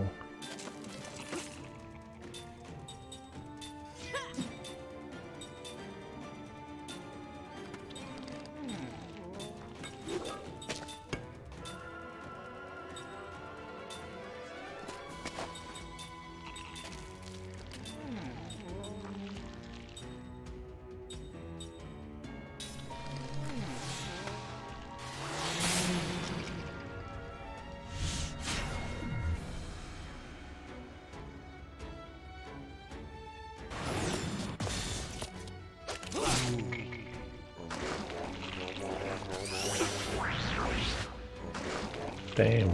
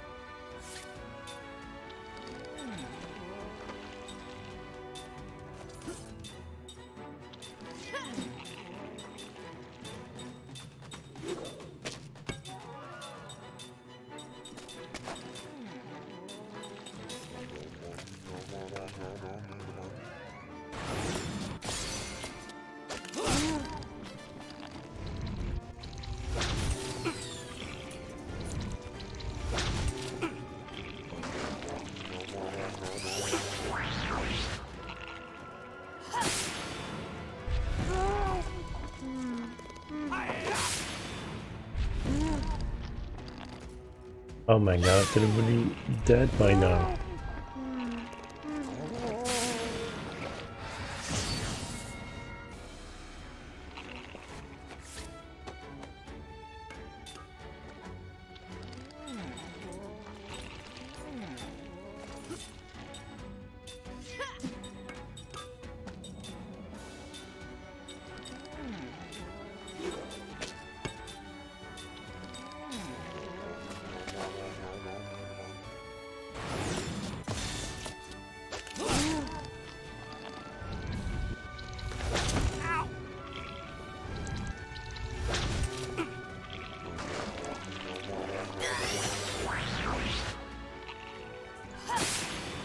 This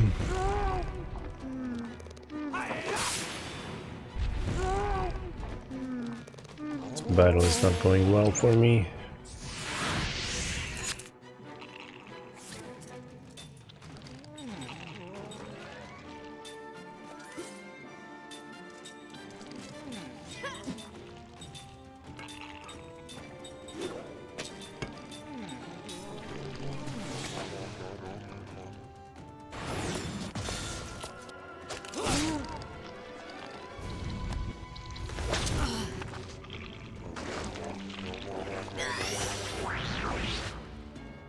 Can't out DPS that heal.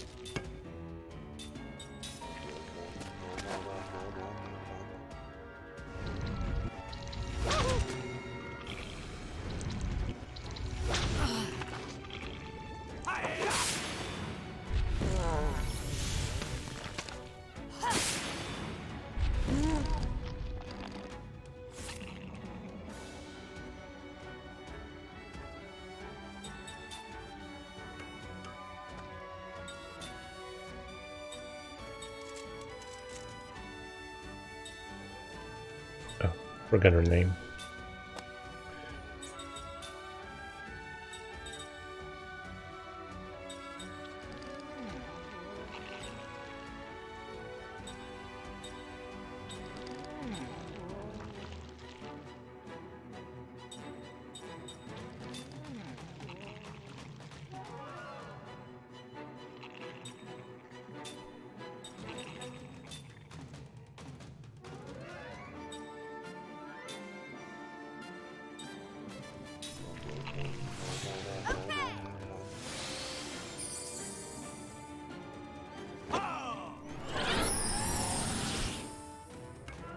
Okay.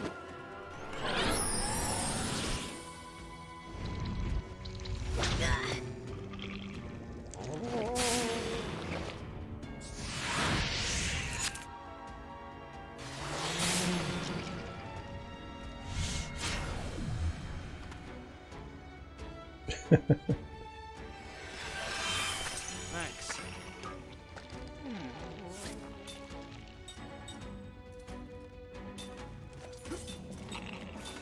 Okay, let's kill something before she gets turned to stone again. Wait, she might have something here, right? No.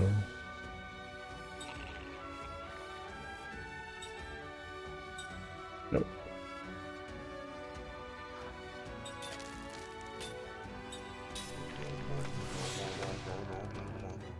Wait. Oh, she's still terrorized? Oh my god.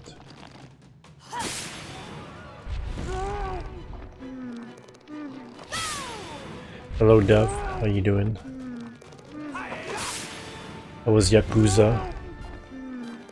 Oh my god, it's still alive.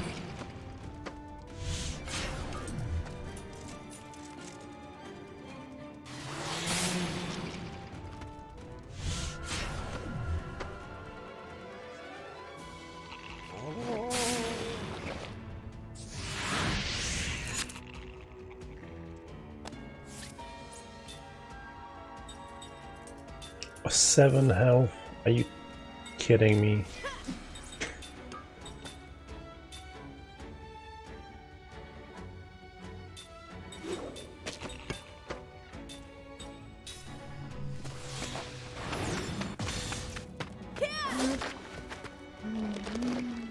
Wow.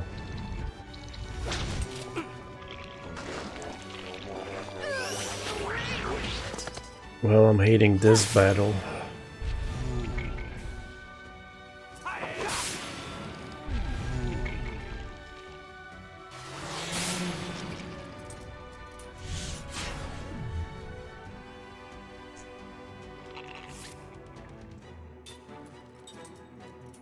Why did she have to miss?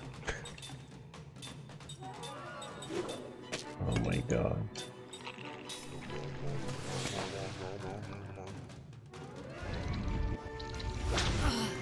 Alright, this should just kill me because I won't be able to kill this guy.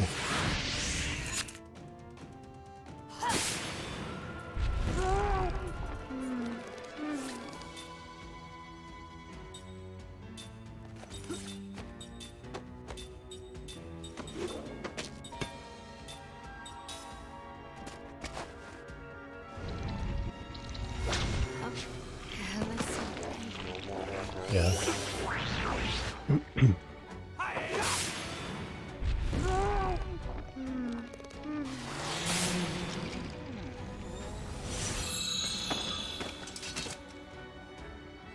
Sorry about that.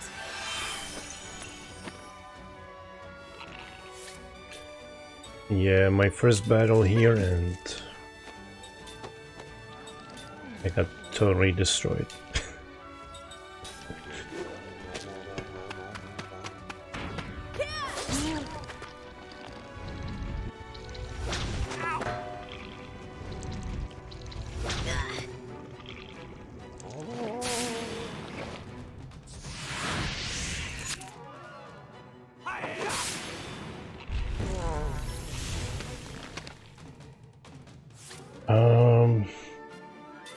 I don't know what to do with these guys.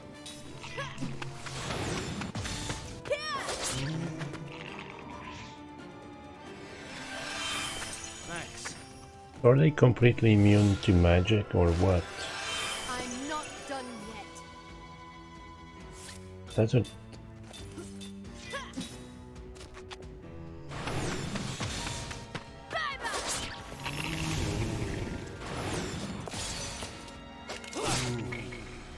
You know he's immune to physical.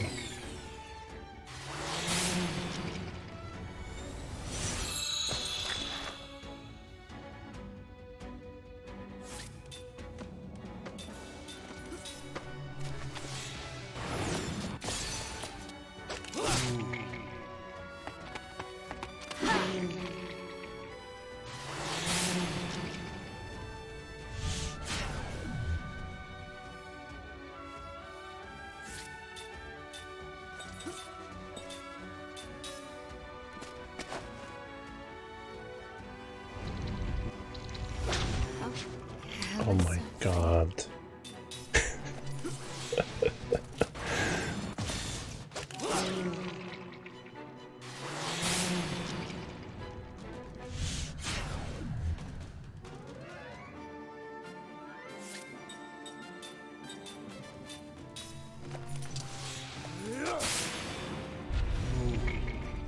Yeah, see, I don't understand their mechanic.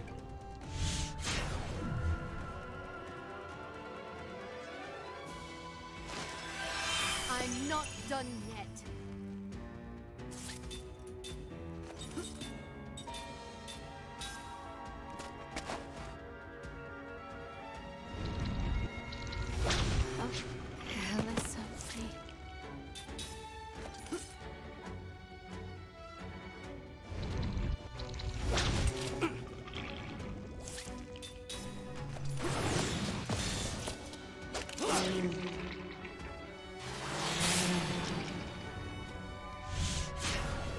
Maybe if you're terrorized, you can't do any damage. I don't know. I'm not done But yet. she's not terrorized.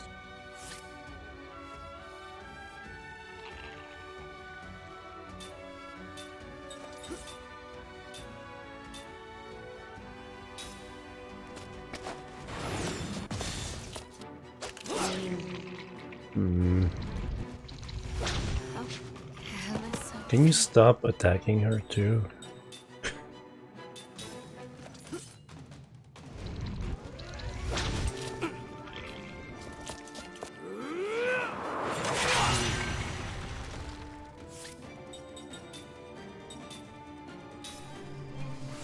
Okay.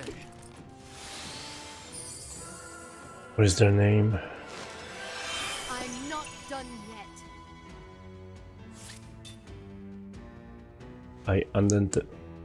Unidentified life form.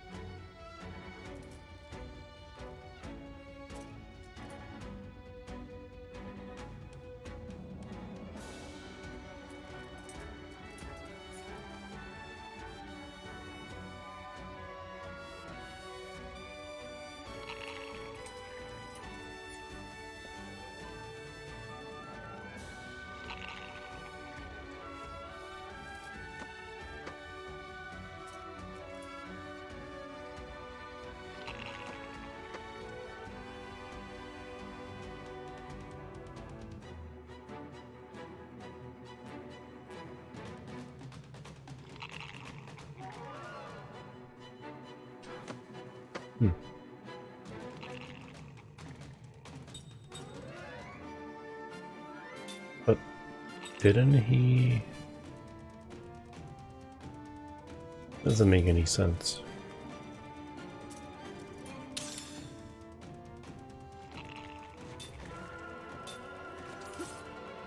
Because he already did damage to them. Why would he stop doing damage to them? Oh my god. Trying to heal her but can't.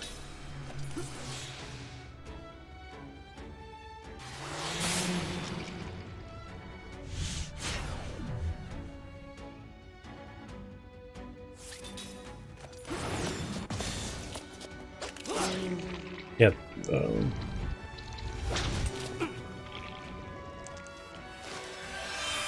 not done yet.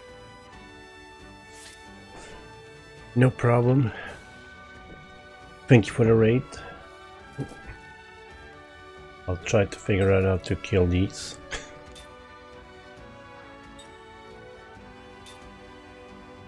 It says right here, you must attack this foe with physical attacks, as it is immune to all elemental magics and status ailments. Make sure you do not have any rings equipped that add any type of non-physical damage, or the foe will consider it as magical attack, even if you don't use the ring.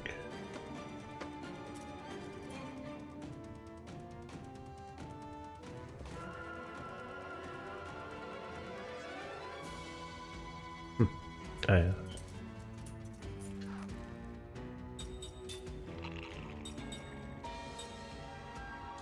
Oh my god, I looked at the accessory, I'm dumb. A ring.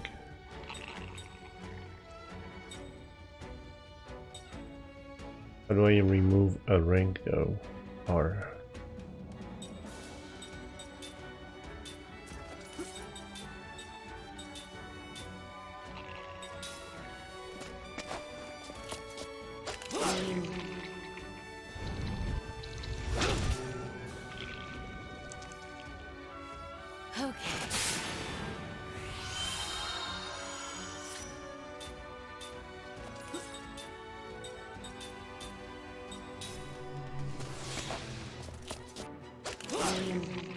Well, that's still not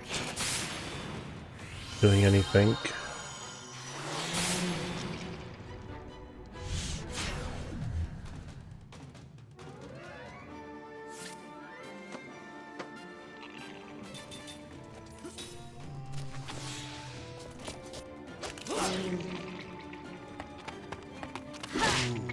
I don't get this. Try power hit.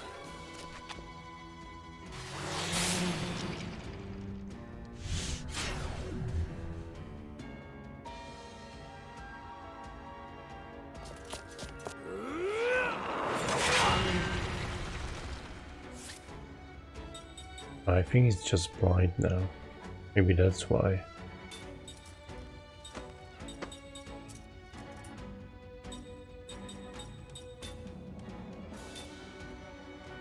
Being blind really that powerful in this game?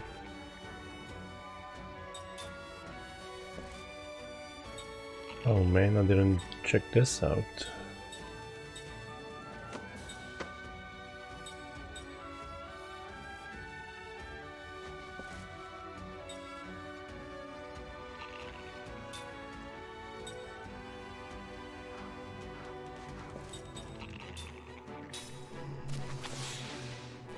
Okay.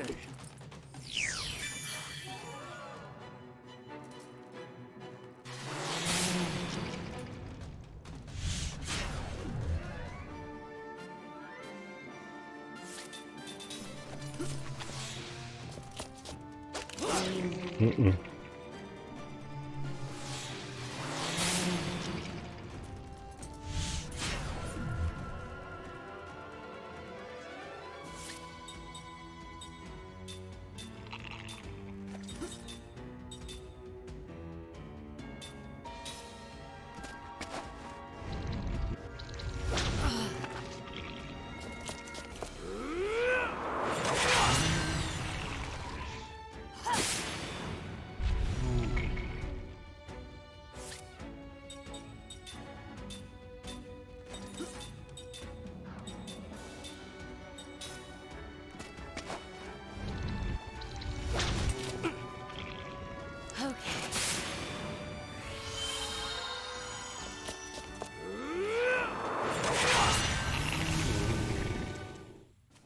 Only the strong survive.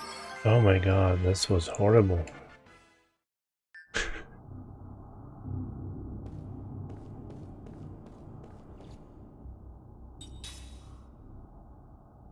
Shouldn't even save, I should just reload.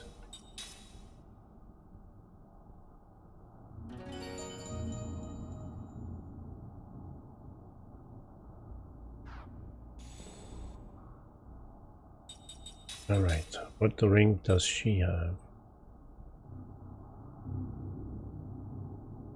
I'll remove it for now.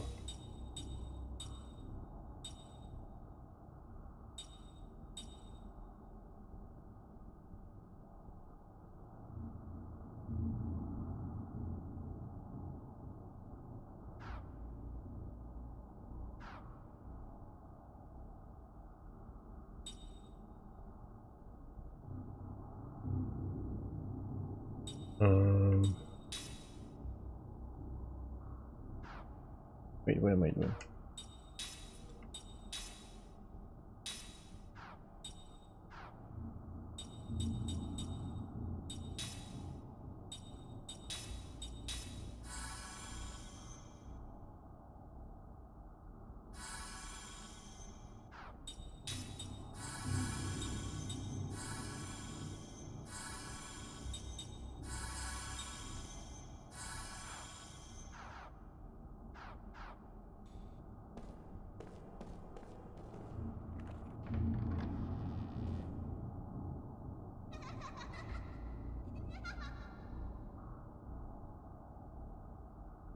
It went into the mirror.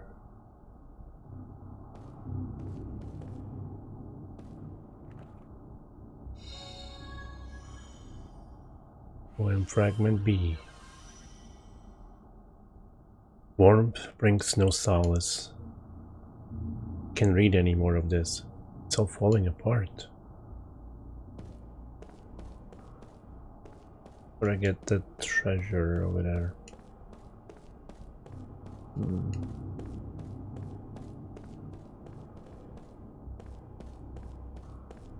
that a chest? Come on.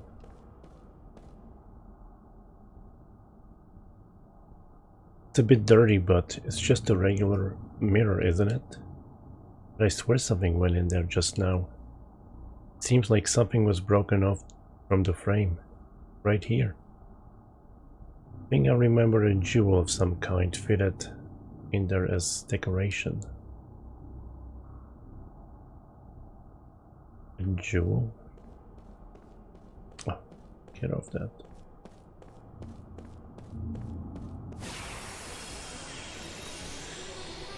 Feels like I'm playing, what was the name? Kodelka? Right now? Oh, not this group. I've had enough of you.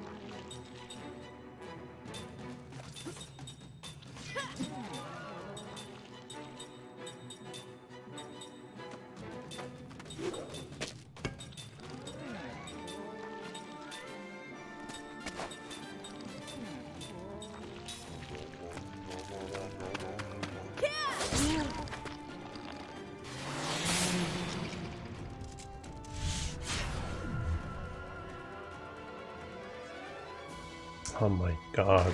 Here we go again.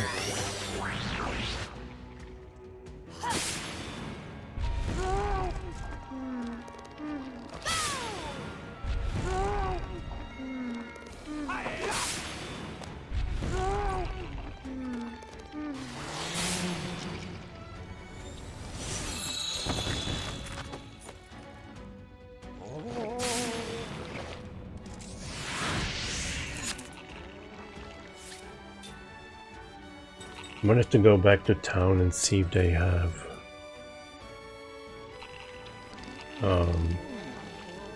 eye drops and stuff.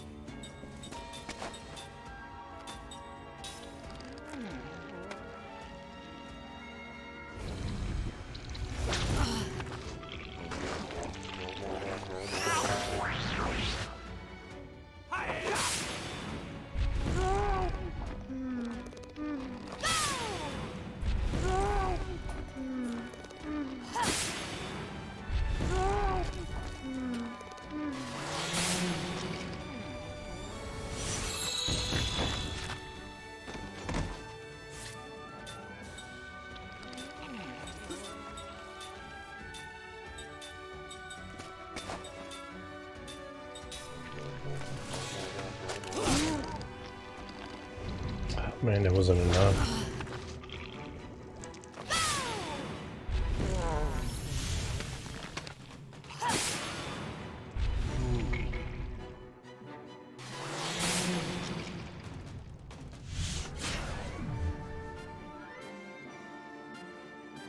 Sorry about that.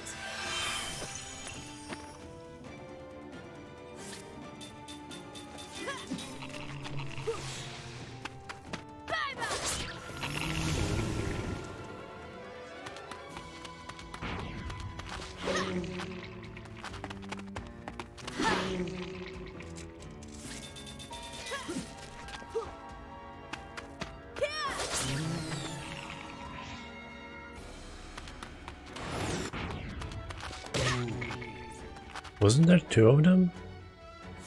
What happened to the other one?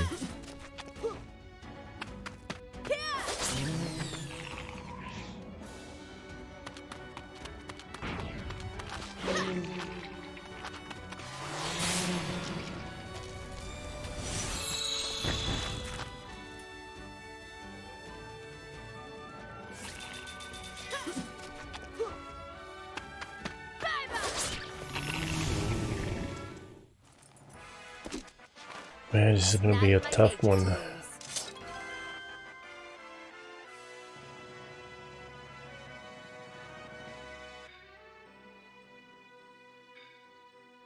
much XP did I get? Doesn't say.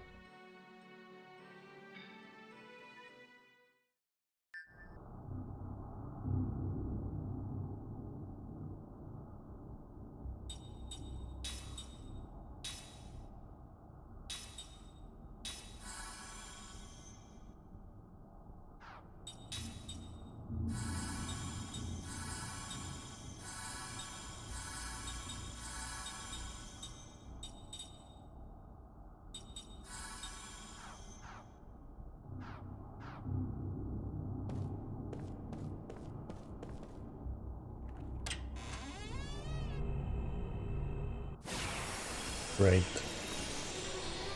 Give me different enemies, please. Oh shit, 3 of those. There's gotta be a better way to kill these tempters.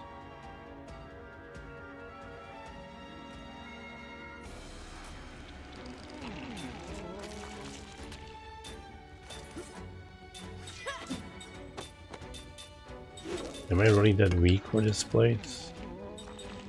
Oops.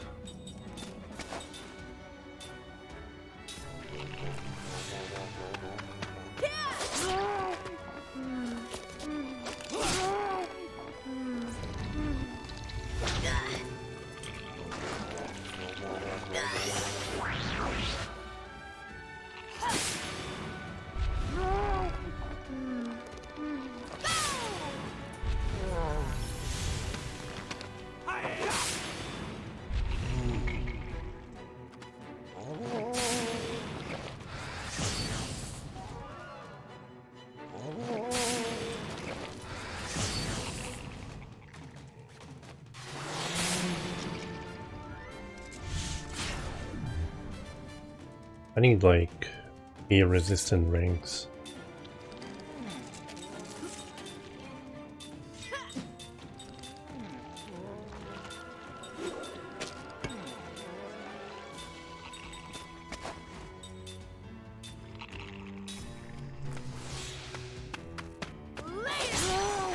Nice.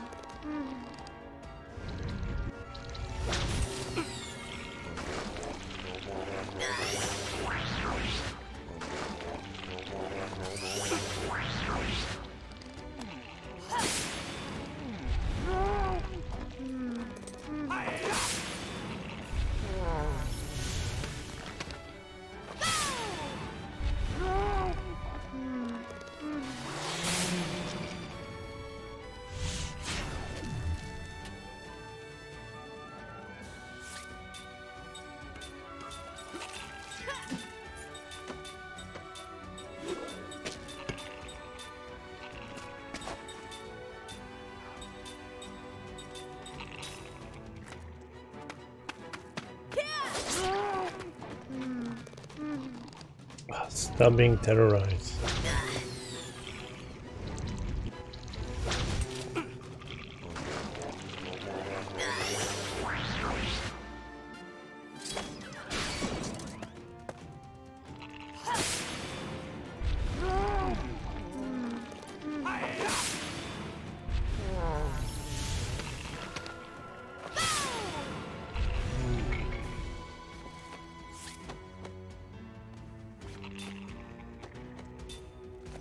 All right.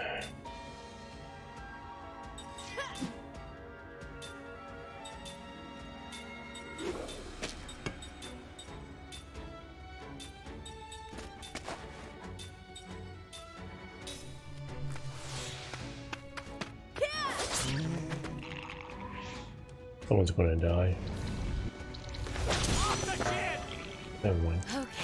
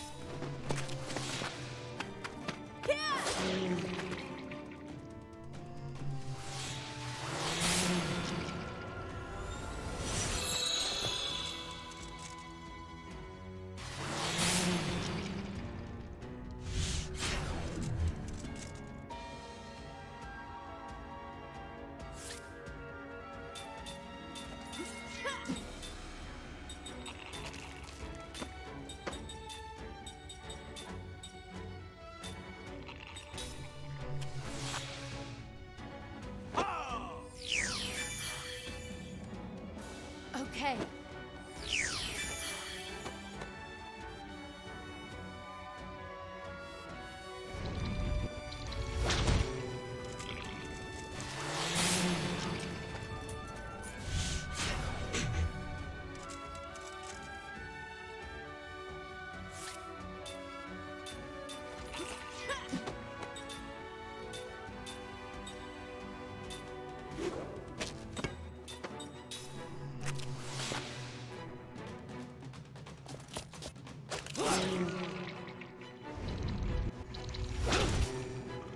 At least stop missing, jeez.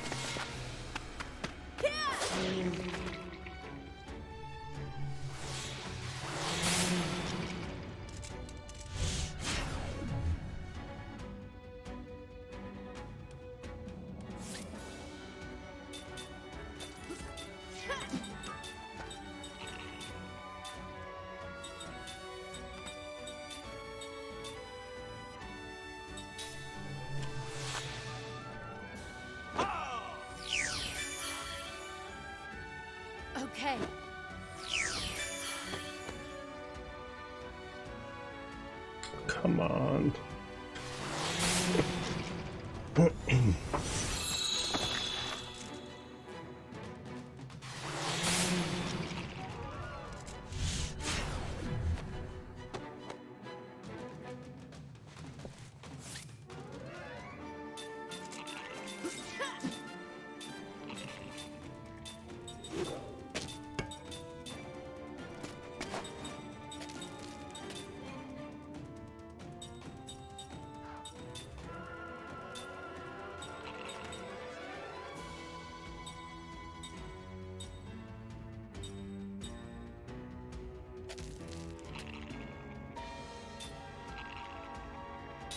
I don't know what it is. Maybe it's fear, maybe it's not, I don't know.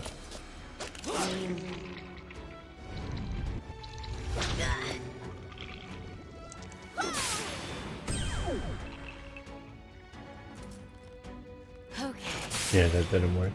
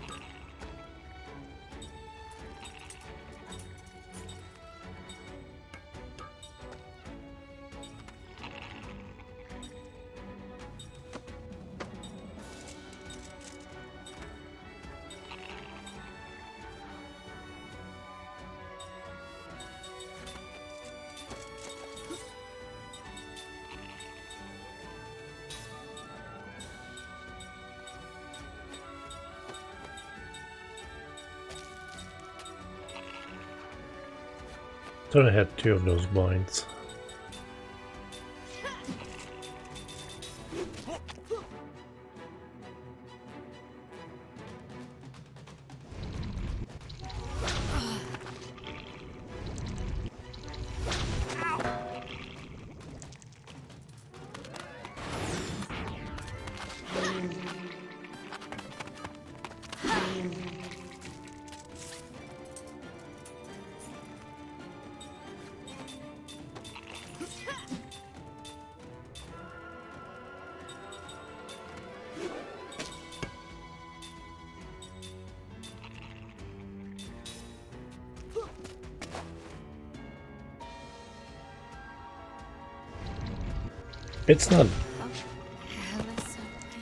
It's not bad except for this place.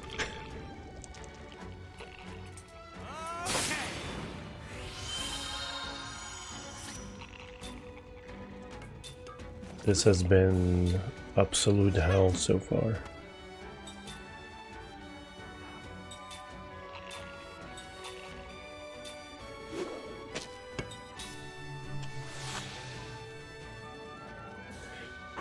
I gotta go back to the village. There's gotta be an item that he sells.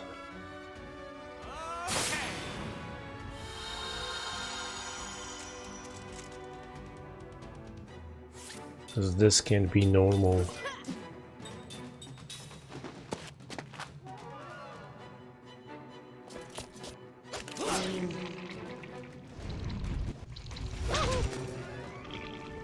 How are you doing, Frito?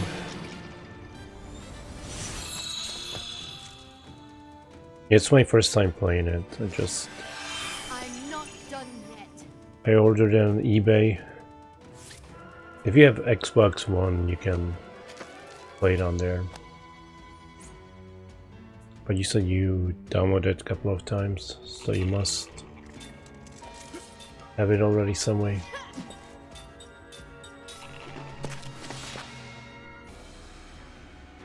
Oh my.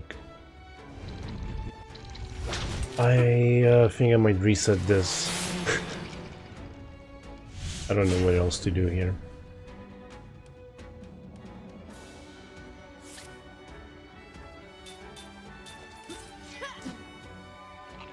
I have no way to cure the terrorize. Okay.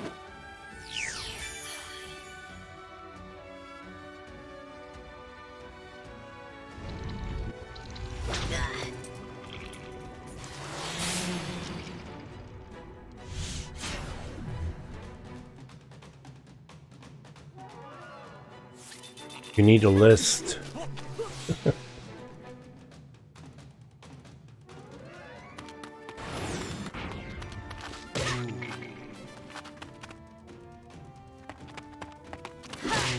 Can I change party members?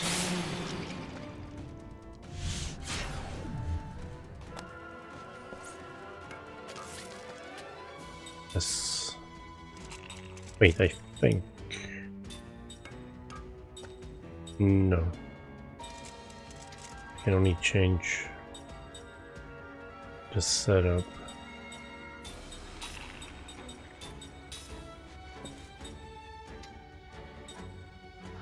Damn it. Whoops. Whatever.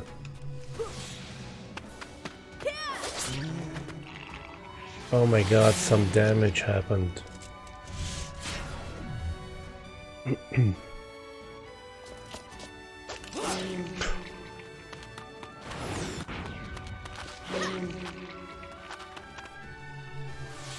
At least kill one.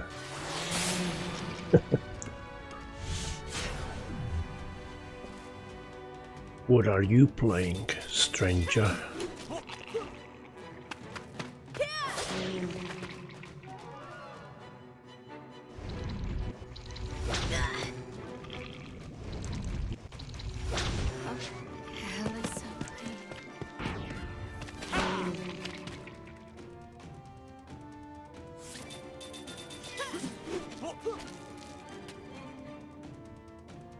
Oh, come on.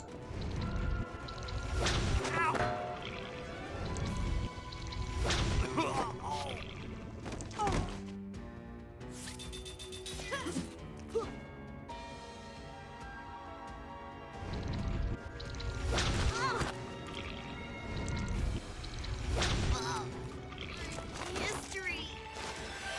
I'm not done yet.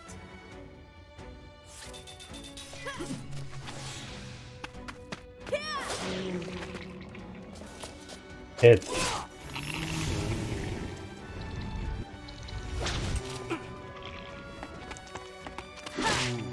I don't know why they keep missing. It's just so stupid. He's not even blinded.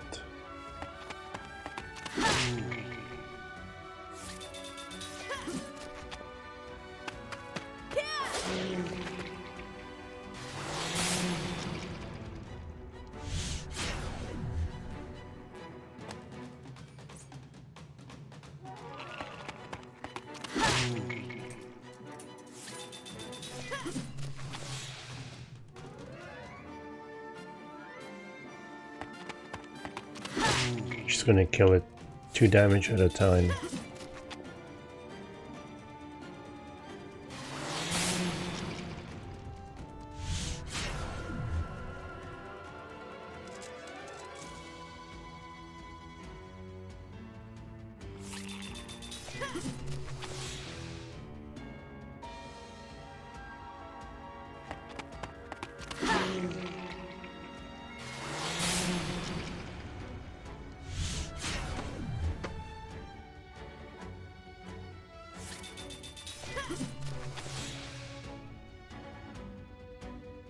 Come on, stop it.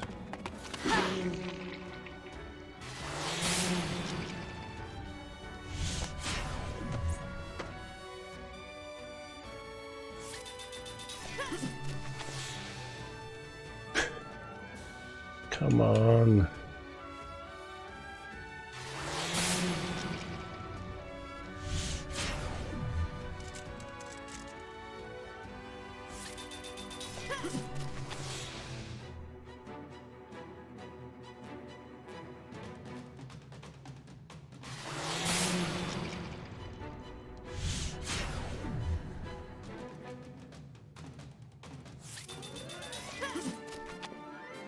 Can I attack my own party members?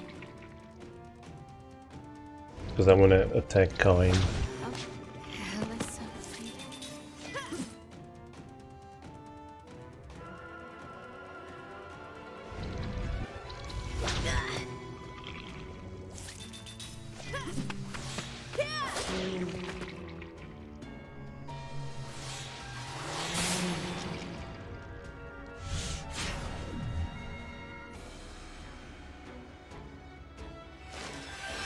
I'm not done yet.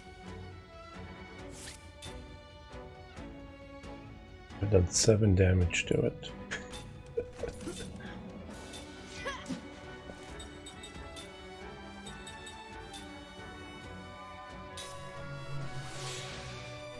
Okay.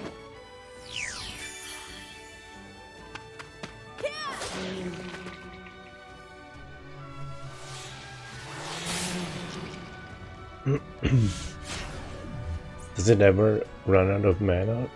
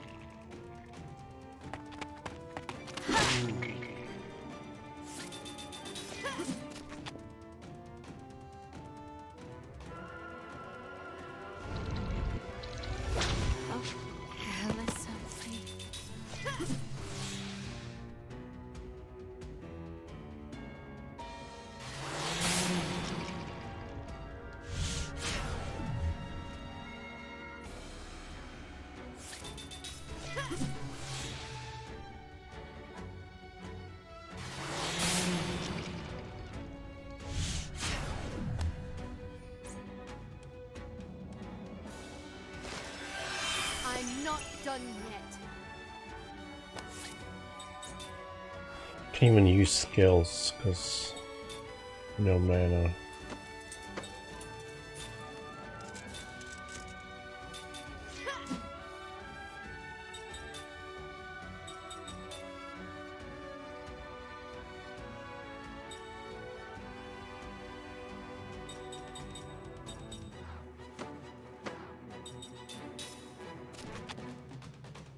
Okay.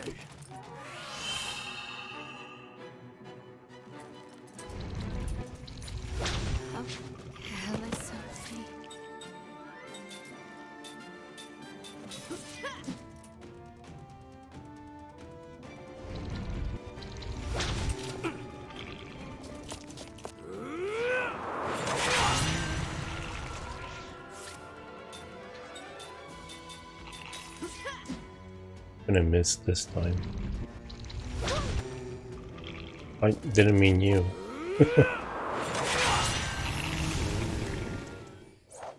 What a waste of time. You're telling me. Okay, run. Get out of this place. Quick.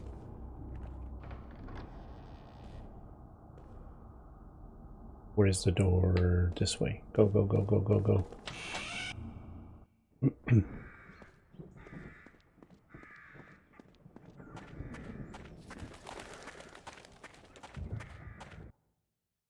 I'm not ready for the residence of evil.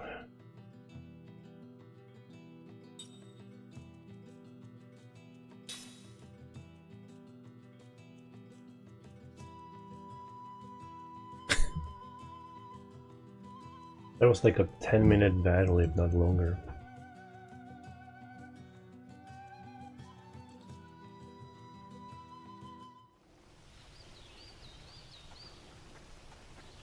Okay, let's go back to that one guy that was selling stuff.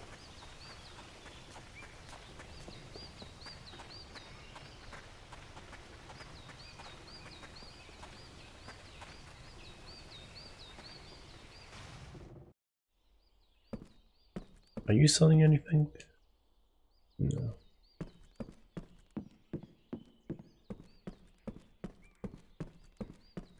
Examine. What am I examining here? It disappears when I click it.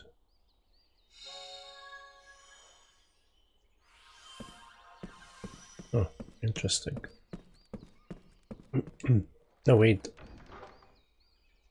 Yes, wait. Okay, what are you selling? Okay, I need brave fruit. That's what I... Didn't I buy these? I thought I bought items from him.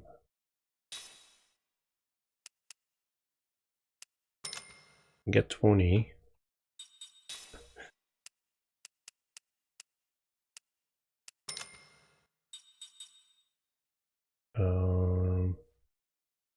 I don't know what it is, but let me get 22.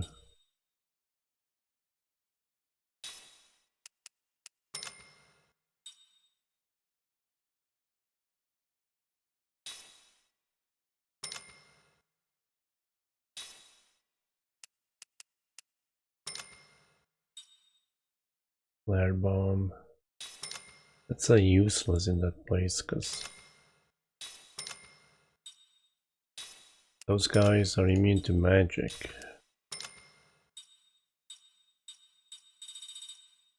Mana capsule.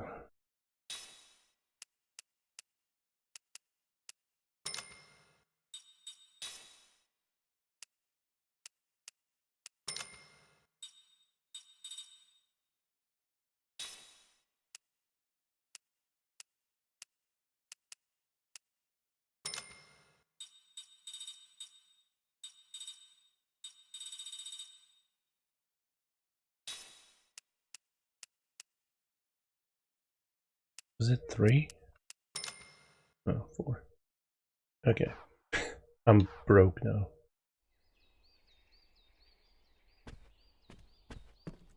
Oh, I wanted to check spellbook, composite.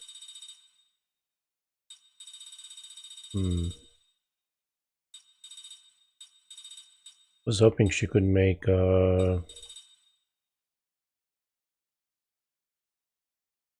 yeah, I was hoping she could do cure terror or whatever.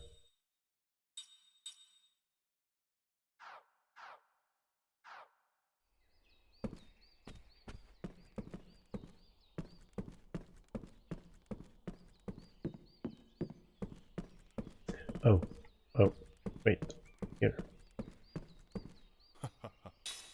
Why are you laughing at me?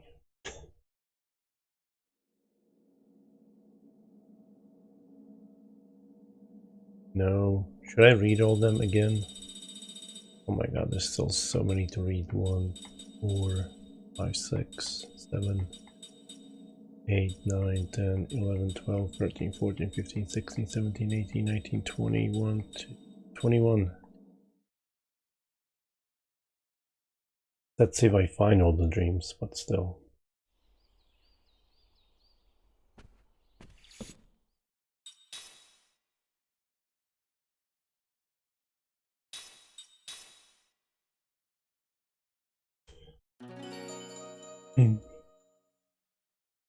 Also, I think I should bring the boy in.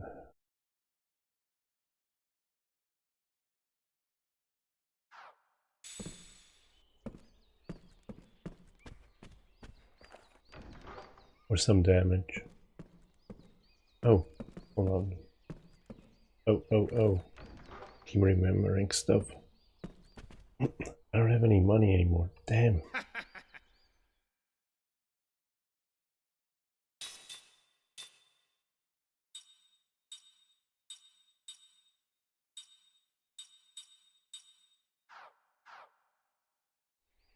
How close is he to learning immunity to blind?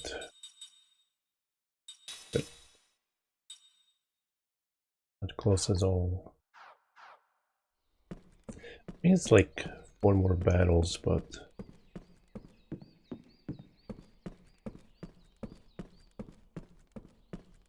oh.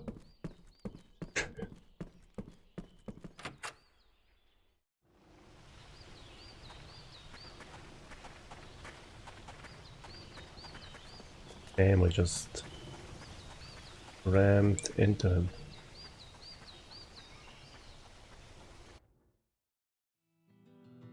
Should I really go there at the moment?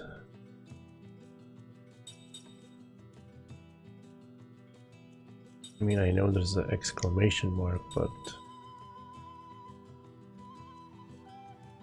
I feel like I'm also underleveled.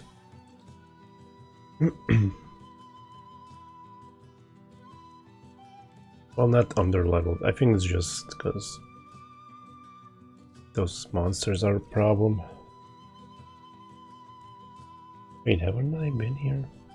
No, but it looks like I've been.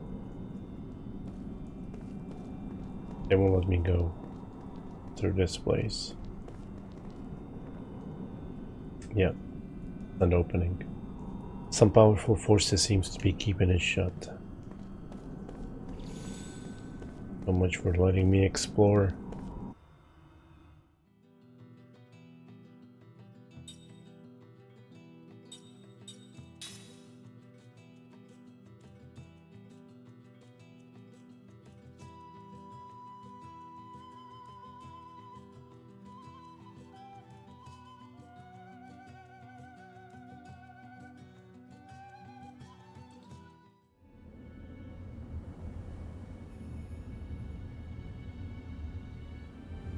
Isn't this where that happened?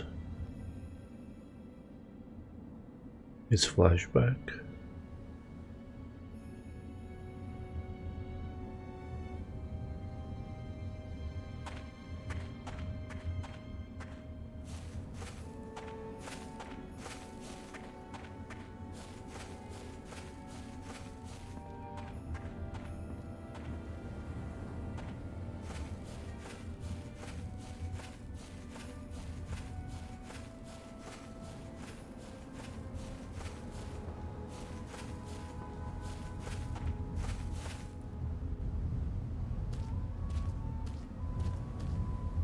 Wow, what a view.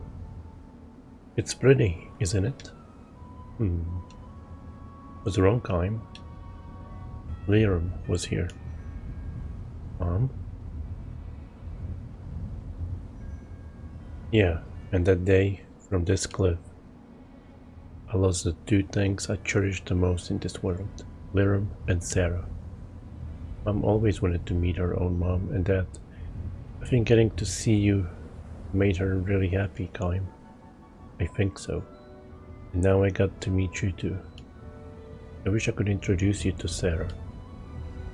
My grandma, right? I'd love to see her and tell her how happy Mom was. Me too. Do you think we'll ever get to meet her?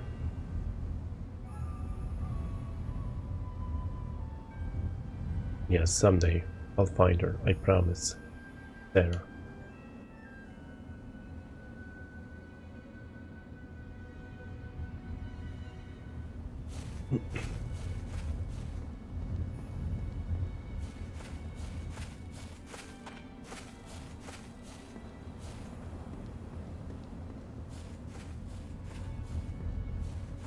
Oh my god, really?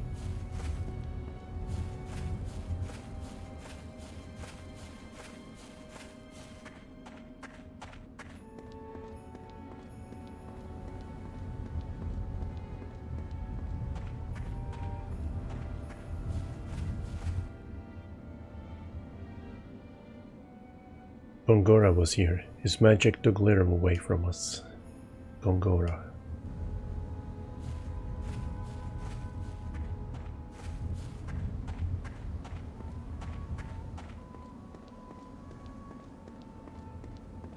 Five hours. Ooh, how did I miss that?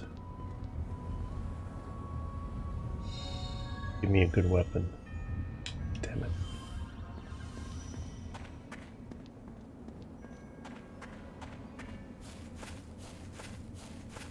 Me weapon that will never miss.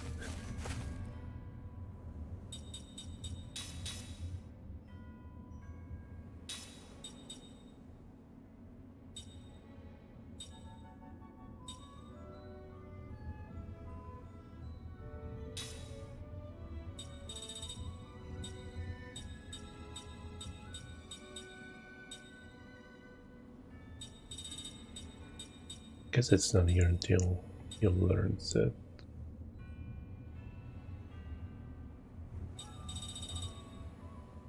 Okay.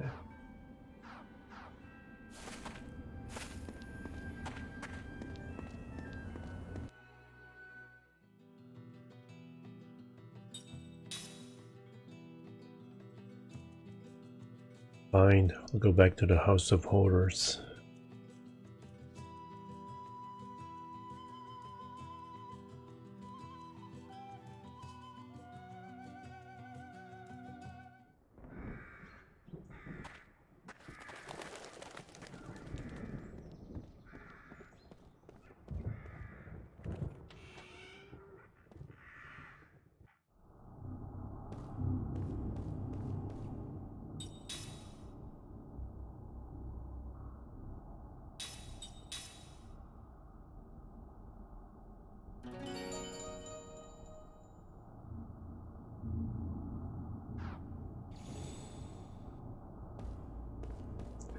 I don't think I can go this way, can I? Oh, what was wrong?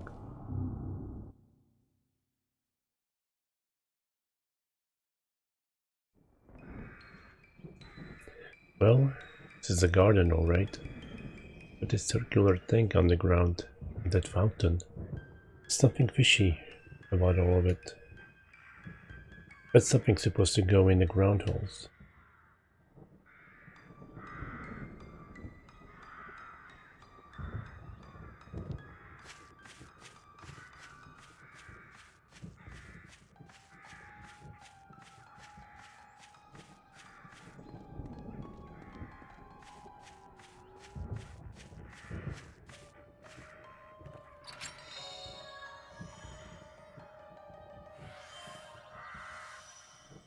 What is that? The treasure, valuable. Picture of a bow on it.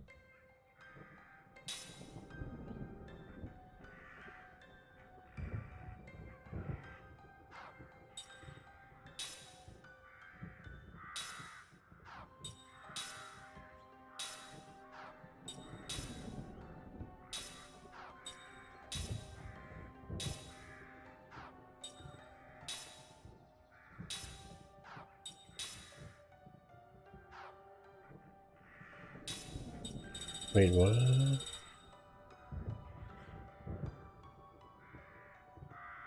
Oh, those are the secret treasures, I think.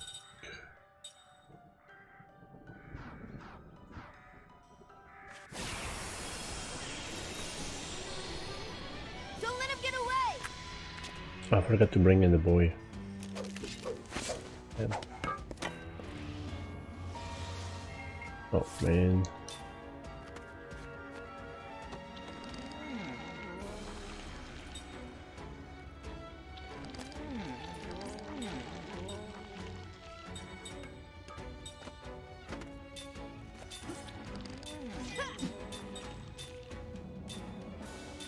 Wait.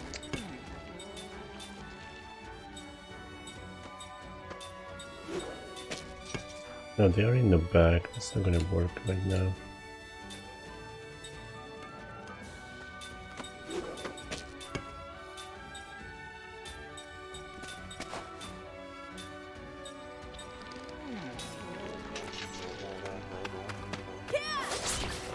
Hey, Izloot, how you doing? Oh, what?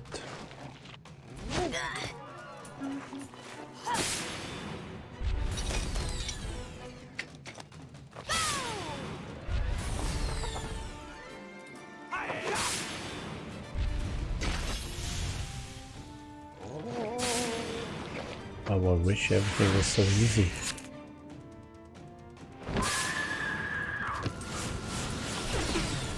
Damn.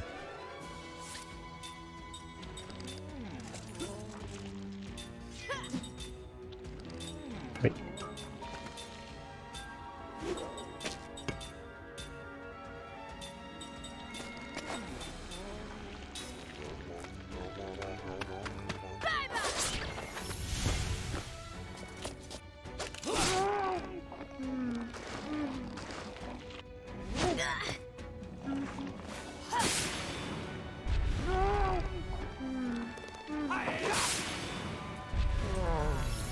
Okay, at least I got one down.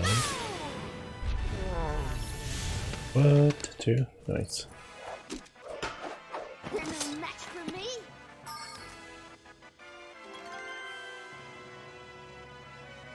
Maybe I am under leveled. Like, just got full level.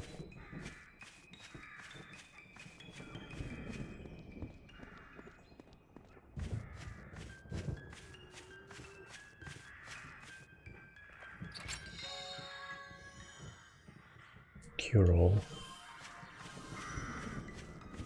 There was cure all.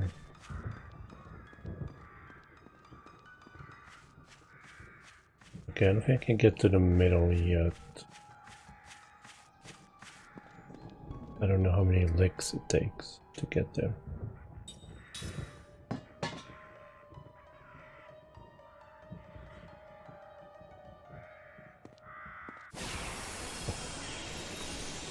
Don't make me punch you.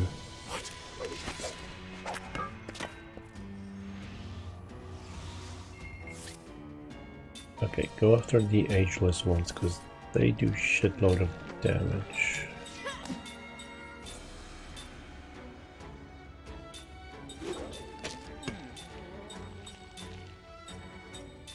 I think 3 of them is enough on one.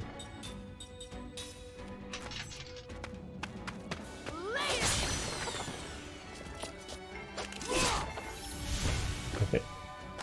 I got lucky with a crit though.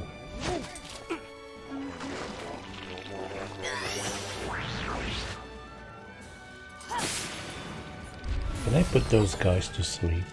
Should try it.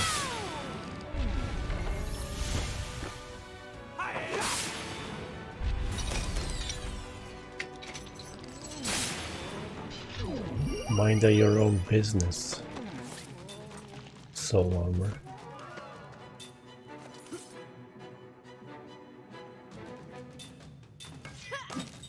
Let me see. Sleep.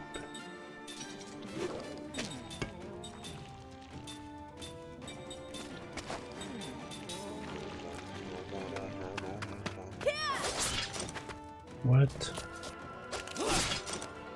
How is he immune to physical?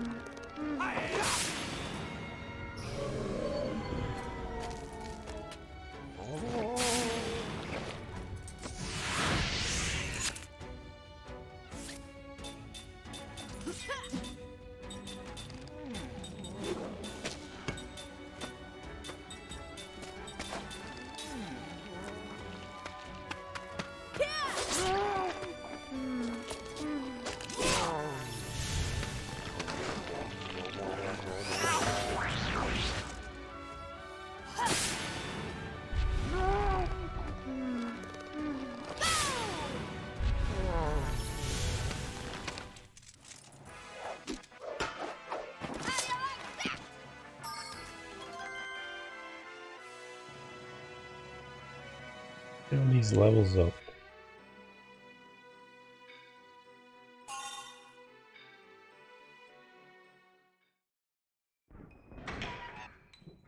Maybe I should do a few more battles in that place.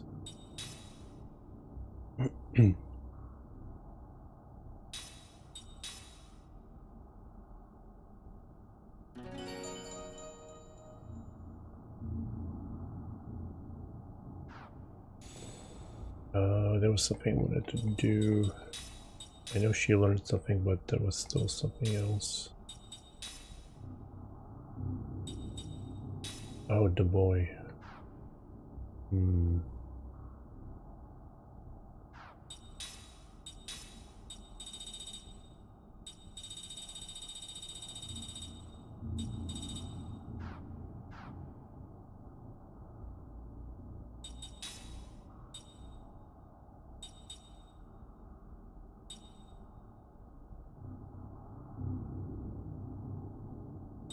Would that count as magic?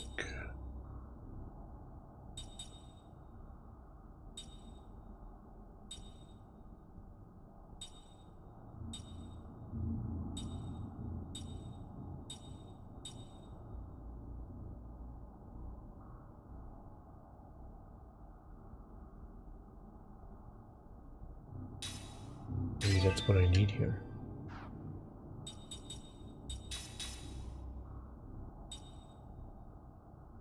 And I'm gonna learn blind first. Also. Yeah, let's do one more battle there. Learn blind and then I can put it on her. And then I'll go into the Hall of Horrors.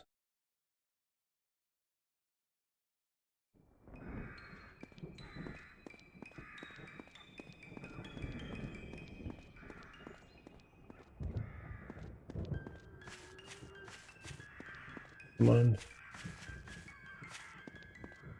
Get into the battle.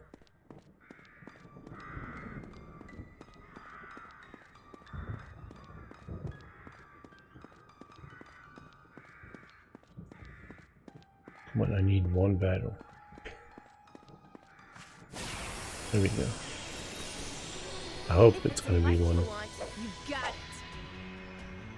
Which should give me 4 points instead of 5. Oh man. Not these guys.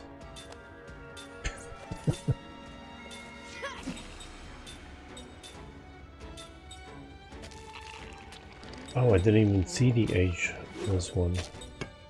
Gotta kill him fast.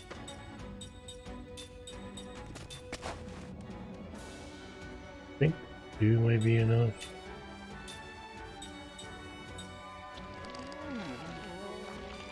Better be safe.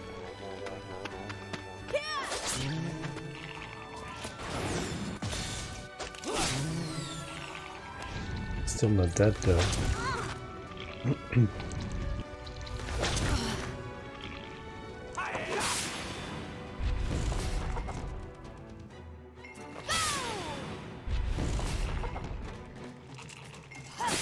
Yeah, I might not be able to kill it. Why does it sound like a chicken?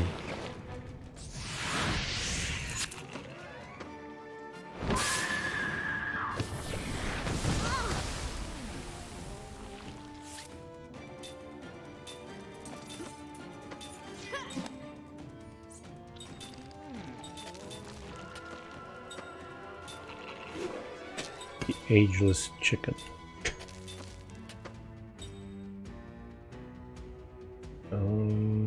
You know what, I'm not gonna waste my turn on that. Just heal up.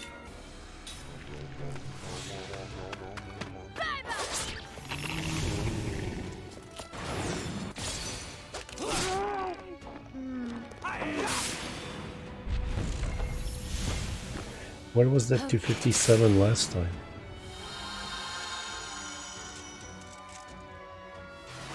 Ah shit, here. Here we go again.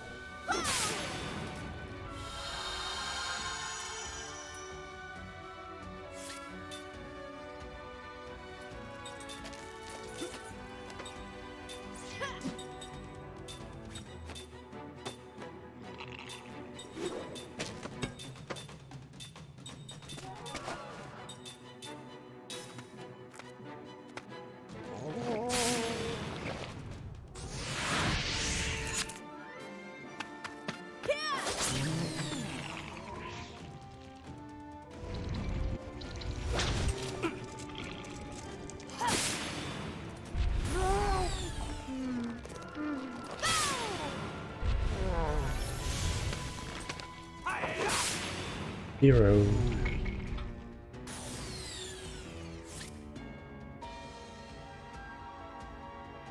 He's still terrorized.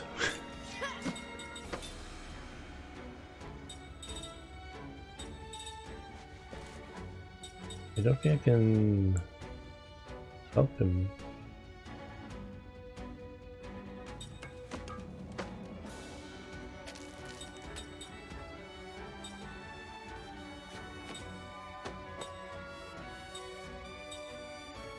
Oh, here.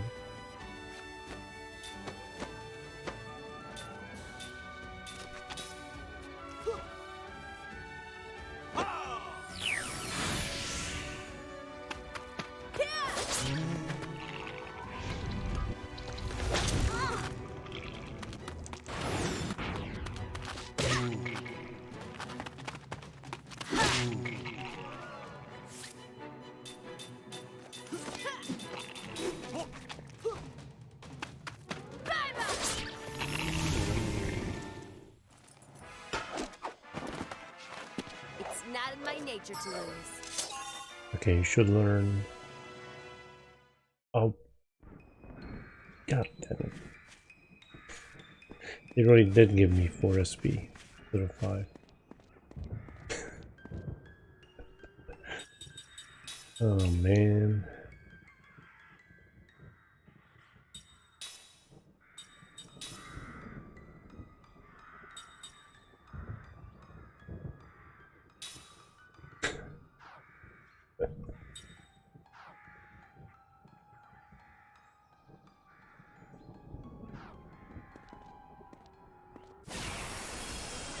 Okay, one more battle then.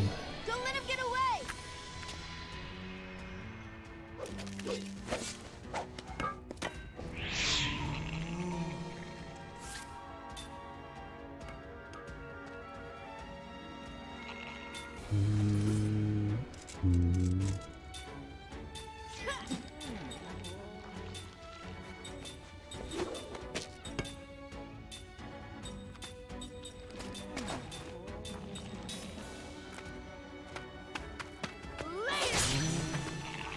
Nice crit. Nice.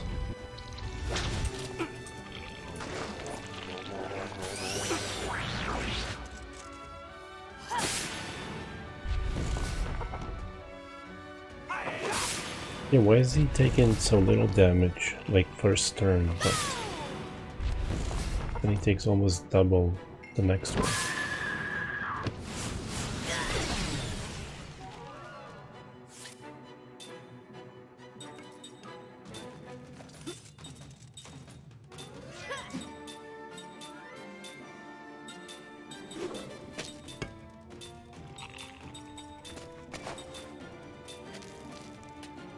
Oh, never mind, I know.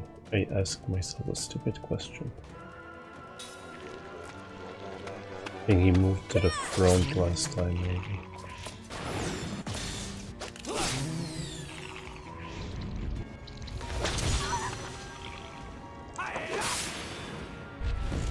No, I don't know. Oh, that's a less of a shield. Something.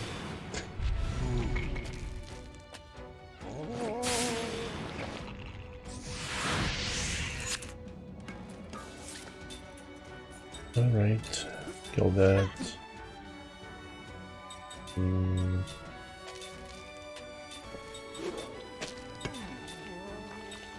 Nope. No.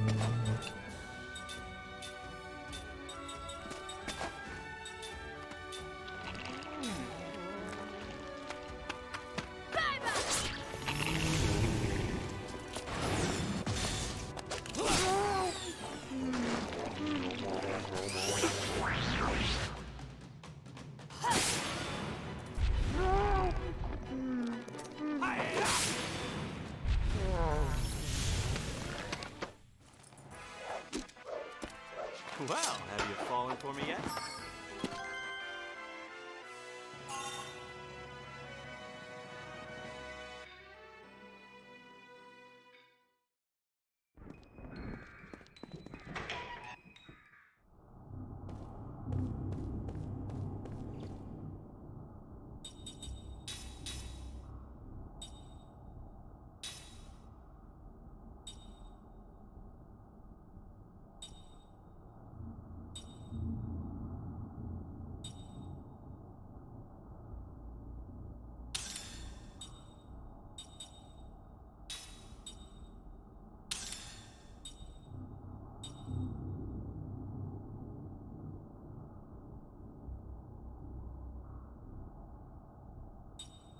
I'm not sure if It's them.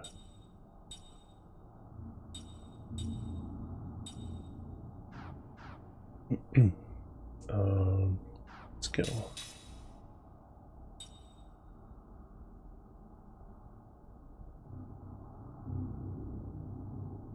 Are you getting any points in that?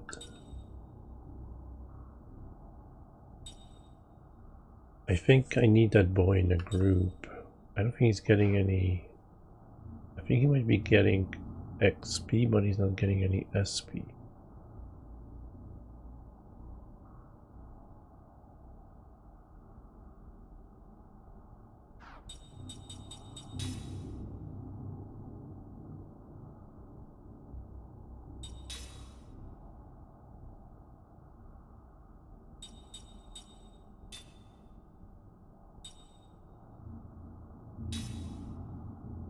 What is Battle Auto?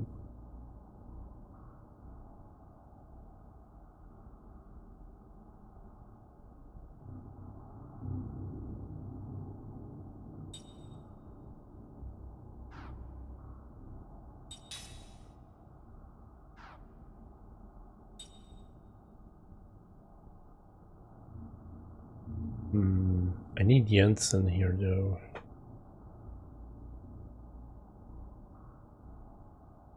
I need Meng. Am I learning anything from Meng at the moment? Can I even... No, I can't learn anything from her because she's immortal.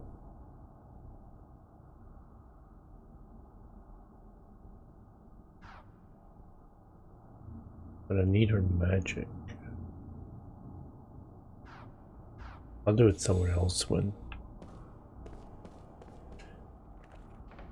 in a place where I can switch characters, I guess, and don't need anyone else. Also,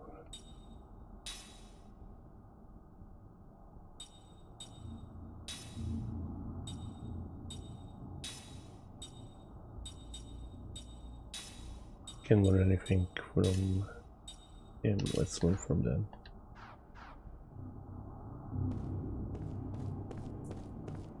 I know there's a treasure. Give me the treasure. Wait, maybe? No.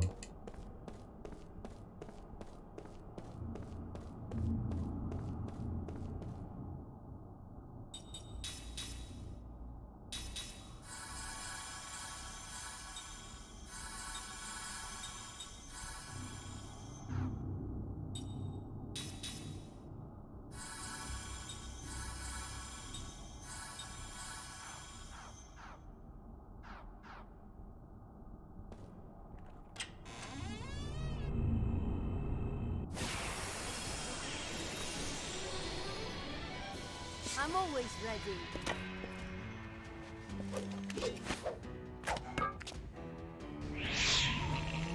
Ooh, a real test.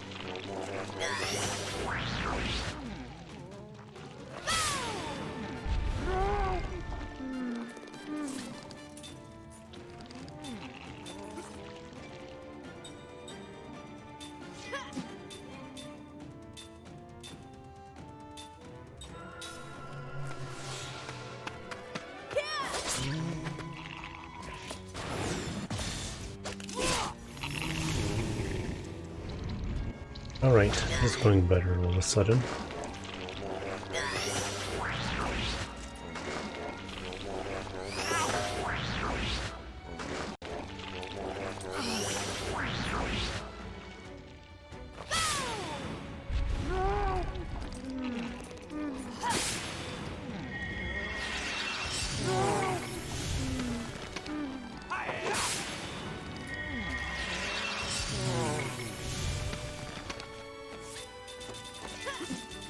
No, no, oh shit.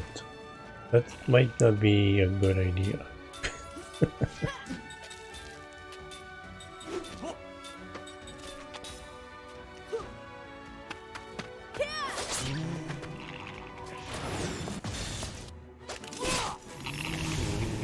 Alright. No more 10-minute battles. Oh, you know what?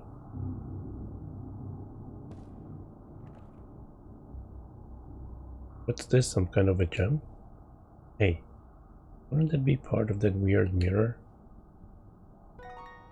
Large mirror jewel update. I know what I forgot.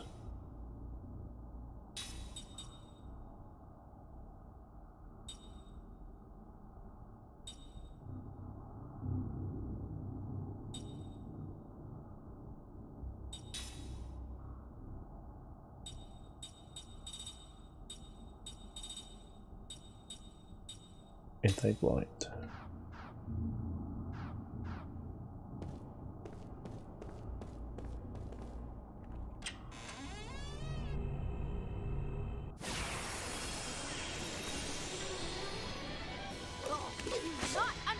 All of a sudden they stopped casting terror on me. Weird.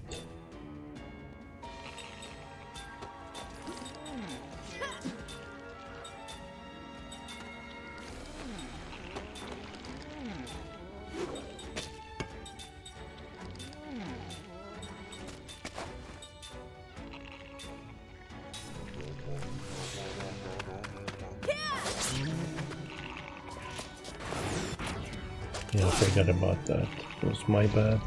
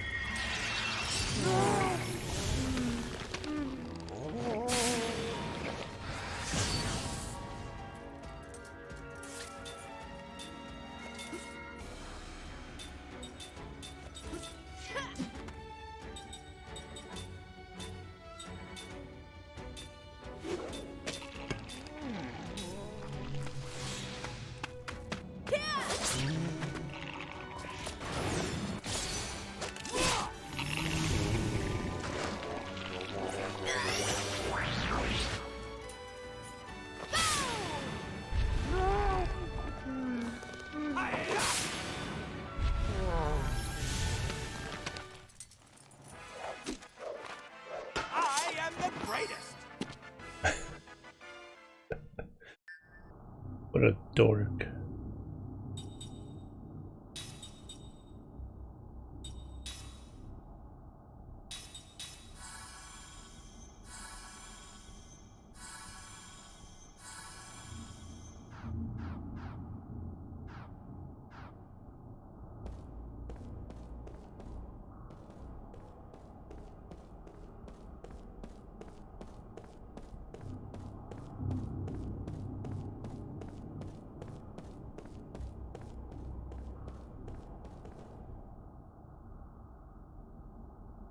Looks like the gem was part of this mirror.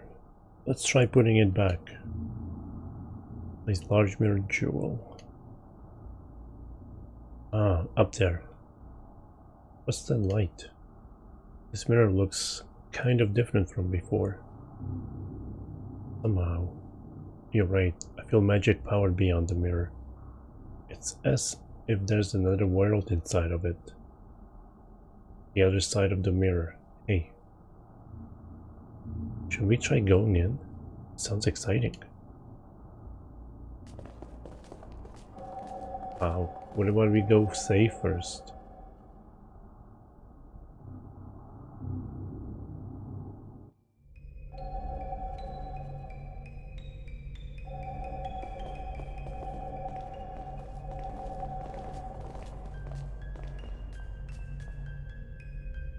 Well, this is nicer than I expected.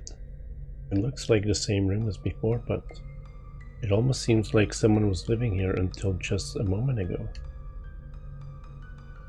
It's as if the clock's been turned back for this room alone. I wonder if this is some kind of past world created within the mind of the sorceress. Which means that we stumbled into it when we went through the mirror. What is it? The mirror.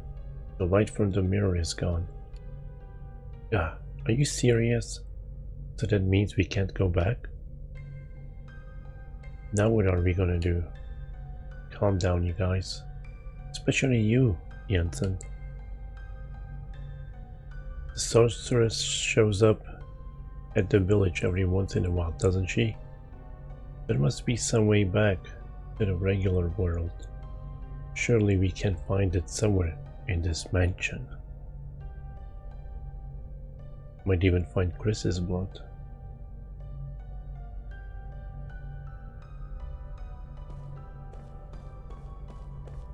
This mansion is gigantic.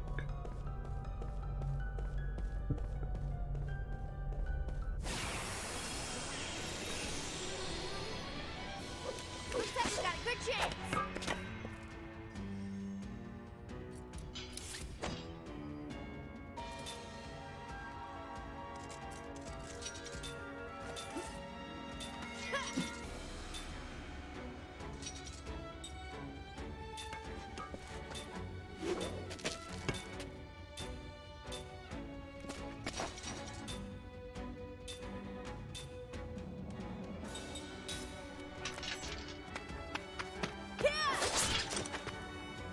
Oh, god damn it. Forgot they are immune to physical.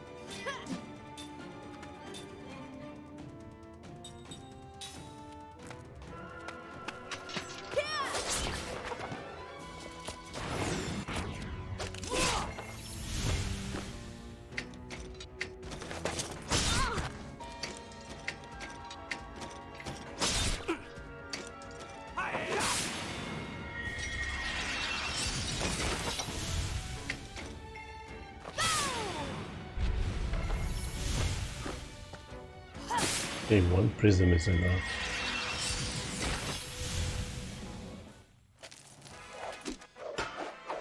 Level heads win battles.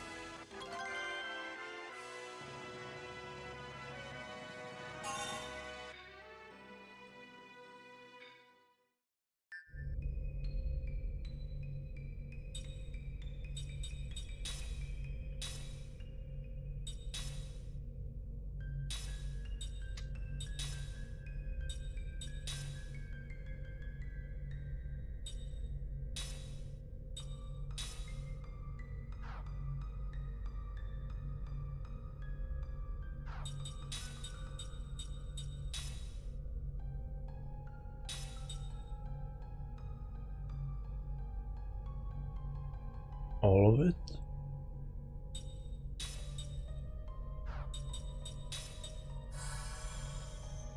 Nope.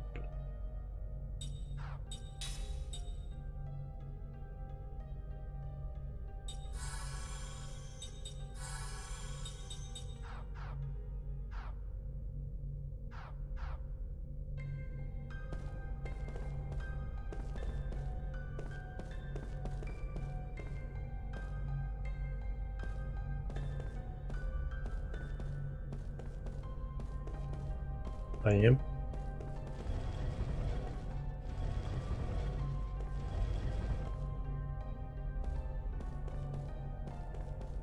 Oh, it can't be.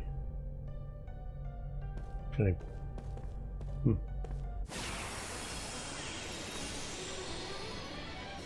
I'm always ready. She have English accent?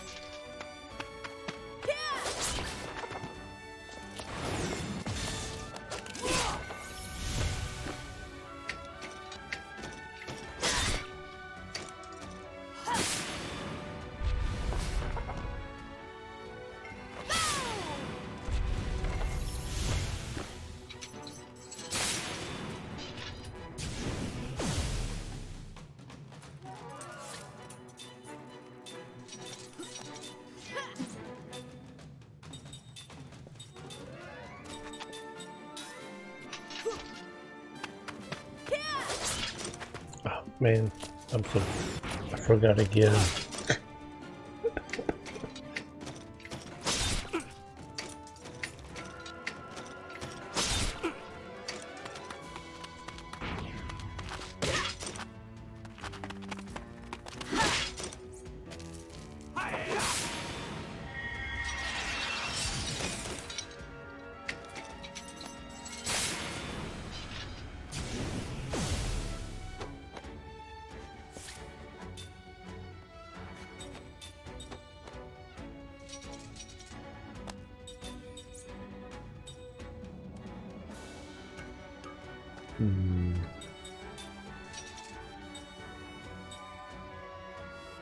Man.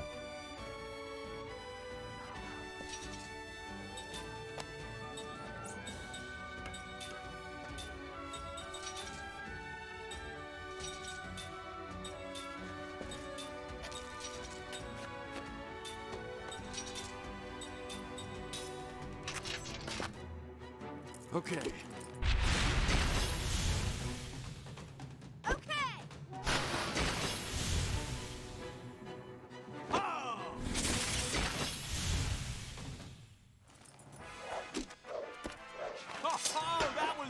Can we do a little bit more damage?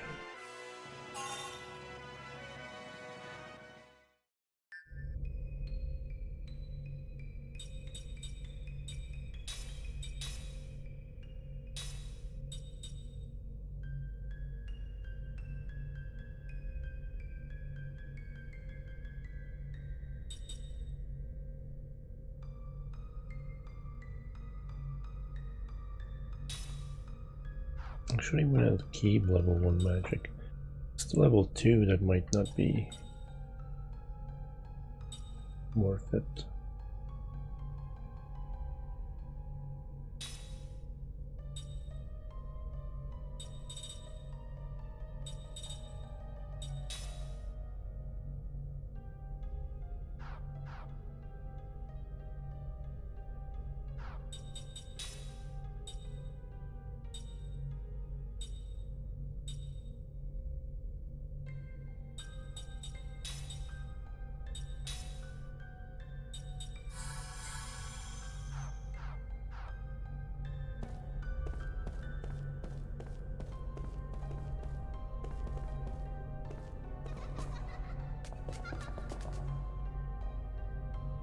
There it is again.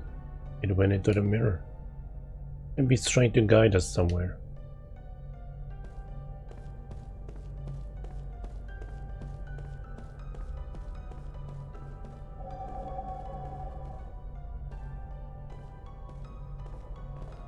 Another corridor? Sheesh. Here's me getting all worked up over nothing. You've probably gone to the other side. The windows and doors are all on the opposite side from before. It's all been well maintained. The mansion couldn't be very old in this world.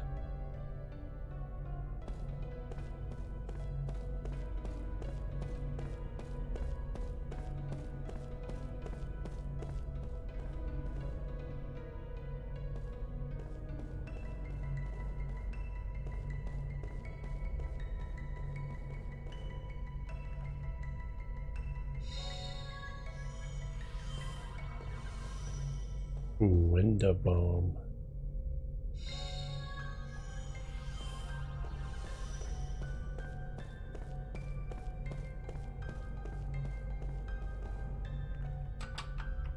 Locked from the inside. We used to never lock this.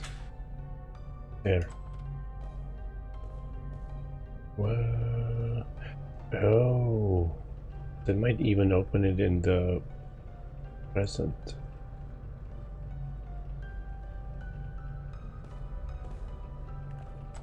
Now that I unlock that.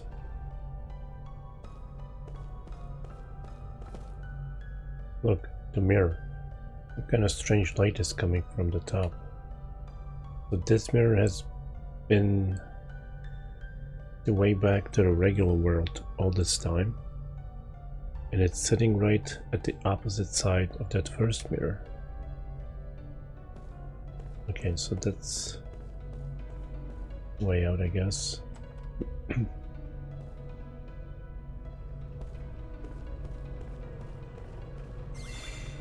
Can't go there. Ooh, treasure. Huh. Is this supposed to be a clock? No, but it's a solution to the puzzle.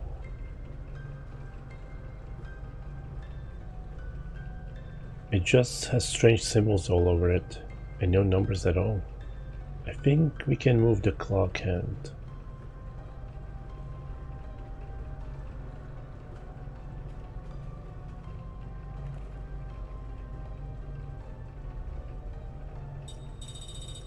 Oops, that's too fast.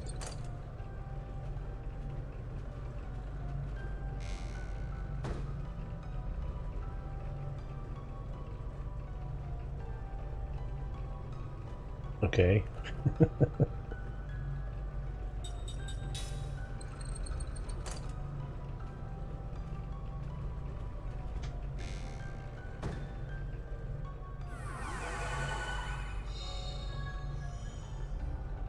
Red copper band.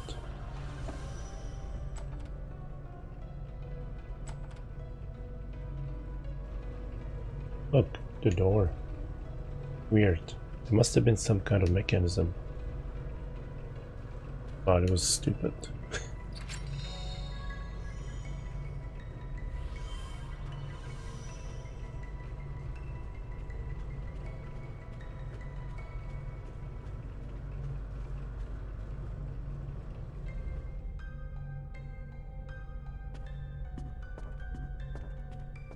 Wow, no ray traced reflections. Damn.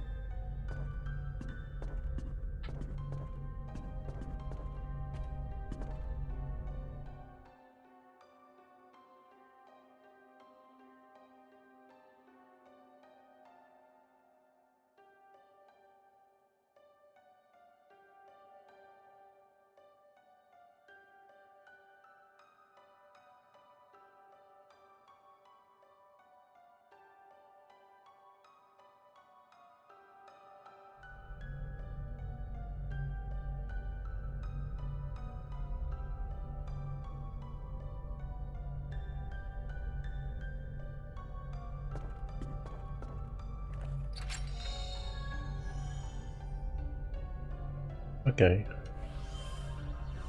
Got the second plate. I did get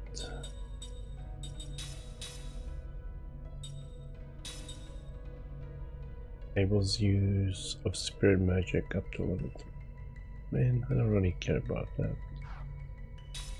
But I'll learn it.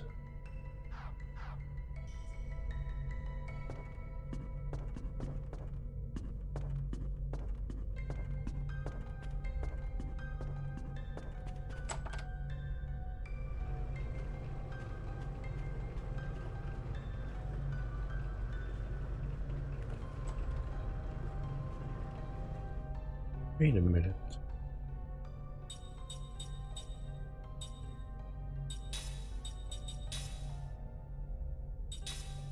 God damn it. I totally forgot about it.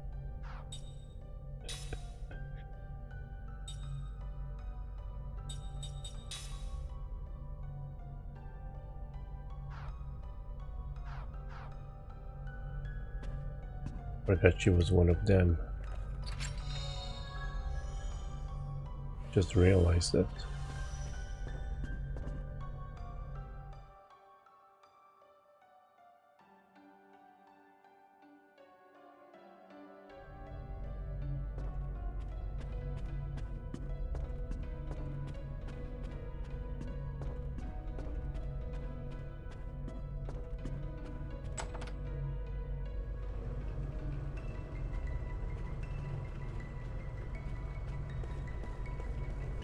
Alright.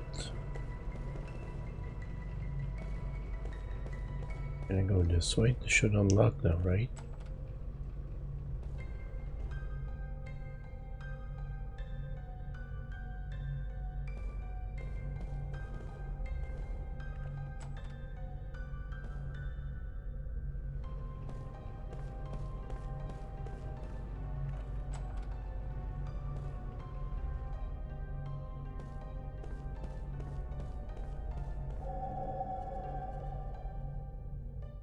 I haven't seen this room yet.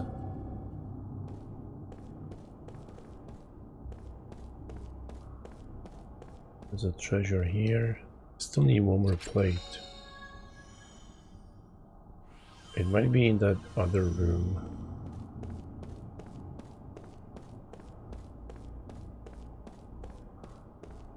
Now that I moved that statue.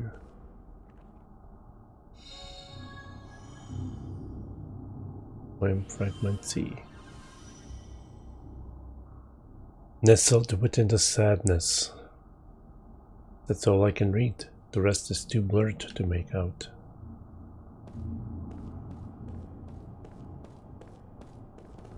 Should I heal?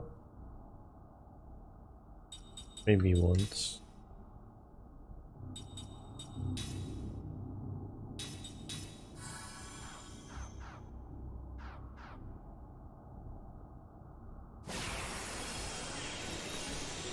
I don't think that was me trying to open the door.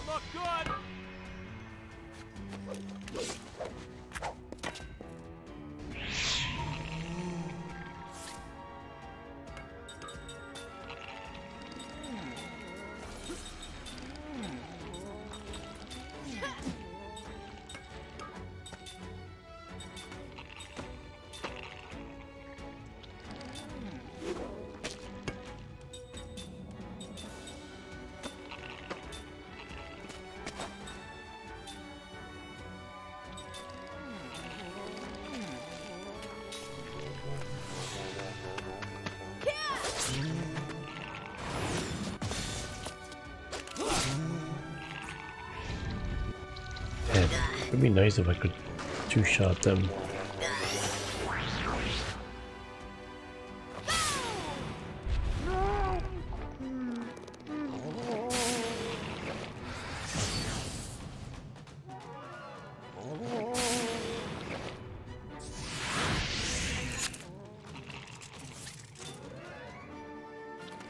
$37 health.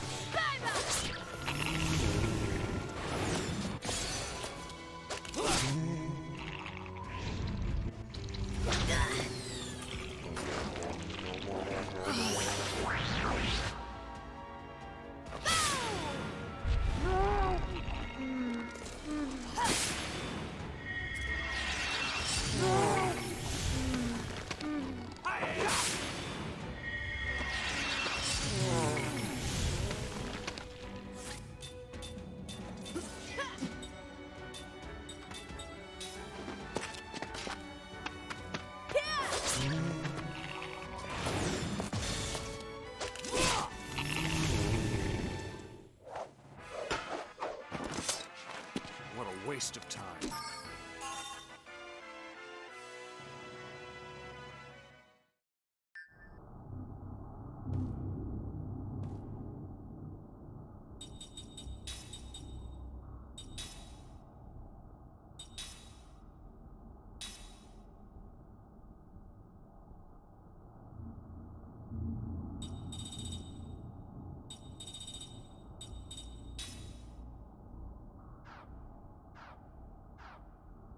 This door can't be opened at all. What the heck?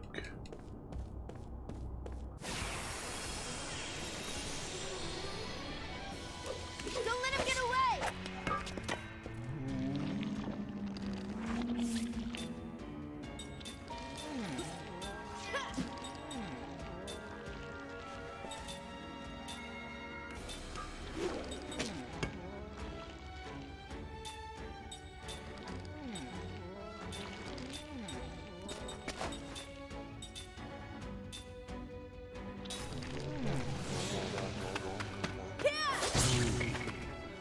Man. Because he's in the back.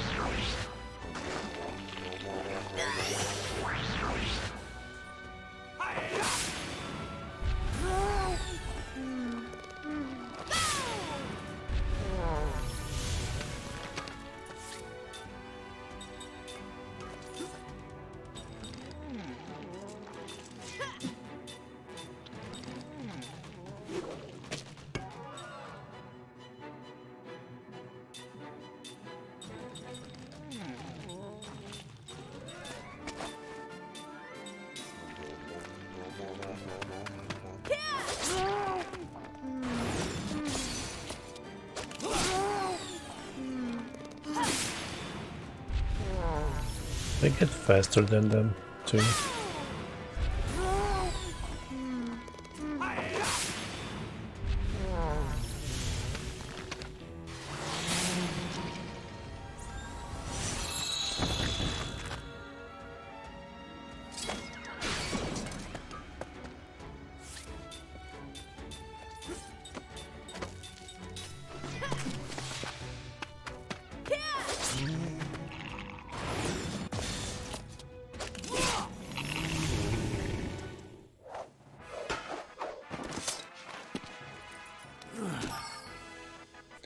Winning.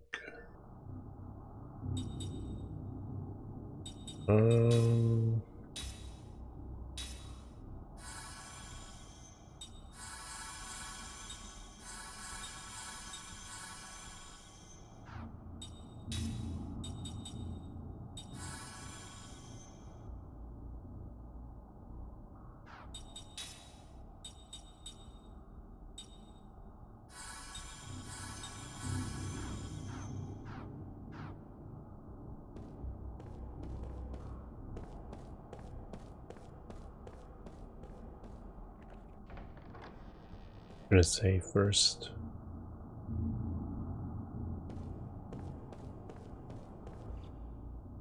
Yes.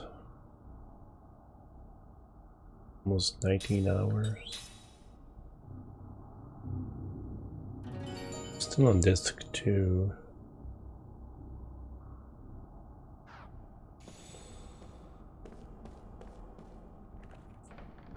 I just kind of got on disc 2. Yes, there we go. Gimme. It's gotta be the plate. Yes. Nice.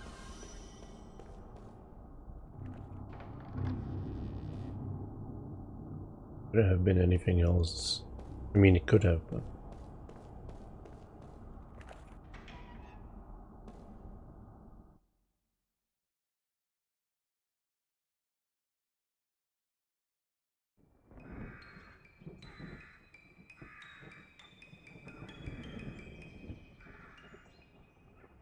Okay, what is... How do I... No, lower the camera. I mean, it's the...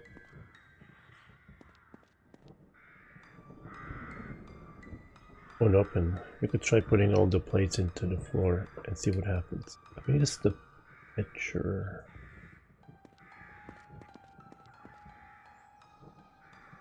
Move.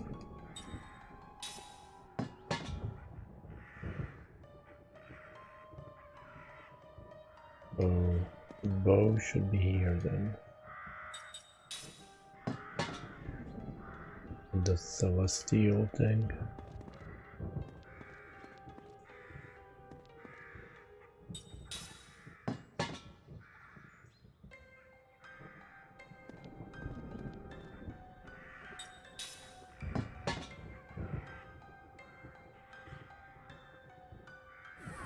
Nice.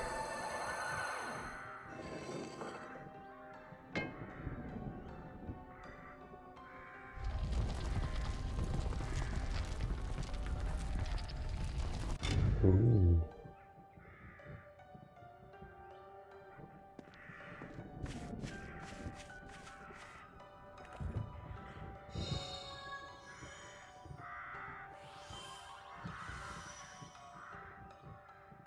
I will be back. This is kind of hard to read. Feel like I've heard this somewhere before. I wonder why.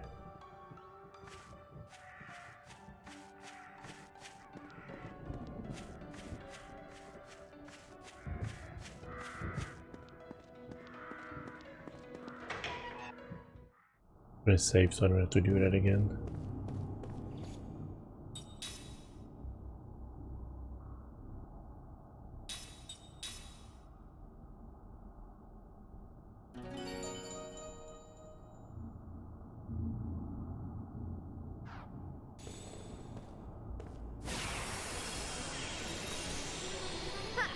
Not too smart, eh?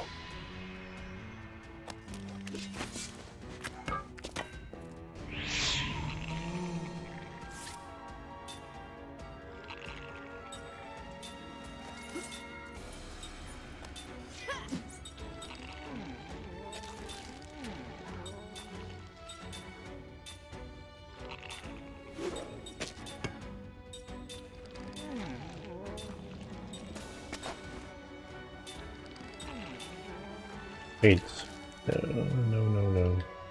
In the back. Yeah, don't do that.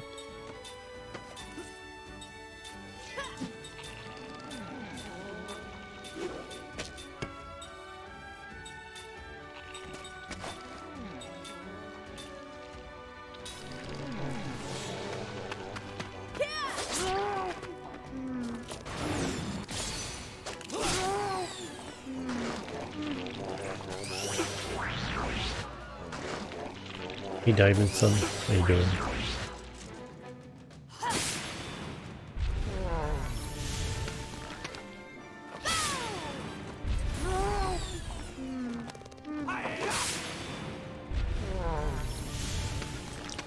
Nice.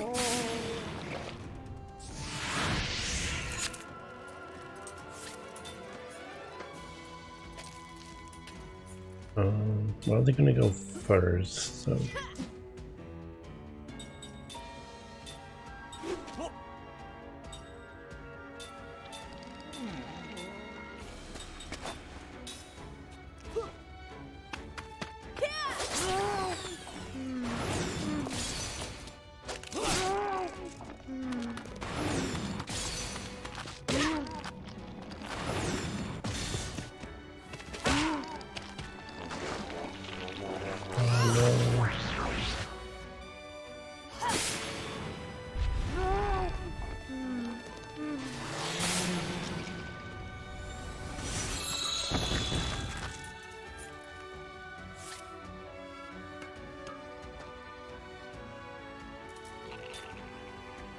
Oh my god.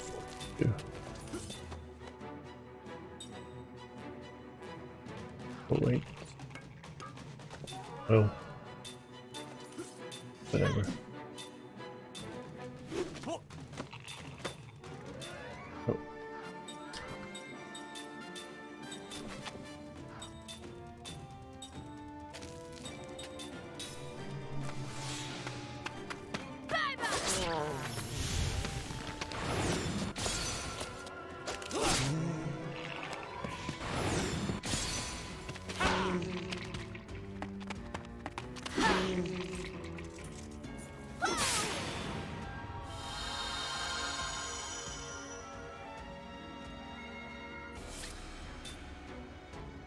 Oh, she's already transformed.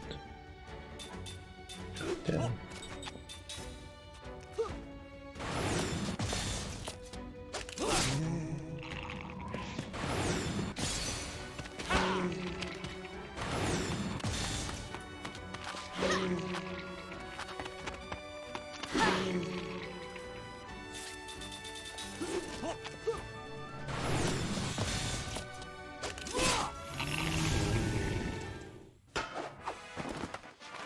What a waste of time.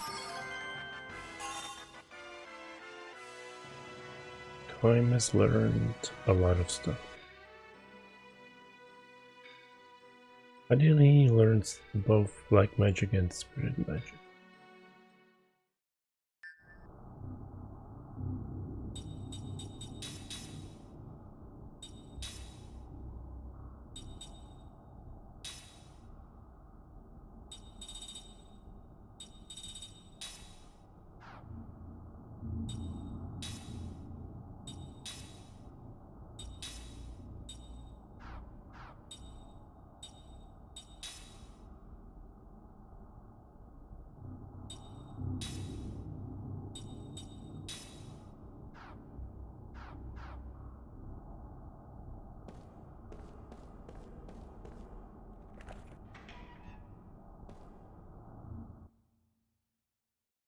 I bet I'll go down the stairs here and there will be a save point.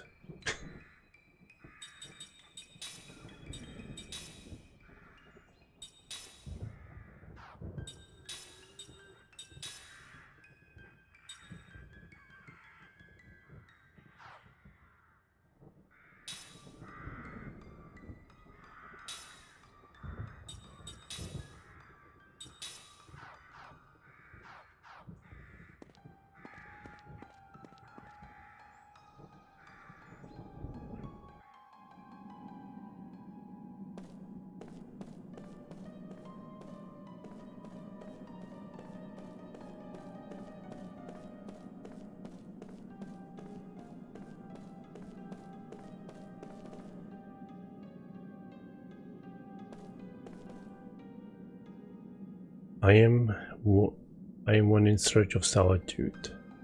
Why have you invaded my hermitage?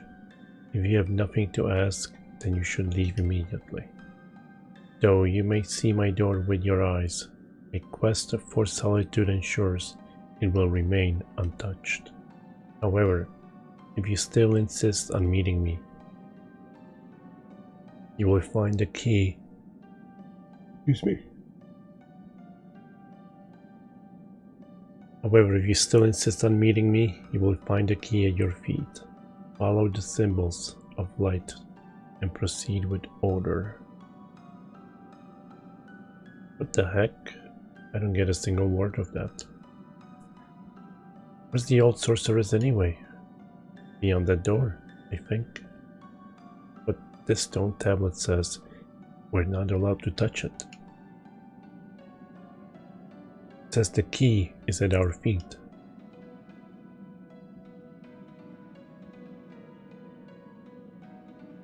Come to think of it, doesn't this design on the floor resemble the giant clock? Maybe the two are related. Yes, and there was a similar pattern on the floor in the other room as well. Let's try looking into this. By hook or by crook, we've got to see the old sorceress.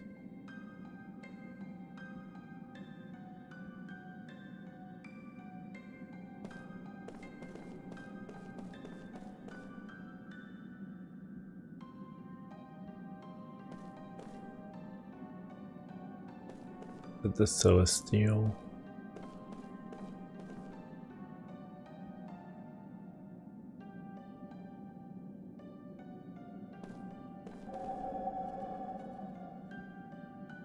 Shit.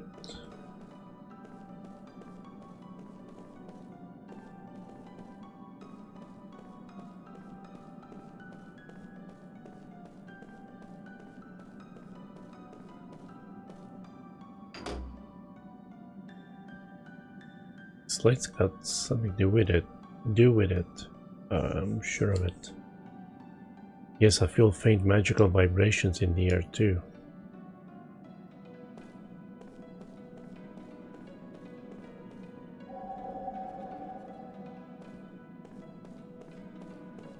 I don't think I'm doing this right. Is that a door? No. Does it matter which order I do it in?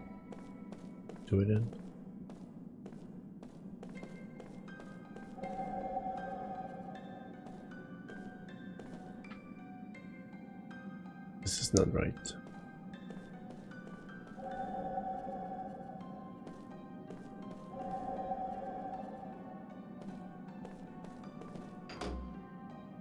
Okay.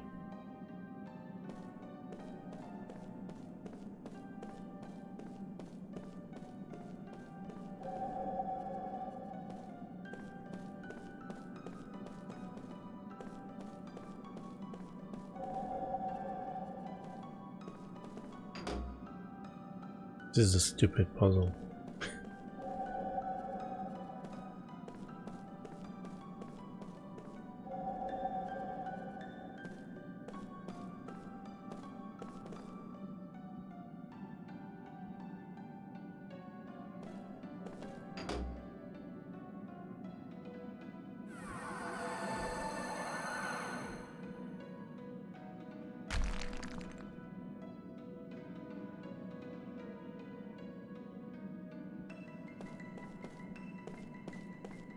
No, how would I get over there?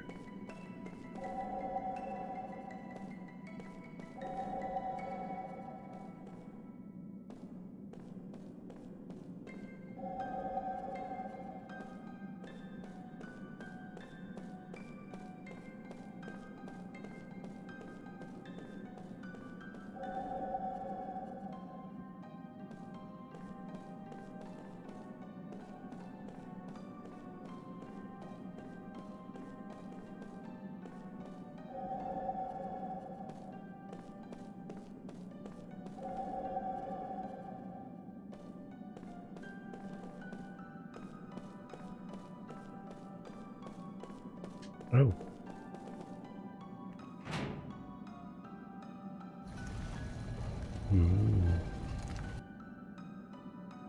Totally missed that. Wait.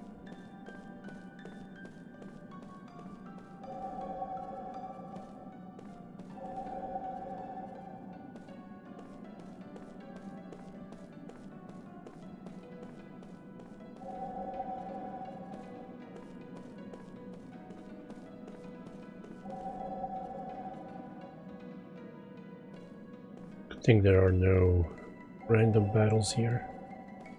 Not this one.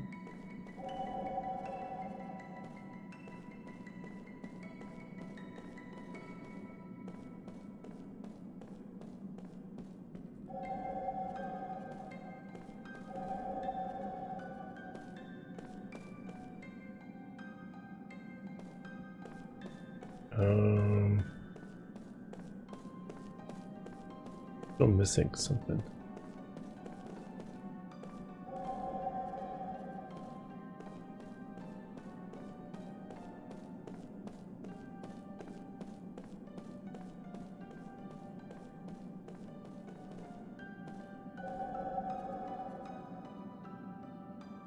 How do I get over there though? I see another chest.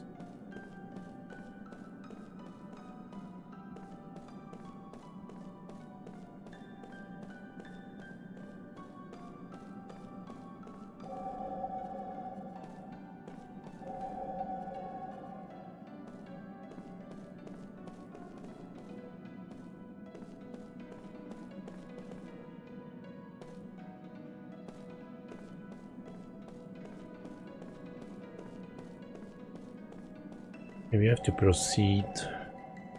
I don't think any of this leads to the treasure.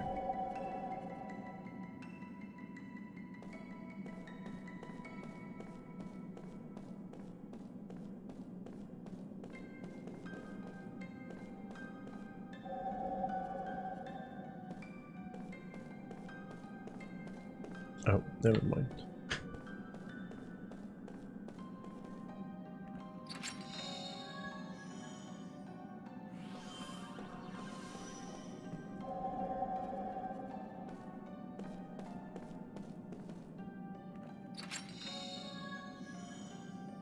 Lost. I'm not lost.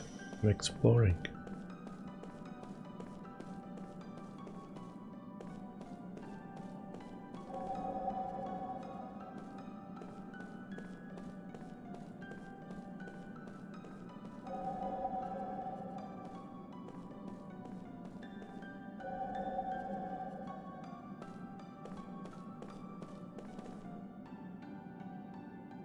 Just a moment.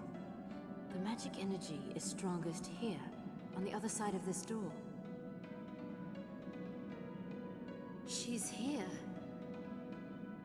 I feel it too. Come on.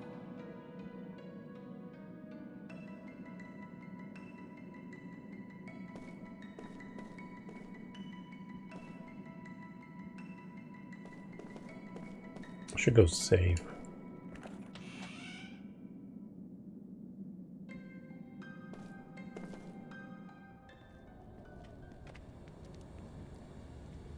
I have a favor to ask of you. Oh, son. What? So sad. What the? Magic energy. He's freaking. It's overflowing. What kind of magic energy is this? You mean you don't know?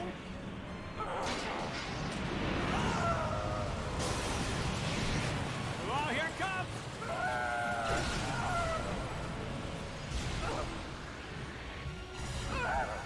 What's she doing? She's attacking herself.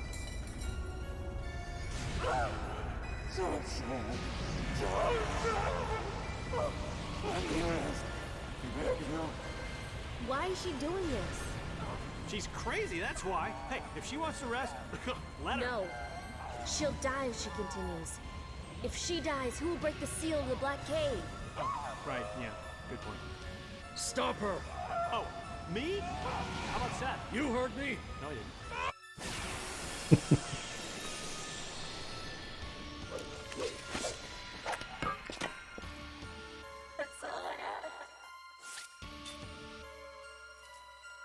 Hey, 1500 damage.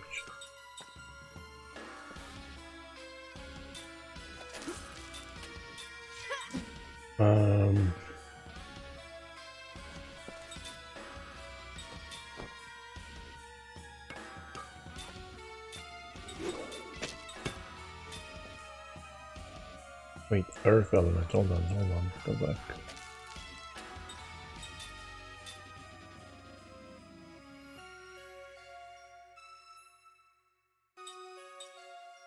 Oh, where are the other magics in here? I see.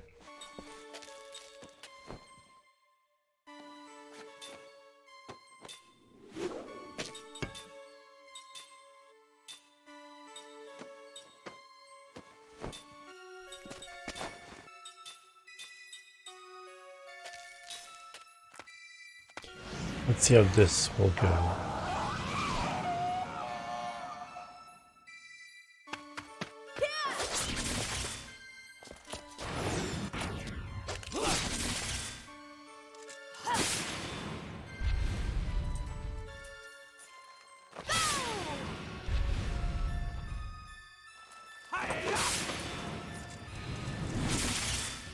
It would be nice if you didn't change the elements when I cast it.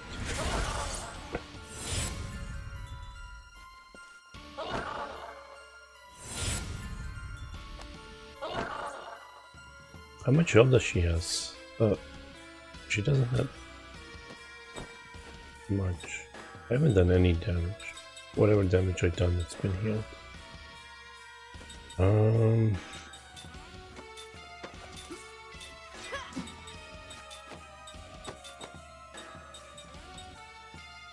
try Prism.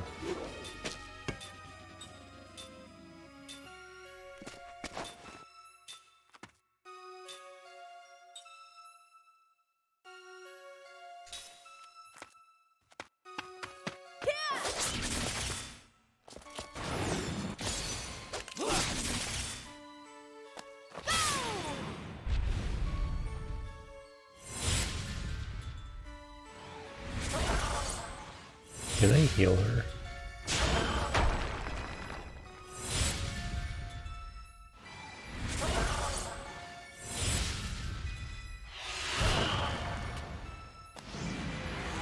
Are they retaliating for casting wrong element?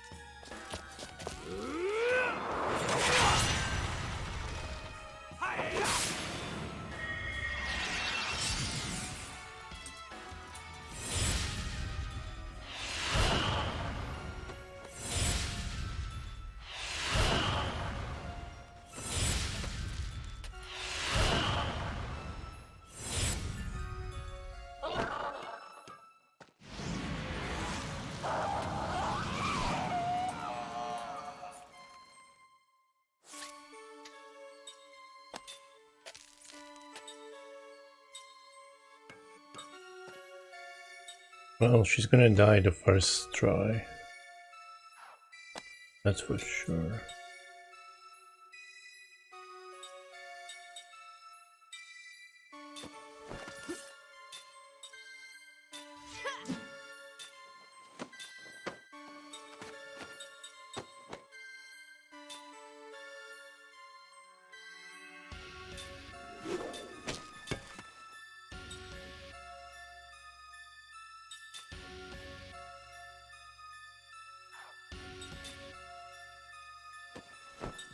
What is this? When...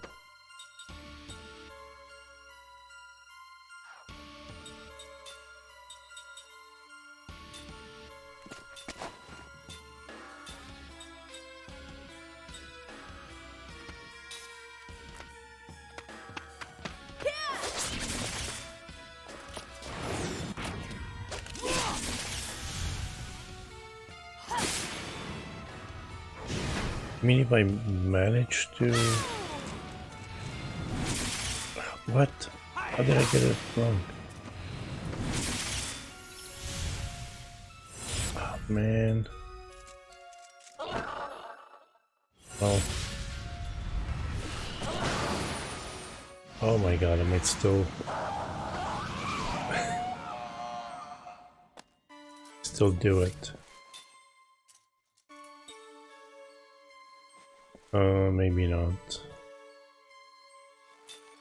How did I get that one wrong? Damn it.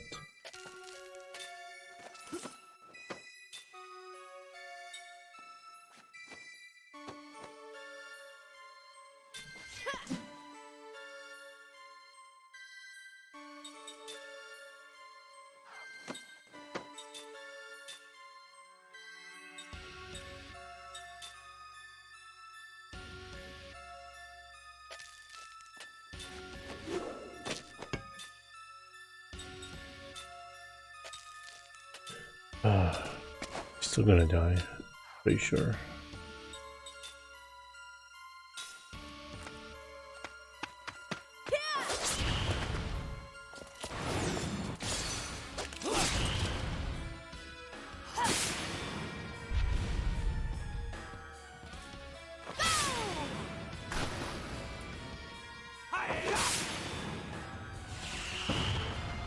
Oh well. Close.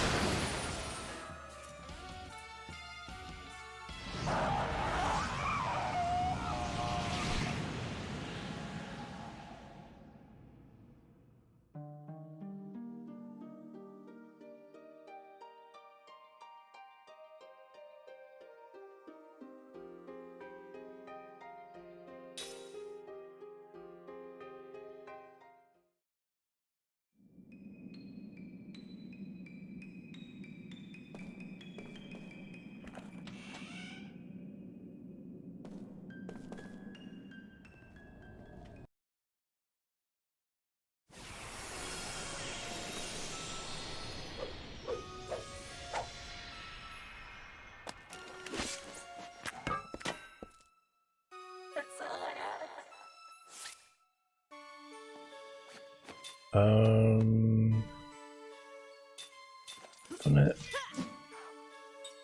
actually.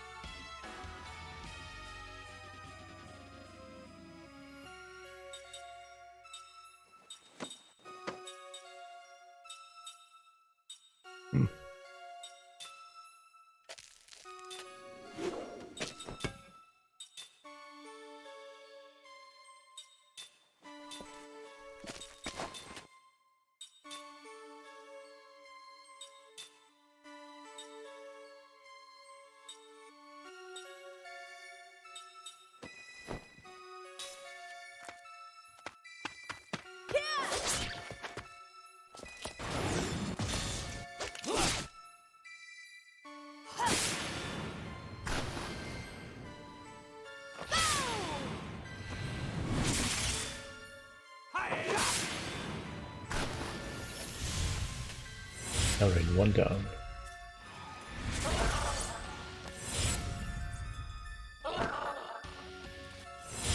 Are they also getting weaker with the damage? Not really.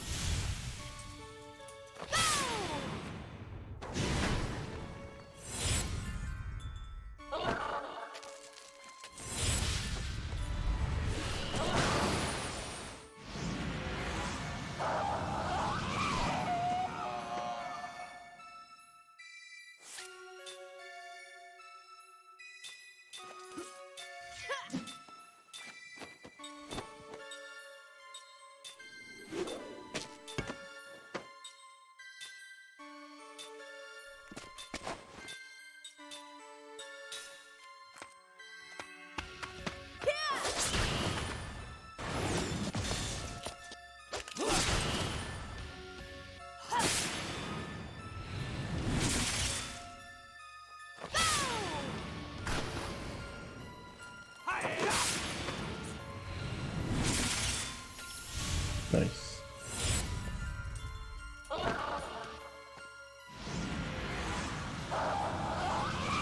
Alright, got it.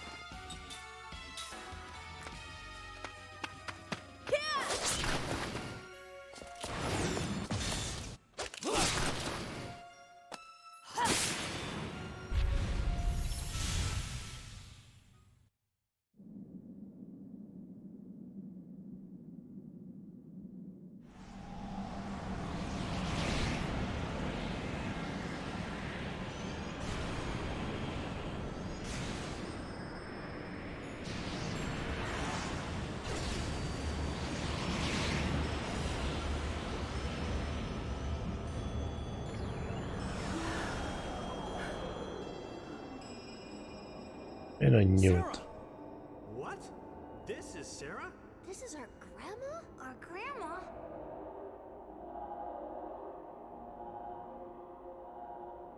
Sarah. She's mad at you, boy. Sarah! Sarah, it's me, Kime! Don't you remember? I couldn't save her. I did. Sarah!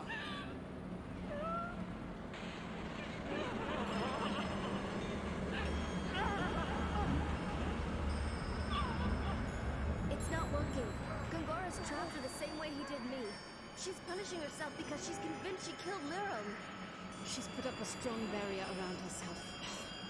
We need to do much more to save her. What do I do? How do I save her?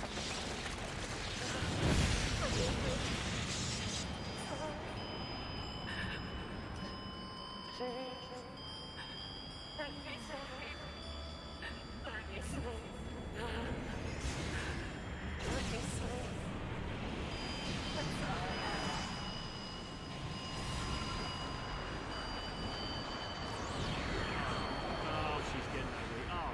Sarah, no! Grandma! No! Listen, Grandma! You ready? Waves coming just like the morning comes. Things come and go, but soon they'll disappear into the dusk. We all collide together and we fall apart.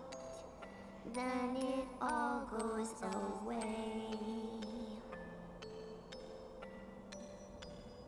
But there will come a day that our light will shine.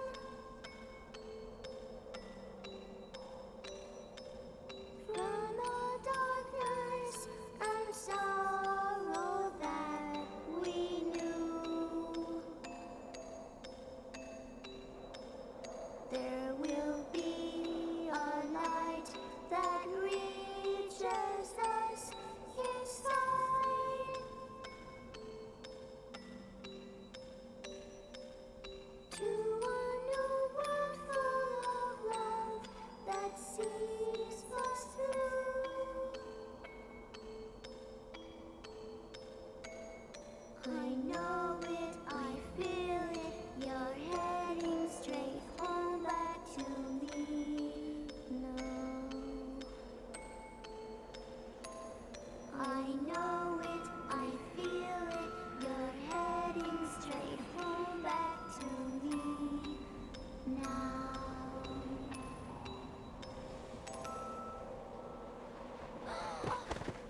Sarah!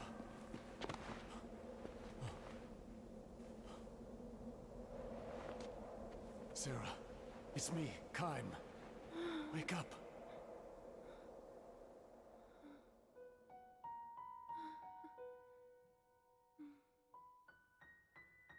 Kime. Yes, it's me. I think she's going to be all right now. I don't sense any pain or fear in her magic energy. That's good, right? She's back to herself again. Loved you once. And I still love you. You remember? No, my memories are gone. But you, I know you're my husband. I know what we left behind in this house. A journal I kept. I know you are Kime. The only man I've ever loved. I've been waiting for you. That wasn't in Gongora's plans. What was it? Record keeping. Even though Gongora erased her memory, Sarah was driven back here by the longing in her heart and returned to her home. home spirit called to her. I could live here. The journals she left behind provided a record of her 1,000 years of living. Nice. Welcome home, Kine. I remember you. I remember how much I loved you.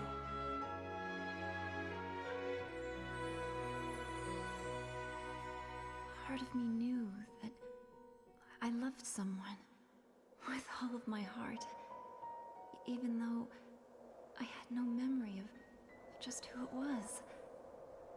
That and the feeling that I'd lost someone precious to me.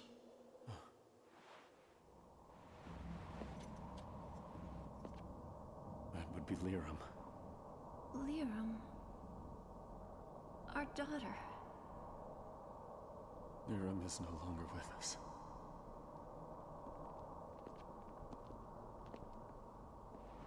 She was our mother.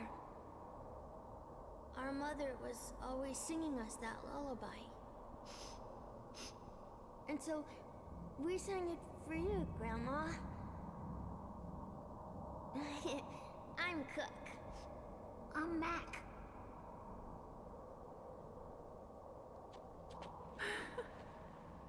Nice to meet you. Cook? Mac?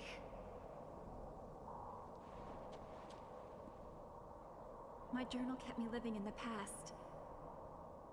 Now my life is full once again. Because our daughter has given us these beautiful grandchildren. Everything that happens from now on will make new memories to live in my heart. Don't you think that's wonderful? Uh-huh. Being surrounded by these mementos is what helped me wait for you. Nice picture. Click. Oh yeah. What a woman. Mm-mm. Fine, fine.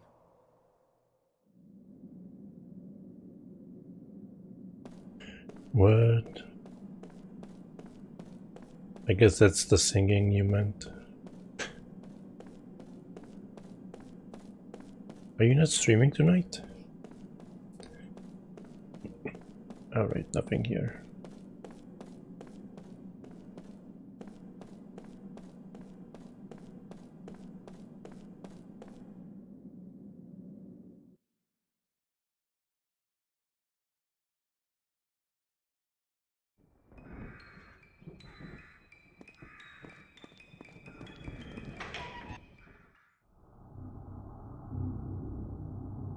They did sing.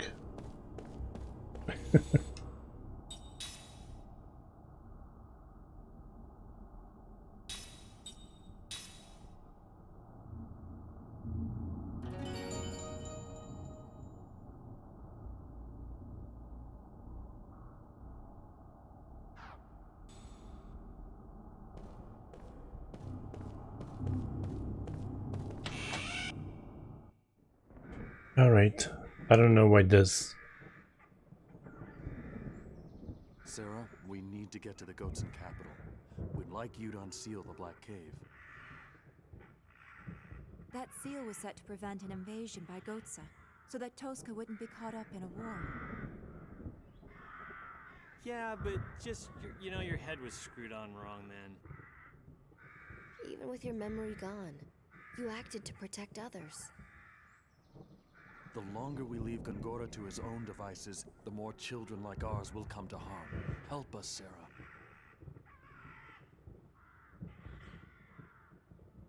Come.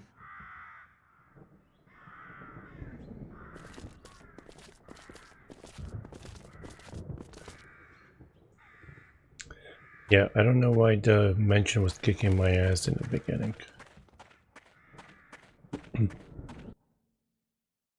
I went to get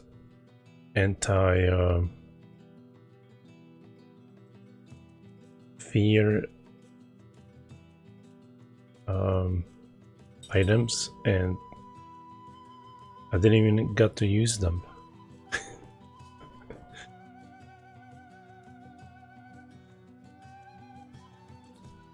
Hello, Purple. How you doing?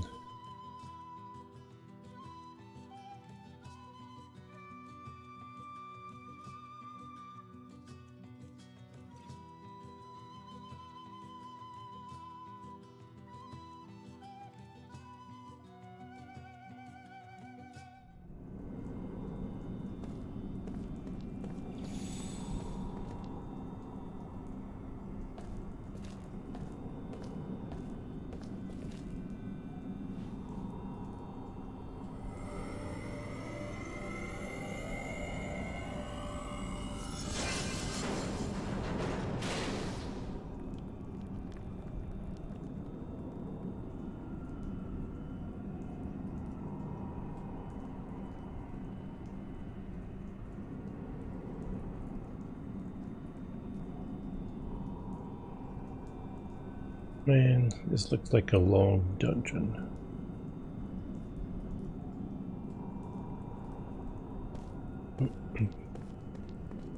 What is that?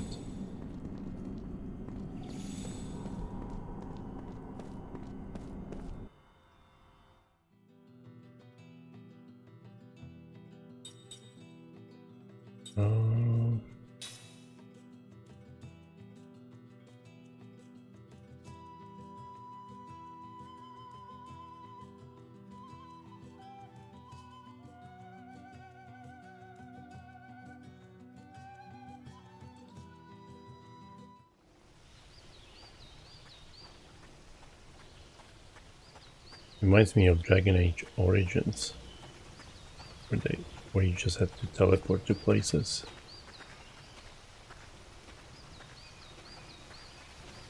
Oh, no, that's not the inn.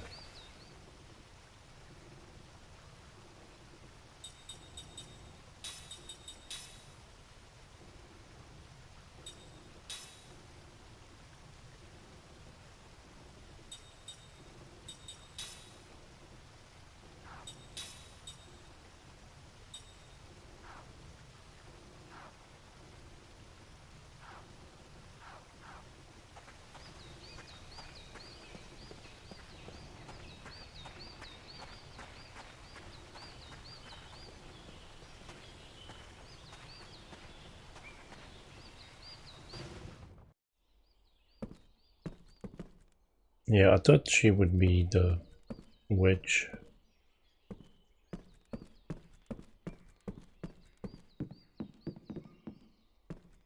There was no reason.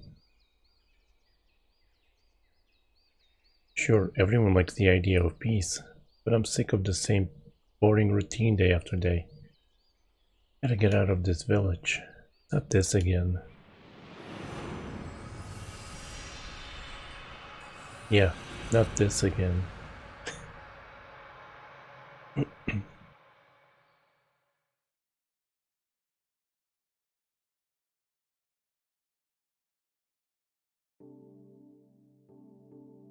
So long, friend.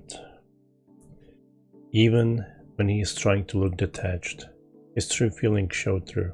He is timid, cowardly, and gentle. He might try his best to put on a threatening expression, but the smile that comes afterward is indescribably sweet and almost worshipful. This is why Kaim is always telling him to forget it. This is why Kaim is always telling him to forget it. This happens when they are perched on bar stools, or earning a day's pay in a quarry, or walking through the marketplace, or standing on stone-paved roadway. But why, big brother? Tubble says with a pout. He always called Kaim big brother, and though Kaim has never asked for his companionship, he takes every opportunity to follow him around. He's worshipful in this sense. Please take me with you, big brother Kaim. When you leave this town, he begs like a child even though he is old enough to have a regular job. Sailing over the ocean, crossing continents, traveling everywhere you like, my heart starts pounding when I imagine that kind of freedom, he says, his eyes shining like a child's. I've always wanted to meet a traveler like you, big brother. Take me with you, please. Can't stand this hick town anymore. He would grab Kaim's hand and cling to it like a little boy, and often he would look around at the people on the street or at the crowds in the tavern, openly making boyish faces at them to show Kaim his disgust. Come from another town, so you know what I'm talking about. The only thing this place has is its history. Sure, it's old, but it's half dead. Look at these people's faces. Not one of them has any spark. All they want is to get through one ordinary day after another without any problems. The worst place in the world. If I have to stay cooped up here much longer, I'm going to have moss growing on me. No spark? Kaim doesn't see it that way. People here behave with the refinement and mild manner appropriate to a historic city known as the ancient capital. They simply have no taste for the kind of ambitions that go with high hopes or danger. Having never set foot outside this place where he was born and raised, Tobal knows nothing about other towns. Kaim knows all too much about them. There are those that used to be the left and right banks of a single town separated only by a river, but which now clash in hatred, in intense and ongoing war. Towns in the grip of famine, where the residents snatch food from one another. Economically flourishing towns rampant with crime driven by greed. Towns of rotting houses abandoned by people in search of wealth and prosperity, while just over the hill there sparkle boom towns where people celebrate their riches all night long. On his endless journey, Kaim has seen towns without number, and he not only thinks to himself, but says to Tobal, "This is a good town." But praise is the last thing Tobal wants to hear about his hometown. "You must be joking," he says. "Not at all," says Kaim. "This really is a good town. I'm telling you, that can be true."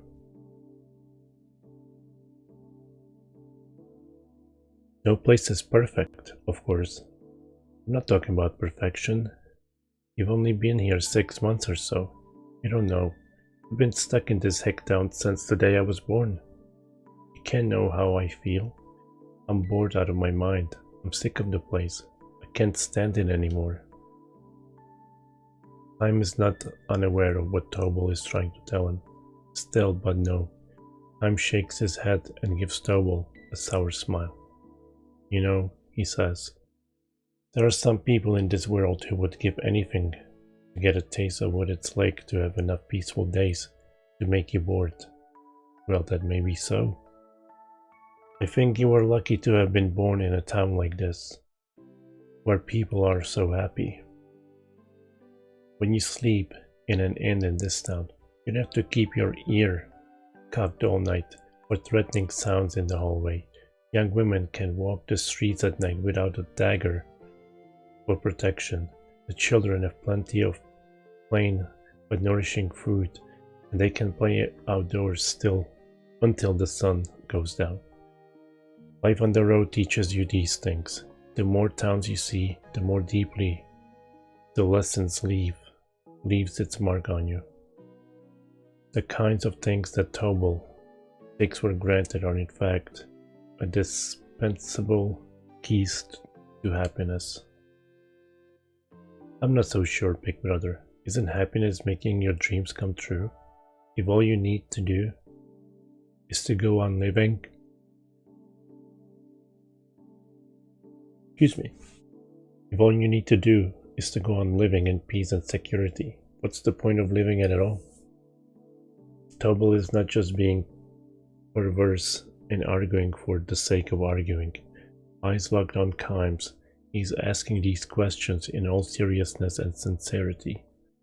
Kym recognizes that Tobal is an absolutely straightforward fellow and that, precisely because he had a comfortable, untroubled upbringing, he has come to feel constrained in the town where he was born. The irony of it calls forth a twinge of pain in Kym's breast.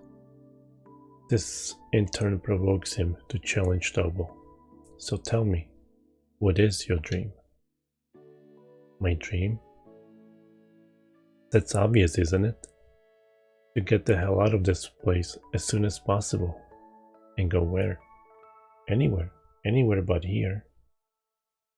And what will you do when you get there? I don't know. What if you end up someplace that's not at all what you're expecting? I said I don't know, didn't I? Stop being so hard on me, big brother. I'm not being hard on you. These are things you have to think about. Well, I've had enough. An outsider like you can possibly know how I feel.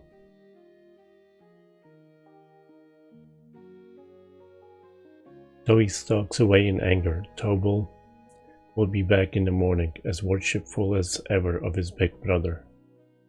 He has the simple, carefree personality of a child. Tobal has a wife, the young, still girlish Angela, whom he has known since childhood. Angela carries within her the crystallization of their love. Tobal will soon become a father. Tobal's parents, relatives, and friends shower their blessings upon the young couple, who will soon be young parents. But Tobal says to Kym, I don't want this. Blubbering, he says he all but spits the words out as the two sit at the far end of the tavern bar. As the two sit at the far end of the tavern's bar. Don't want to be father? Kym asks, which only increases the bitterness of Tobal's expression. Tobal nods. But as if to negate this answer, he mutters, no, I'm glad enough to have a kid. How could I not be happy about that, but I don't know. I just don't want this. He can't quite put it in the words, he says. He cocks his head a few times as if to explain himself, and then he swings down his liquor. You don't have a family, do you, big brother? No, I don't. What does it feel like to be all alone in the world? Kym's only answer is a strained smile. Tobal interprets Kym's expression in silence to suit himself. You're absolutely free, right? Of course you are. No load to bear, no leg irons. Think kids are leg irons? In a word, yes. To tell the truth, Angela is too, and my parents. When they get old, there'll be another burden, working every day for Angela. And the kid, raising the kid, taking care of my old parents. And my life ends. That's what the birth of a child is. It's like a life sentence. You're stuck. Kym does not nod in agreement with this. Neither does he try to argue against it. Tobal interprets this silence too as he sees fit. I know what you're thinking, he frowns. Shut up, kid. You don't know what you're talking about. Kym says nothing. Tobal, uncomfortable, looks away. I'm glad, he says. More to himself than to Kym. I'm glad to be having a kid with Angela. I'm going to do everything I can for them. It's true. I wouldn't lie to you. You have to believe me, big brother. I really am happy, and I know I'm going to have to work hard. Yes, I know, says Kym. I'm happy, but at the same time, I don't want it. It's not that I'm embarrassed about it or anything. It's just that, I don't know. I want to give up this whole business and run away somewhere, far away. But now the truth comes out, Kym says with a laugh. What do you mean? You just said you want to run away, not travel. This is probably Tobal's true feeling, to which he gives grudging assent. Suppose so. How else can I put it? Kaim almost wishes he had been a little tougher on Tobel. How would Tobel answer if he said, for example, "You know, Tobel, you started talking about traveling with me around the time Angela's belly started to swell." What would the look on Tobel's face be like if he asked, "If a family is like irons, why did you even propose to Angela?" How would Tobel shift his gaze if he confronted him with, "You know, Tobel, if you want to get out of this town so badly, you don't have to travel with me. Just take off by yourself." But Kaim doesn't have the meanness to ask such questions, nor is he given to meddling in people's private affairs. Instead, he drains his cup of his last few drops and says only, "Let's get out of here." Even after they left the tavern, Tobel goes on about the stupidity of living the rest of his life in this town. The broad night sky is clear, the moon is out, and perfectly round. I'm asking you again, big brother, when you leave this town, just say the word to me. Wouldn't it be better for you too, to have a traveling companion? Tobel is starting to go in circles again when Kaim interrupts him. Didn't you want to get out there? Didn't you want to get out there all by yourself? Traveling with a companion isn't exactly a solo trip. No, well, you see, you're right.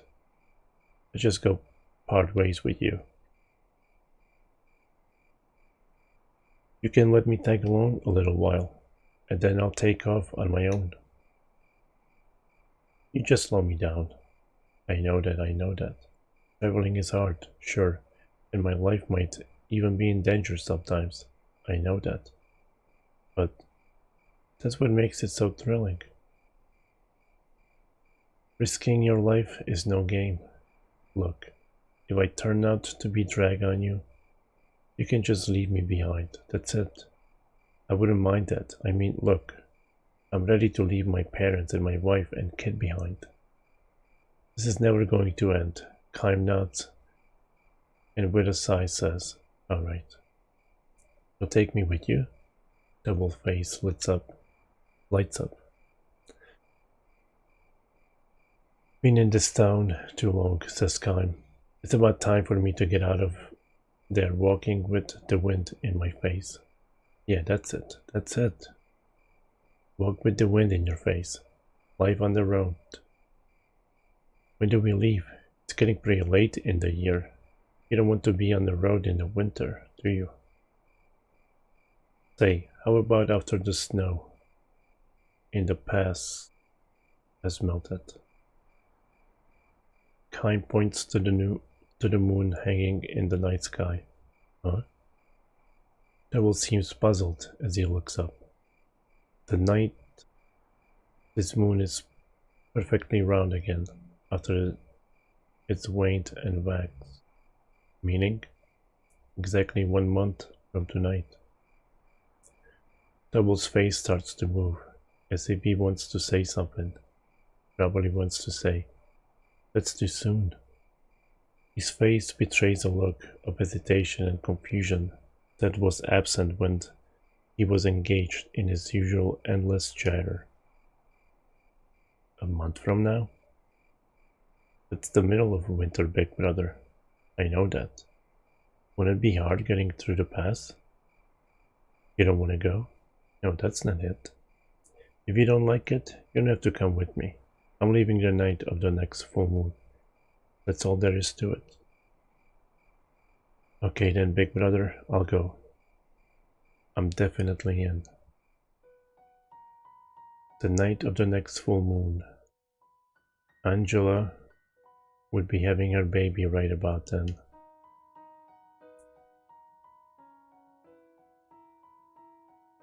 The month slips by. Toward the beginning, Tobel is excited, and whenever they meet, He reminds Kaim, "Don't forget your promise, big brother." After the waning moon has disappeared from the sky, however, he begins to grow more reserved. The vanished moon reappears in the sky, and as it waxes little by little, Tobal stops trailing after Kaim. Sometimes he goes so far as to slip away through the crowd when he sees Kaim approaching in the marketplace. Kaim notices Tobal's change in attitude. It is something he expected to happen and was even counting on. Hands upon her swollen belly, Angela wears a smile of deep serenity as she shops at the market.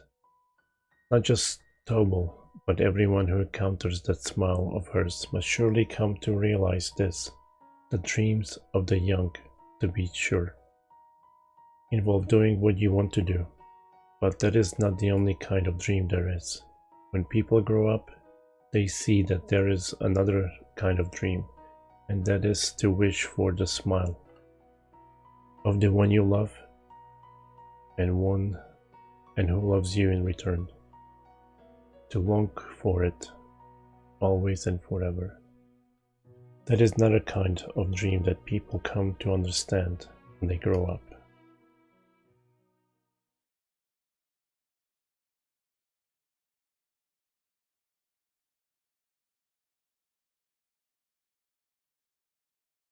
The moon is full again. In its perfect roundness, the moon floods the empty stone-paved road with brilliant light. Tobal comes running, out of breath, to the empty room where Kaim has completed his preparations for travel. Tobal is carrying nothing. He has not even changed out of his everyday clothing. "Big brother, I'm so sorry." He pants, gasping for breath. He ducks his head repeatedly before Kaim in apology. "You changed your mind?" Kaim asks, trying not to smile. "No, not at all. I'm going to go. I'm planning to go with you, big brother, only..." Angela went into labor as the sun was going down, he says. They called the town's most skilled and experienced midwife, but Tobal still hasn't heard the baby cry. The birth is taking much longer than it should. Angela is giving everything she's got. My mother and father are praying for all they're worth. So at least until the baby's safely born, I want to stay with Angela. She says it calms her down to hold my hand, so, well, I really can't leave now. Kaim nods to him with full understanding. So please, big brother, wait just a little longer. As soon as I've seen the baby born, I'll leave home, I swear. I'll definitely go. But just a little longer. Even as he speaks, his feet are stamping impatiently on the ground, with his eagerness to rush back home. "I understand," says Kaim. "I'll wait until the moon is directly overhead in the night sky. Don't worry, it won't take that long. We'll just have to wait a little while, just a very short while. No hurry. But on the other hand, I want you to promise me one thing." "What's that?" "When the baby is born, I want you to hold it in your arms. Don't come back here until you've held the baby. Understood?" Tobal looks at him with a puzzled expression, but he nods in agreement and says, "Understood. I will do exactly that, big brother. So be sure to wait for me." Tobal charges out of the room with even greater force than when he came in. The sound of his footsteps running onto the stone pavement draws away. And when Kaim is sure he is gone, a smile slowly spreads across his face.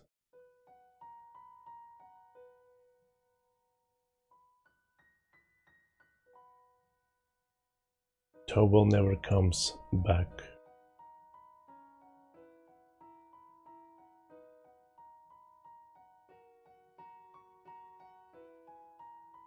As the moon reaches its zenith and begins to dip toward the west, signs of light appear in the eastern sky. Time approaches the mountain pass on the edge of town. He will be traveling alone. Heading up to the pass, he walks swiftly, as if to shake off the sound of Tobal's voice remaining in his ears. Big brother Kaim. I'm sorry, big brother. I'm sorry. He can imagine the voice all too clearly, and Tobal bowing his head in abject apology. There is no need for him to hear the actual voice. Long after he has left the town, he will continue to see Tobal's worshipful smile in the eye of his mind. Tobal would not have provided much support as a traveling companion, but a journey together would likely have given them both much to laugh about. But never mind. This is just fine, Kaim tells himself, and ups his pace even more. He is not the least bit resentful or angry at Tobal for having broken his promise. Quite the contrary. He would like to bless Tobal for having chosen to stay in his native place and protect his home. All the more so because this is a dream that can never come true for Kaim himself. A frigid wind tears through the pre-dawn pass. If the cries of a newborn baby could ride on that wind to be heard up here. Kaim chuckles at the thought. Will Tobal abandon his dream to leave his hometown? Or will he start looking for another big brother who will help conceal his fear of going on the road alone? Kaim has no way to tell. Best to leave it unresolved. Tobal could not take to the road the night his child was born. The hands with which he held his newborn baby were useless for travel preparations. If only for that reason, he took one step toward becoming a grown-up. Let's go. Kaim mutters to himself as he crosses over the pass. Look, Angela. He's smiling. The happy smile of Tobal fixes on his baby. Will be travel companion enough for Kaim until he reaches the next town. End. Hey Rat, thank you for the raid. Hope you had a nice stream.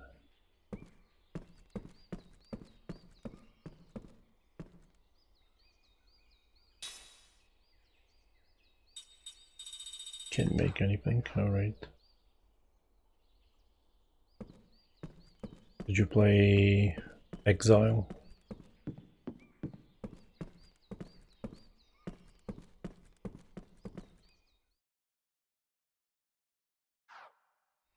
Wait, oh, I'm like, what?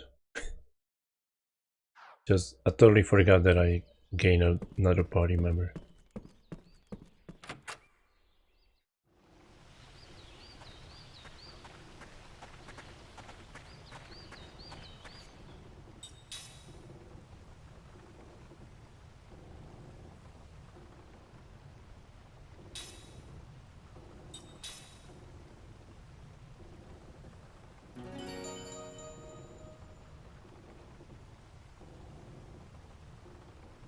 Wait, did I say...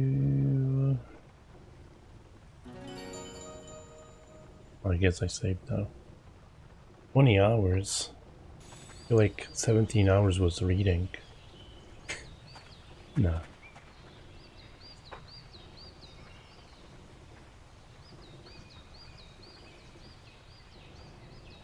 But yeah, I'm 54 hours. Wait, what?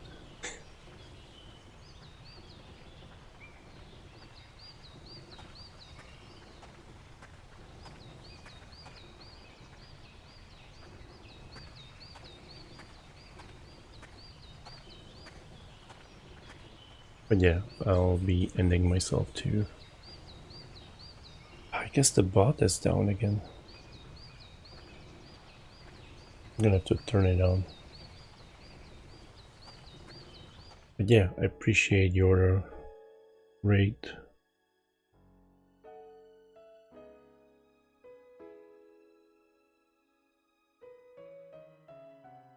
Wait a minute.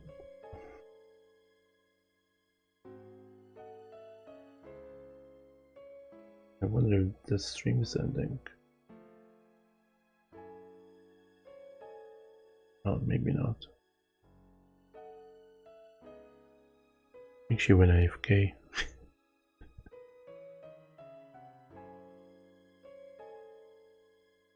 But yeah, thank you everyone for hanging out.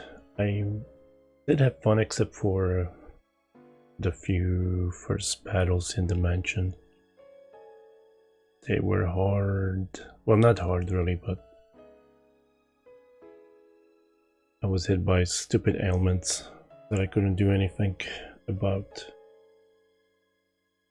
But after that it went pretty smoothly. But yeah, thank you Rat, Purple, Kaze,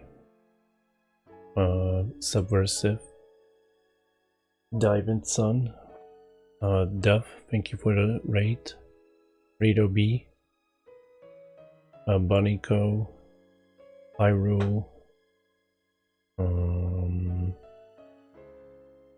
Sly, everyone lurking, appreciate it.